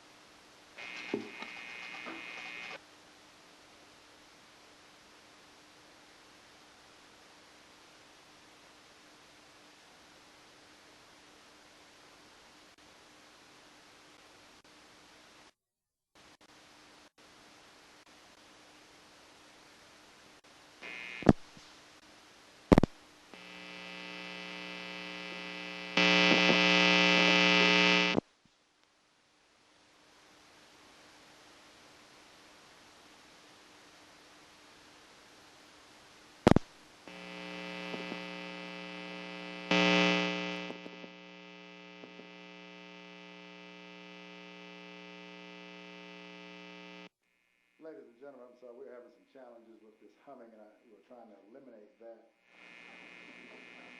Although the humming may persist, I just need you to listen as best as you can, and I have them working on it during the lunch break. I will have them working on it tonight, but there's some interference that I just can't control right now.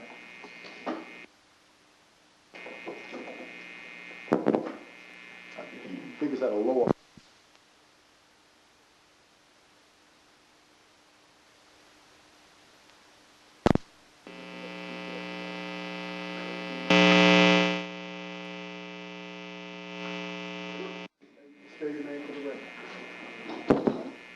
It's Kathleen Gough, Kathleen Gough. All right, Ms. Goff, you were with us not too long ago, and we discussed emails at that time. I'm going to direct your attention to what has been marked as State's Exhibit number 14 on our use.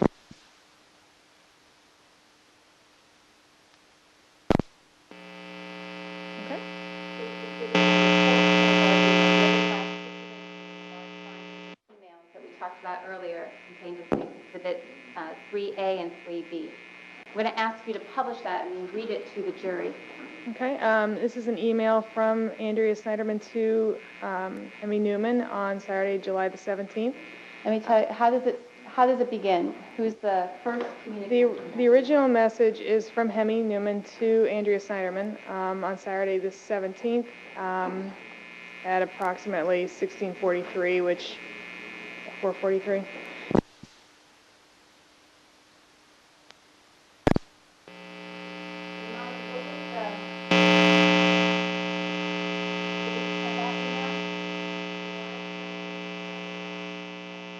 Talking about where in Tennessee?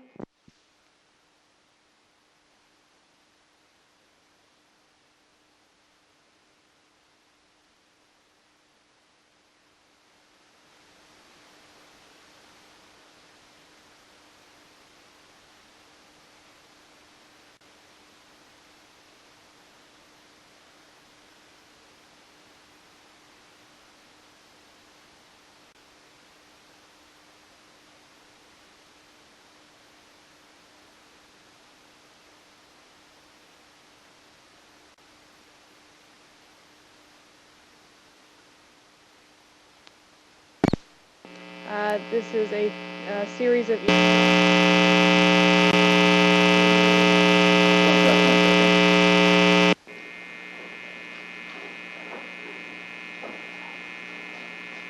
Go ahead. You may proceed. As I said, that humming noise is persisting. When I try to turn the amplifier or reset it, it's coming in louder.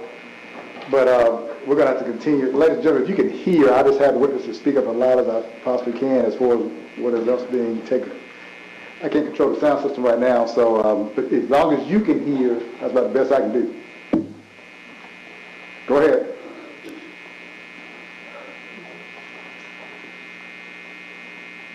The document states exhibit number 15 that I just handed you. How many pages does that consist of? I have 2.5 pages. 2.5 pages. That's 8 stamp page for the record. 6376, 6377, and 6375. Is that correct? 6, 7, and 8. 6, 7, 8. Thank you. 6376, 6377, and 6378. I'm going to direct your attention, Your Honor. May I approach the witness? You may. Thank you. I'm going to direct your attention, Ms. Goff, to a portion of the email on the second page of the document. And I am referencing, can you tell me what the time stamp and the date are for the email that I just referenced and I just identified for you? Saturday, July the 17th at 19:29:07, which it's U.S. It's military time. It is military time. Can you tell me who sent that email? Hemi Newman sent the email to Andrea Sneiderman. And can you read the content of the email, please? It's a waterfall in a cave, yes, and wishing you were here, and wishing I shared that the tranquility with you. Does it appear to be a typo in the email? Not quite sure what that is. It probably looks like a typo. That's how it reads. What's the next line of the email? What hotel are you in? And what was the date of that again? That is Saturday, July the 17th, 2010. Does Mrs. Sneiderman respond? She does.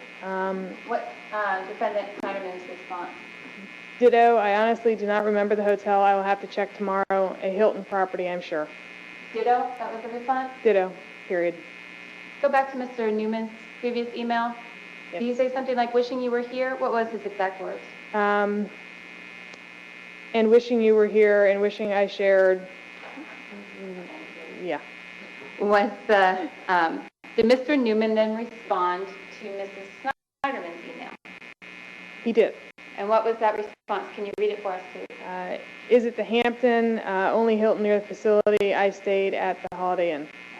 Thank you.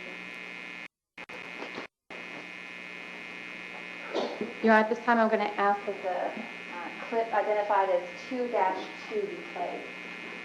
You may. Okay. When did you go to Longmont? I don't remember the date. In July. Okay. July of 2010? Yes. When you were in Longmont, did the defendant attempt to have flowers and chocolates and a love note waiting for you in Longmont? I was not aware of that until it came out in the proceedings here so far. I was not aware of that.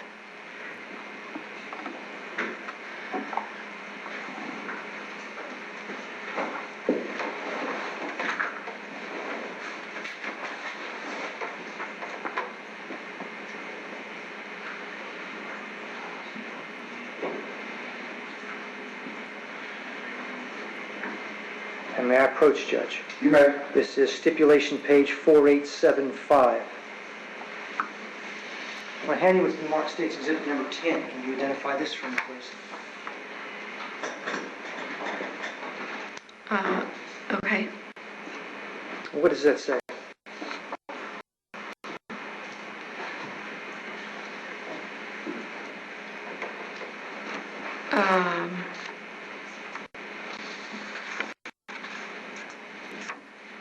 He talks about flowers or he talks about chocolates and flowers that they were supposed to leave in my room. I don't remember receiving this email. Do you remember your response on the very bottom? No. You don't remember responding? So thoughtful and sweet. I knew you might try something like this. I don't remember responding that, no. Your Honor, state moves to admit 10. It's stipulated to. All right. read it without objection.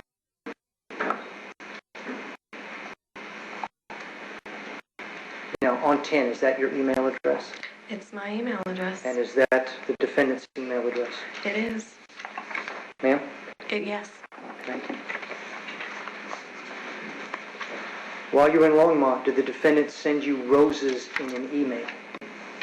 I don't know.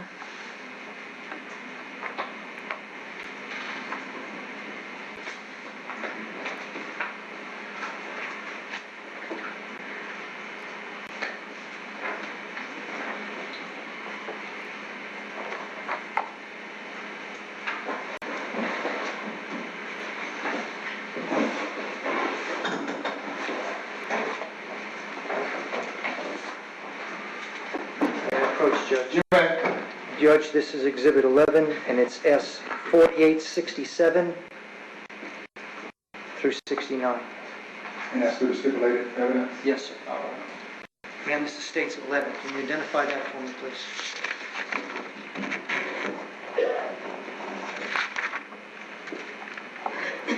Yep. Is that your email? It's my email address. And is that the defendant's email? It is. And did you not respond saying, those are gorgeous, seriously? I have an appreciation for perfectly open roses. Not sure what else to say, but thank you. Unbelievably thoughtful of you. Is that your response? That's, I guess, my response, yeah. And you don't remember receiving that email or sending that email either? This is now almost 2 years ago, so, but if you have it here, then I suppose that I sent it. Judge, I move to admit States 11. It's also admitted. All right. Non-negotiable? You may. For record, the reference of the record is the state stamp page 6382 and identified as state exhibit number 16. If I can take a look at state exhibit number 16 for me, please? Yes. State exhibit number 16, what is it? It is an email from Andrea to Hemi responding to an email that he had sent her. Now, we talk about Andrea. You're talking about the defendant, Andrea Sneiderman? Correct. When we talk about Hemi, are you talking about Hemi Newman? Yes, ma'am. Okay. Can you read that email for me, please? The response or the original? The original. The original from Mr. Newman? Yes. It has a URL at the top of send flowers to hyderabad.com. Let me stop you. What's the URL? A web address, website. You click that link, what happens? It looks to me like it's going to bring up a picture of mixed roses. Okay. I tried to get this delivered tonight to your room, but ran into Hilton bureaucracy. How frustrating. Like 20 phone calls. You were really special. Good night. Talk to you tomorrow. What time is that email sent? July the 18th at 9:43 p.m. At 9:43 p.m.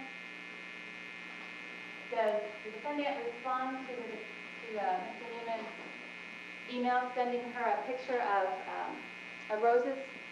She does. When does she respond? At 12:30 a.m. on Monday the 19th. And what is her response, as So- indicated in state exhibit number 16? So thoughtful and sweet. I knew you might try something like this. Talk to you tomorrow. I am joining a Mumbai quad opening. Call now. Sleep later. Is there any other response or any other email communication on state's exhibit number 16? No, there's not. May I proceed? You may. I'm showing you what has been marked as state's exhibit number 17, and for purposes of the record is state stamp page 6381. What is state's exhibit number 17, Ms. Goff? It is another email between Ms. Sneiderman and Mr. Newman. And what is the date and time of Mr. Newman's initial email? Mr. Newman's initial email was 9:49 p.m. On what date? on Sunday, July the 18th. July 18th. And when, if she does the defendant respond to Mr. Newman's email of Sunday, July 18th? At 12:27 a.m. on July the 19th. And what is her response? Those are gorgeous. Seriously, I have an appreciation for perfectly open roses. Not sure what else to say, but thank you. Many thoughts, I suppose. Unbelievably thoughtful of you. Unbelievably thoughtful of you? Yes.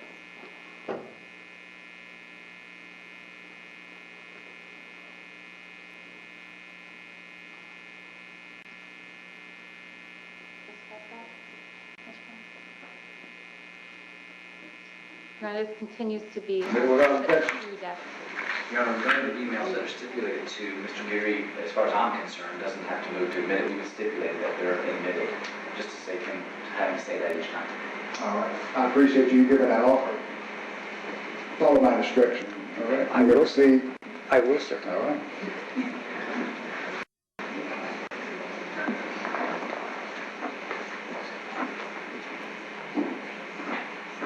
And did you make a further response to that email? No, Ma'am? I don't know. You don't remember? No, I don't remember the email, every email that I wrote. I'm sorry, I didn't hear your last response, ma'am. I don't remember every email that I've written. All right.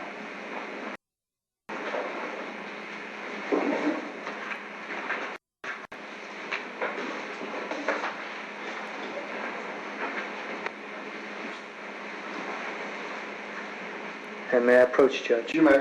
Judge, this is number 12. It's S4878. Thank you. May I show you what's been marked State's Exhibit number 12? Can you identify that for me, please?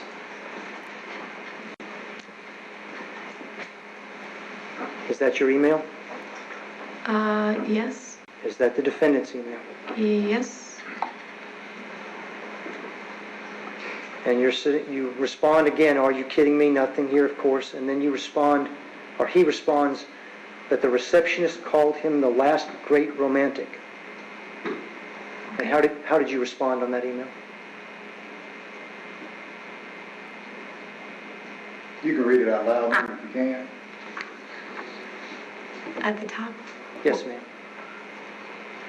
He's asking you, how did you respond? So if you see your response in there, read it out loud. If you see it. But I thought it maybe did not work out. Romantic for sure. Talk to you in a few. Why would you say to him it was romantic? I said romantic for sure. Romantic gesture. It was a response to what he was saying. I was responding to what he was saying, I guess. Why would you respond that it was a romantic gesture to the defendant? He says the receptionist called me the last great romantic. But he just sent you an email with roses. Yeah, well, I just really didn't think it was a very big deal. At that time, and the email is dated July 19th, and you were in Longmont at that time. Yep. Were you and the defendant romantically involved? No.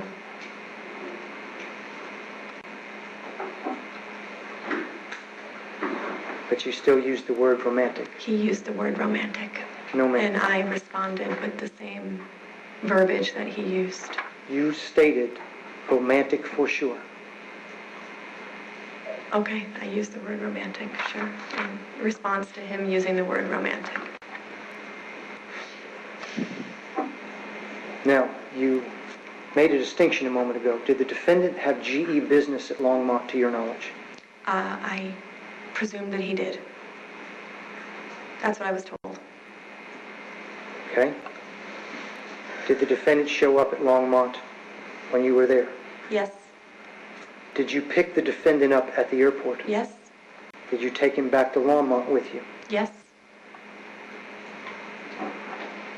Did you email the defendant back and forth and arrange even to sit next to him on the plane on the flight back? Oh, I'm sure I did that, because we did that all the time. It was a focused 2-hour opportunity to talk about work for me that I don't really get the rest of the time and during the week. So that would be normal course of business? Yes.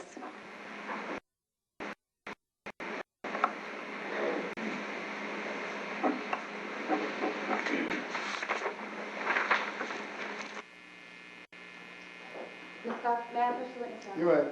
I'm approaching you with what has been marked as State's Exhibit 20, and for purposes of the record, it is date stand page 6387. I may remind close to the witness, I'm going to direct your attention. What does State's Exhibit number 20 appear to be? It's another thread of emails between Mr. Newman and Ms. Sneiderman. I'm going to direct your attention. How many pages is State's Exhibit number 20? 2. I'm going to direct your attention to the bottom of the first page. And what am I indicating? Do you see? It is an email from Mr. Newman to Ms. Sneiderman. And what date is that email from Mr. Newman to the defendant sent? Monday, July the 19th at 12:40 a.m. Okay, can you read the content of that email, please? Can I call you at your, looks like 11, when I'm on my way? I don't know what that Call you at 11? is. Yeah. What does... No, I'm going to object to that.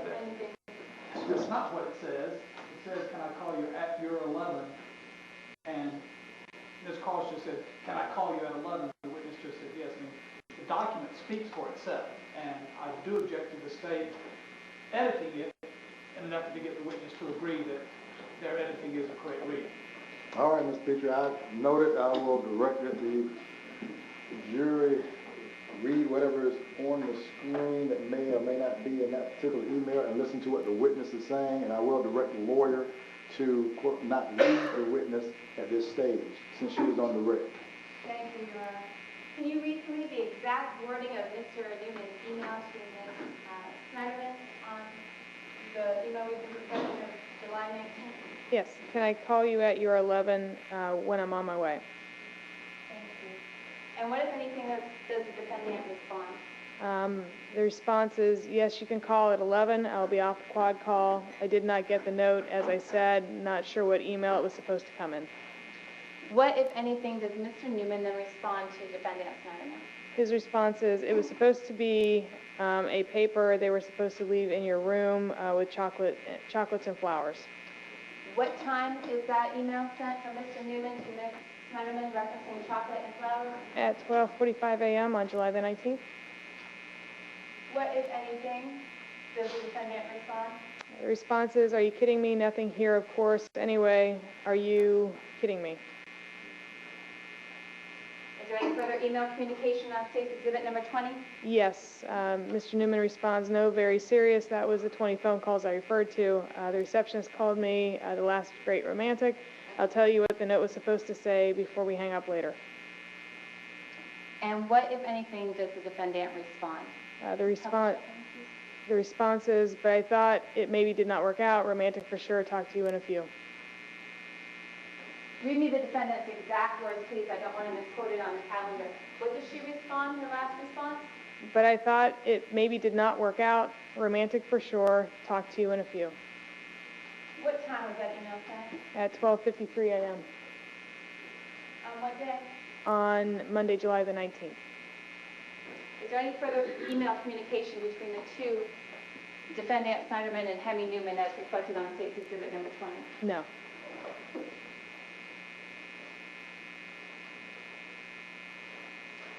Thank you. Your Honor, at this time, the State will move to introduce and publish for the jury an additional clip identified as 2-3. 2-3, you may. Yes, sir.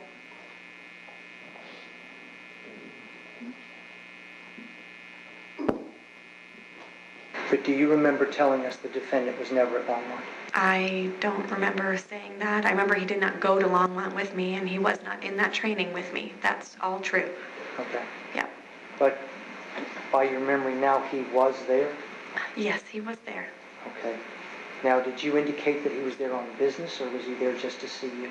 He indicated to me he was there on business. When you had business, or the general practice of GE, if the defendant was there on business, would he be able to have transportation or a car?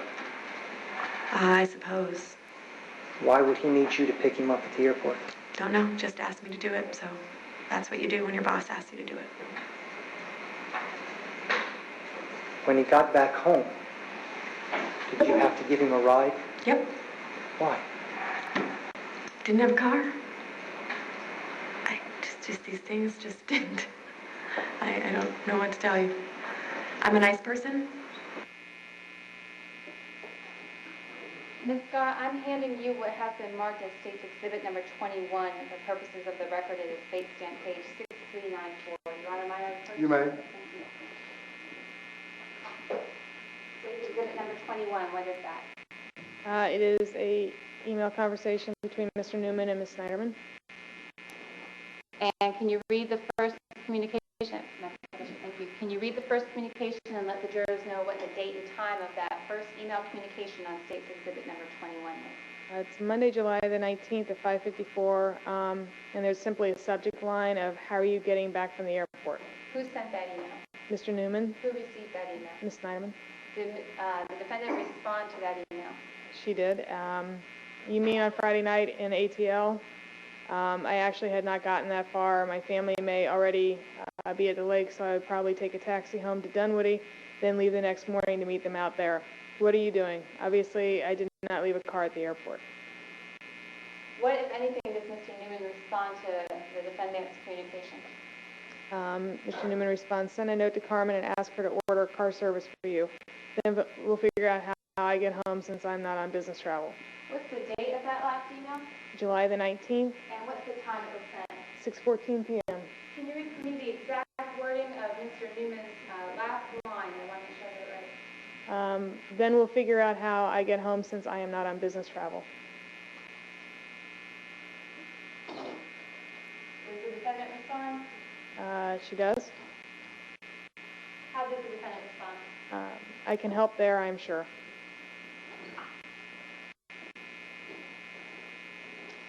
Your Honor, with the court's permission, we'd like to play an additional clip identified as clip 2-4. 2-4, you may. Thank you. And you, to the best of your knowledge now, you're saying that he was there on business? Yep. Okay.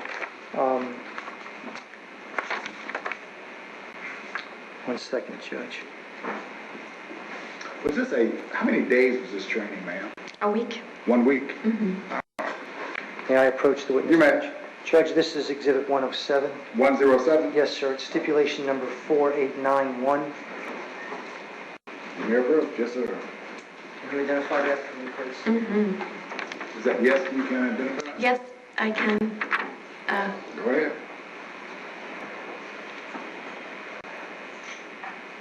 She said yes, you can identify. Okay. Is that an email to you from the defendant? Uh-huh. Well, it's a couple emails back and forth, but In yes. that email, doesn't he say, How are you getting back from the airport? I give this whole Friday night. I hadn't gotten that far. Family may already be at the lake, so I'll probably take the taxi home. But then to Dunwoody, then leave the next morning, meet out there. What are you doing? Obviously, I did not leave a car at the airport. And then we got a car service to my home, and I drove him. how about reading the rest of it? Send a note to Carmen. Ask her to order car service for you. Then we'll figure out how I get home since I'm not on business travel. Since I'm not on business travel. Yeah. So he was not in Longmont on business travel. And then I said I can help there, I'm sure. So he was not on GE business for Longmont. That's what that says. So why was he at Longmont? I don't know. Well, now I know. Was he there to see you? I guess so.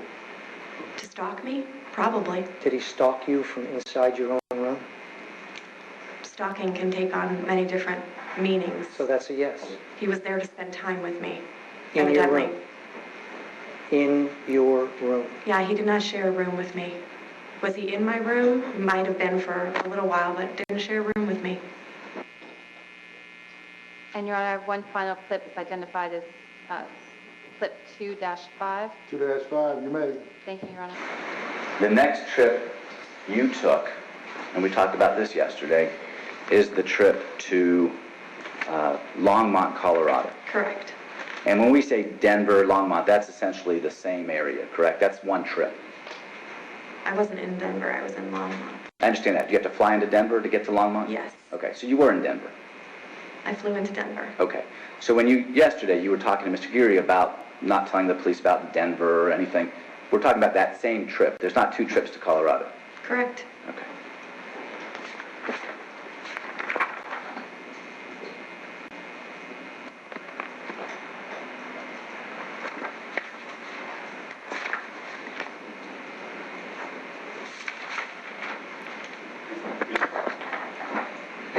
Ms. Sneiderman, you talked yesterday. I'm sorry. Can I be called Mrs. Sneiderman, or is that not against the court rules? All right. Thank you. Yeah, I'm happy to call her whatever she wants. That's fine. All right. I was saying Ms. She prefers Mrs. Sneiderman. I will. Courtesy, if you would, counsel. Yes, sir. Thank you. Mrs. Sneiderman, And I meant no disrespect by that. Let's ask questions. Of course, you knew, as you discussed yesterday, that Mr. Newman was coming out to meet you in Longmont, Colorado. He was coming out to Longmont, Colorado. Well, do you still, as you sit here today, is it still your testimony that you thought he was there on business?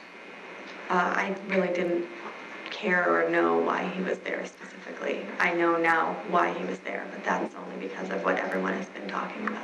Well, you knew that he was coming out to Longmont, Colorado, correct? That's correct.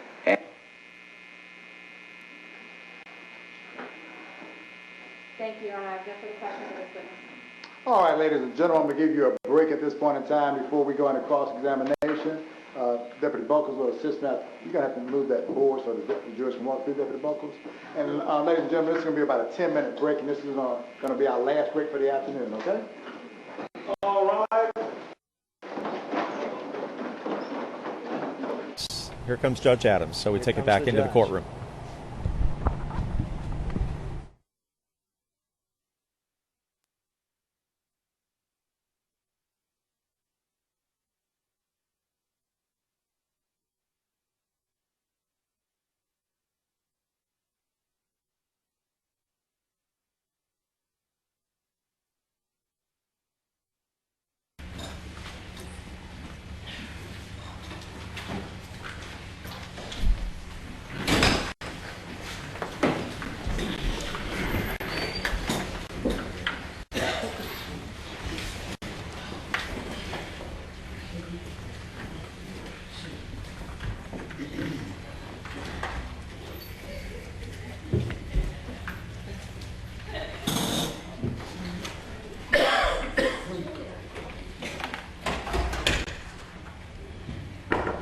All right, Mr. Booker on the board.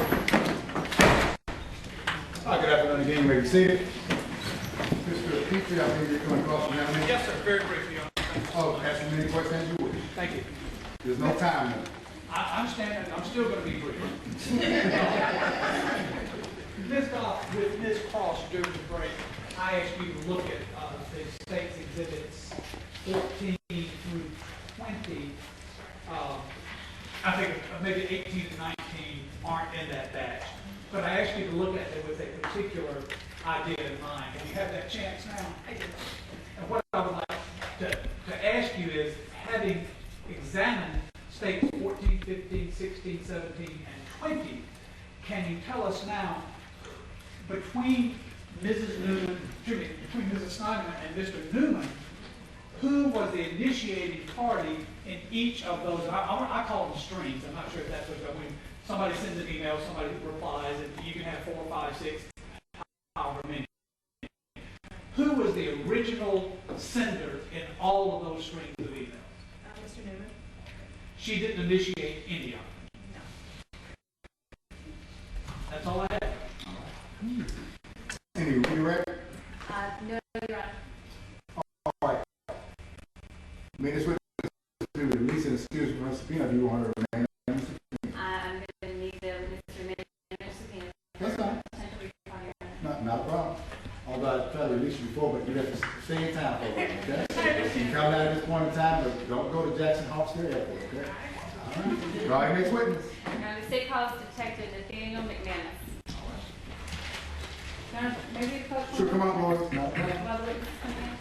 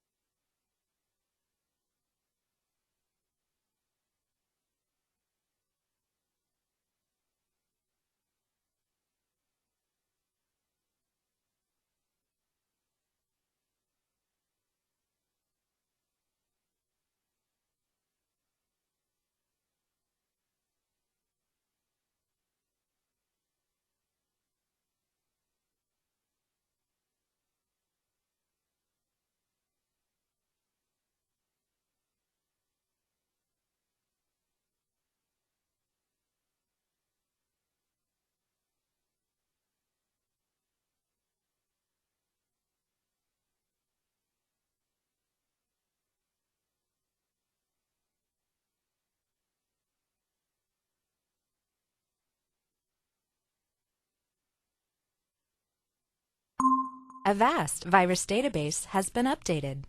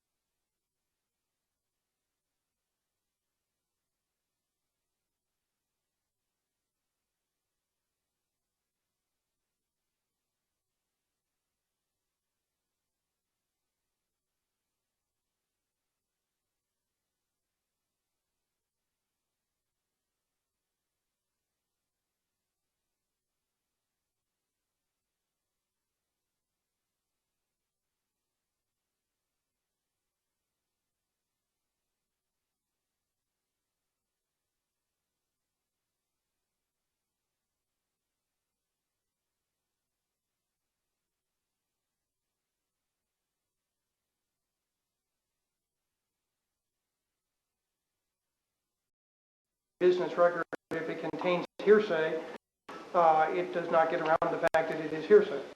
I can't write in a police report, if I were an officer, here's what a witness told me, and then say that's an exception to the hearsay rule. This is exactly what we have here, so I'm objecting on that basis, Your Honor. Mr. James? Your Honor, I think Mr. Clegg is mistaken. There's a qualitative difference between a police report and a business record that was not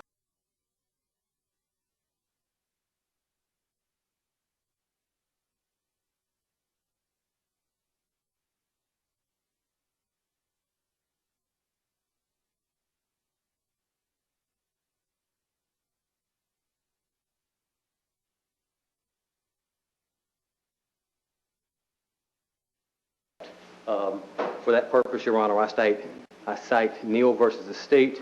That is 247 Georgia Appeals 152. That is a 2000 case. That's under the old rules. I also cite an 11th Circuit case, which is 849 Federal 2nd 554. That is United States Court of Appeals. That is United States of America versus Ronald Benton Elliott. And I also cite, Your Honor, 392 Federal Appeal 743 as well, Your Honor. That is the United States of America versus Carlos Fernandez, also an 11th Circuit case, and I can give the court a copy of the case law that I have as well. All right, you may approach. And Mr. James, let me just ask one question. It appears to be a single document that you have handed this witness, and there was a reference to a log. It is one page out of the logbook, and I believe that would be the testimony. It's not the entire logbook, but it's one page on the pertinent date torn out of the logbook. All right. I'm going to overrule the objection. Exception is noted. You may proceed. You may give me a copy of the cases in addition to what you've cited, if you wish. Yes, sir. I would.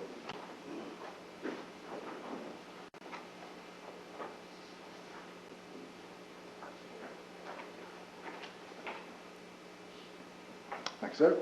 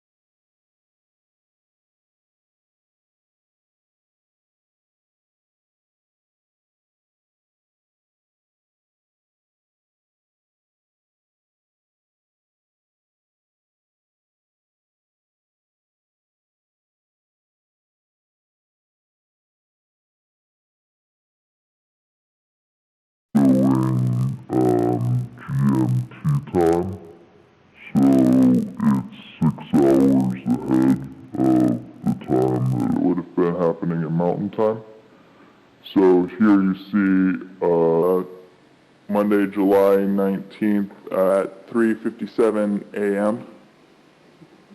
Subtract 6 hours from that and you get her check-in time. And could you just do a little math for us and tell us? Yeah, that would have been 9:57 in the evening 9:57 p.m. on the 18th.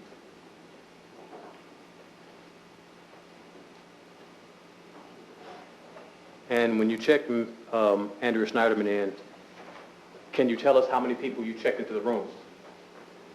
It says here that the booking was modified from 1 guest to 2. Okay.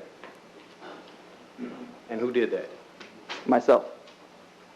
Why would you have modified her booking from 1 guest to 2? Because there would have been 2 guests. Either I would have been told by the guest checking in that there were 2 guests, or I would have seen 2 people in the room. Do you have any specific recollection? No, sir. You just remember that that's your practice? That is my practice, yes, sir. At any point in her stay, did she ever change her reservation status? Yes, sir. And what day was that on? What part of her reservation are you referring to? As it pertains to her room, the room number. Oh, yes, sir. She changed from room 203 to room 320. And can you take a look at the record and tell us if there was a change as it pertains to the bed? The type of bed she had? I can tell you that she had requested a king bed to move into a king bed on the 21st of July, but without the room or the hotel was very full, and no king bed was available. You can see on page 3 of what you handed me, request non-smoking room king bed. And then on the final page of what would be her second reservation, move from 203, could not get into king.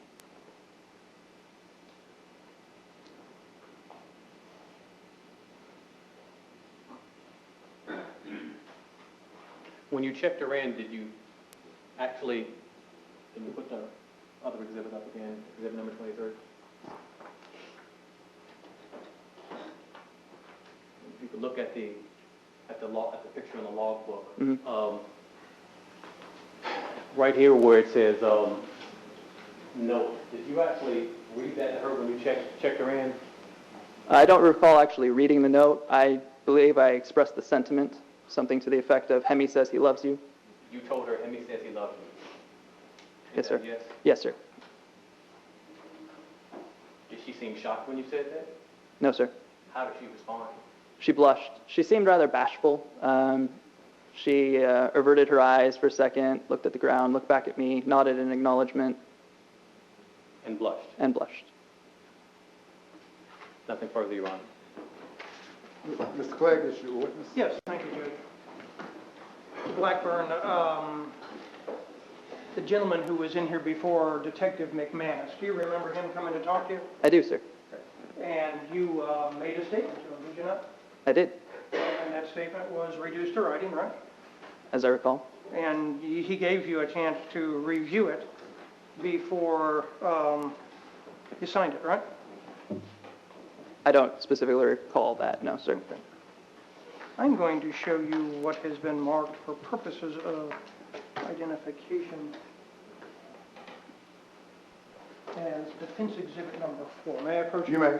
This is D4, Mr. Clegg? D4? That's number 4. Number 4, I believe that's what I... You may go ahead. Yes, sir. Yes. You recognize that document? Yes, sir. And is that the copy of the statement that you gave to Detective McManus? It appears so, yes, sir. Okay. And it is fairly lengthy, is it not? Yes, sir. Okay. Did you write it, or did Detective McManus write it? This is my handwriting, sir. Okay, so that was what you wrote. You didn't need him to write it for you, right? No, sir. Okay. Now, take a look at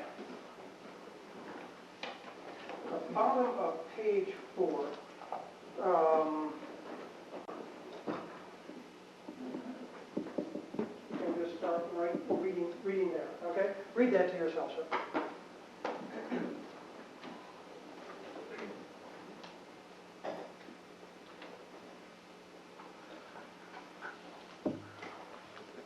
Yes, sir.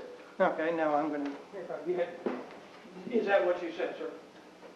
Is this what I wrote? Yes, Appears so, yes, sir. yes, sir. I mean, it's your handwriting, right? Yes, sir. Now, you in fact did write, she came in and I had been deliberating whether or not to give her the note, correct? Yes, sir. Though I can't say this with complete certainty, I believe I read it to her.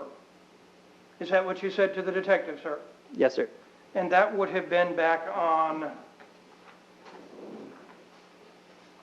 again, March the 3rd of, no, that's your birthday, I'm sorry, March 30th of 2011, right? Yes, sir. Okay. So, now she was in the Hampton Inn in, I guess, July of 2010, correct? Correct.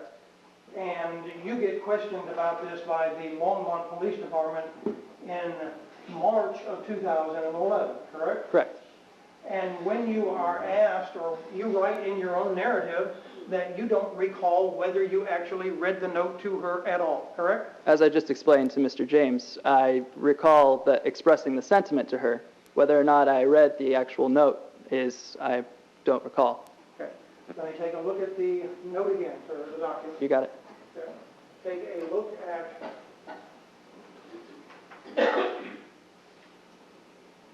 okay. The bottom says, does it not, though I cannot say this with complete certainty, I believe I read it to her, correct? Yes, sir. Okay. Now, you were indicating that you thought, I can't say this with complete certainty, does that apply to, I don't know if I read it to her, or I don't know if I paraphrased it to her, or does it mean I don't know if I communicated to her at all? It means exactly what it said. Although I cannot say this with complete certainty, I believe I read it to her. So it was whether I read it to her or not that I cannot say with complete certainty. In that particular note, or in that particular statement, did you put anything about her alleged response when she saw, when you read whatever or said whatever to her?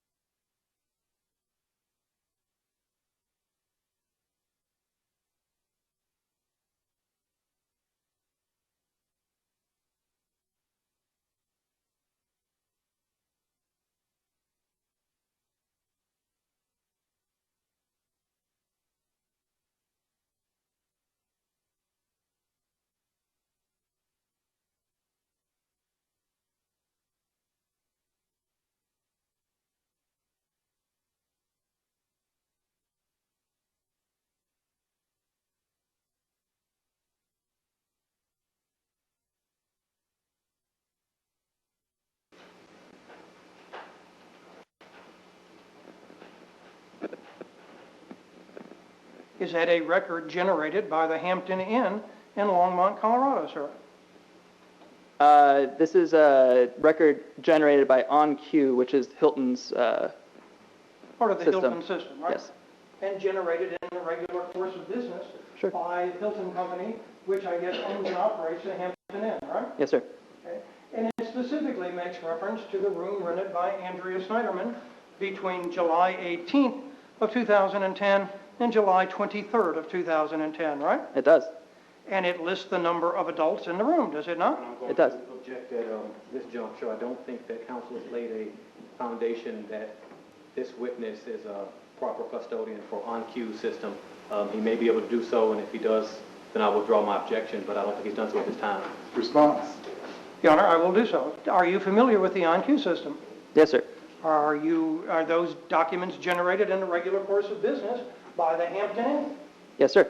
And are they provided to customers when they leave the Hampton Inn? No, sir. Are they maintained by the Hampton Inn and by the Hilton Company as a part of the regular course of business? Yes, sir.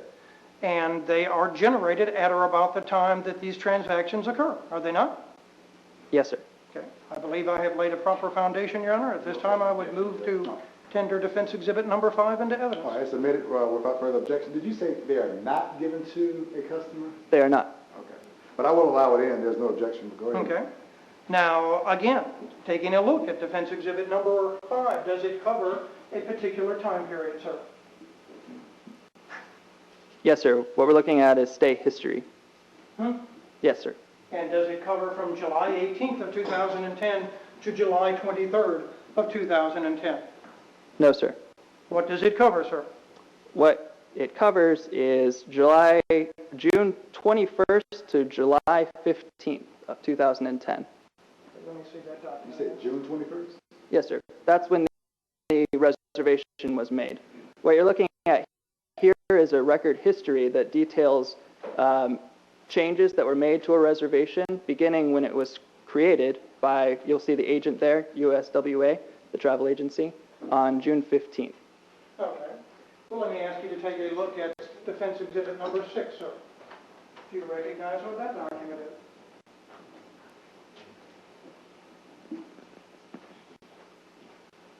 Yes, sir. And is that document generated by the Hampton Inn as part of the Hilton hotel chain? Yes, sir. And is that document kept in the regular course of business? Yes, sir. And what exactly is that document? This is a part of the stay detail, another tab of it, called stay information. Okay. And stay detail reflects the information of an individual stay at the Hampton Inn in Longmont, Colorado, does it not? It does. Okay. And is that document, is the information which is contained on that document generated at the time of the stay or immediately thereafter? Could you rephrase the question? Is the document generated during the course of the stay of the individual at the hotel? Yes, sir. Okay. I would move for the admission of defense exhibit number 6 at this time. Any objection? No, sir. All right. The 6 is admitted without objection. You may publish it to the jury. Okay. Now, that particular object, or that particular item, defense exhibit number 6, refers to a time period, does it not? It does. July 18th, 2010 to July 23rd, 2010. Right? No, sir. It doesn't? No, sir. You may approach. It's July 21st, 2010 through July 23rd, 2010. Oh, you are correct, sir. I apologize. My apologies. Okay. So it concerns from July 21st of 2010 to July 23rd, 2010, right? This is correct. And it reflects how many people were in the room, right? Yes, sir. How many people are registered or listed on that particular document as having been present in that room? 1, sir. Is there any stay detail document that you have regarding Mrs. Sneiderman's stay at the Hampton Inn that shows that there were 2 people in that room? I'm sorry, in this particular confirmation, sir? There are 2 different confirmation numbers. One for her stay from the 18th to the 21st, and one for her stay from the 21st to the 23rd. Okay. Yes, the sir. one from the 18th to the 21st, does that show 1 person in the room? The stay detail you just showed me doesn't have the 18th to the 21st, sir. Doesn't have it on there, okay. Well, be that as it may, we're not terribly concerned about the 18th through the 21st from the...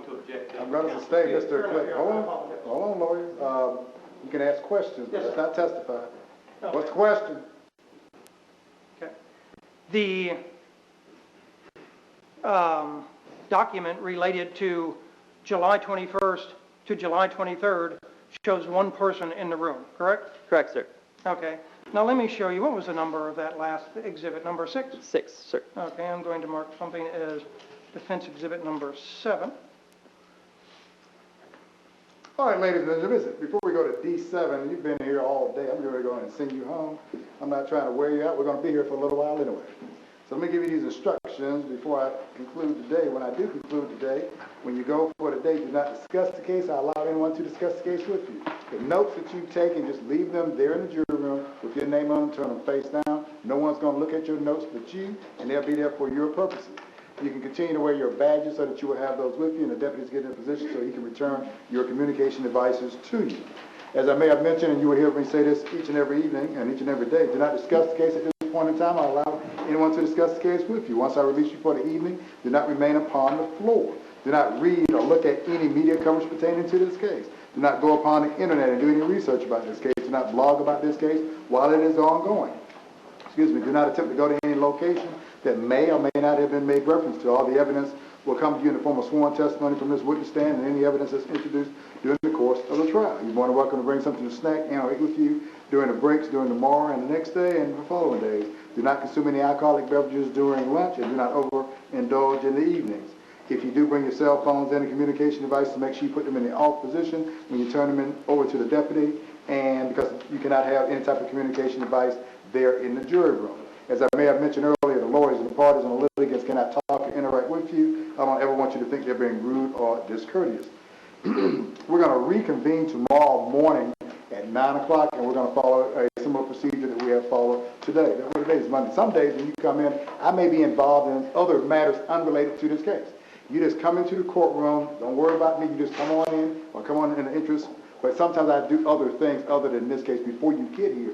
But don't be distracted by that. Don't draw any emphasis from that one way or the other.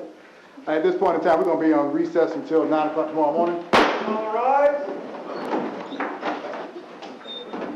Welcome back to 11 Alive's continuing coverage of the Andrea Sneiderman trial. I'm Jeff Hellinger along with attorney Paige Pate. We have been here since 9 a.m. this morning. We have been discussing some of the evidence that has been presented so far today, opening statements from the defense and from the prosecutor.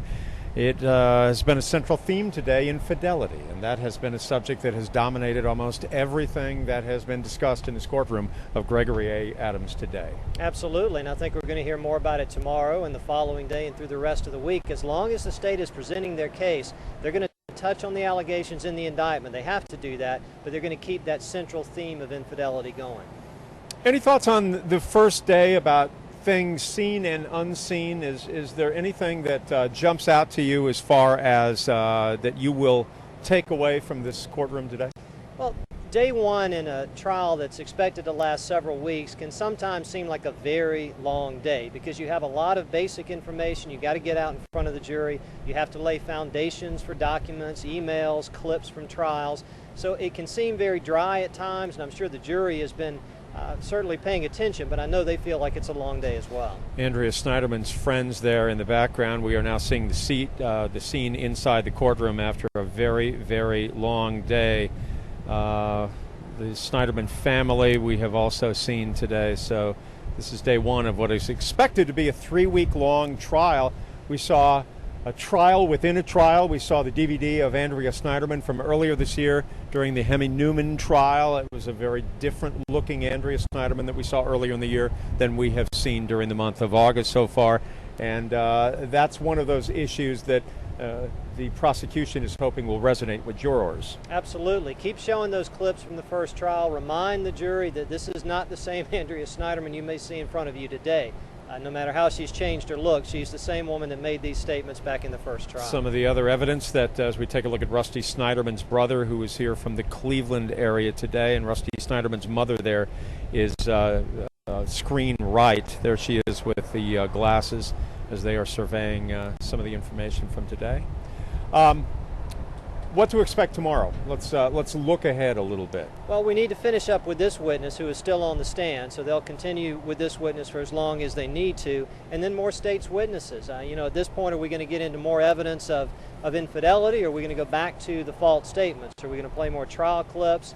At some point, they will have to show these other interviews that she gave to detectives and other law enforcement officers to, again, try to introduce those statements and then later prove that they were false. We saw a representative from General Electric, who is based in Cincinnati, whose job was to harvest the laptops, the emails from the communication between Hemi Newman and also Andrea Sneiderman. We also saw a bartender who was from Greenville, South Carolina, working at a dance club called The Pulse, where the only dancers were that of Hemi Newman and Andrea Sneiderman, according to the witness's testimony that we saw today.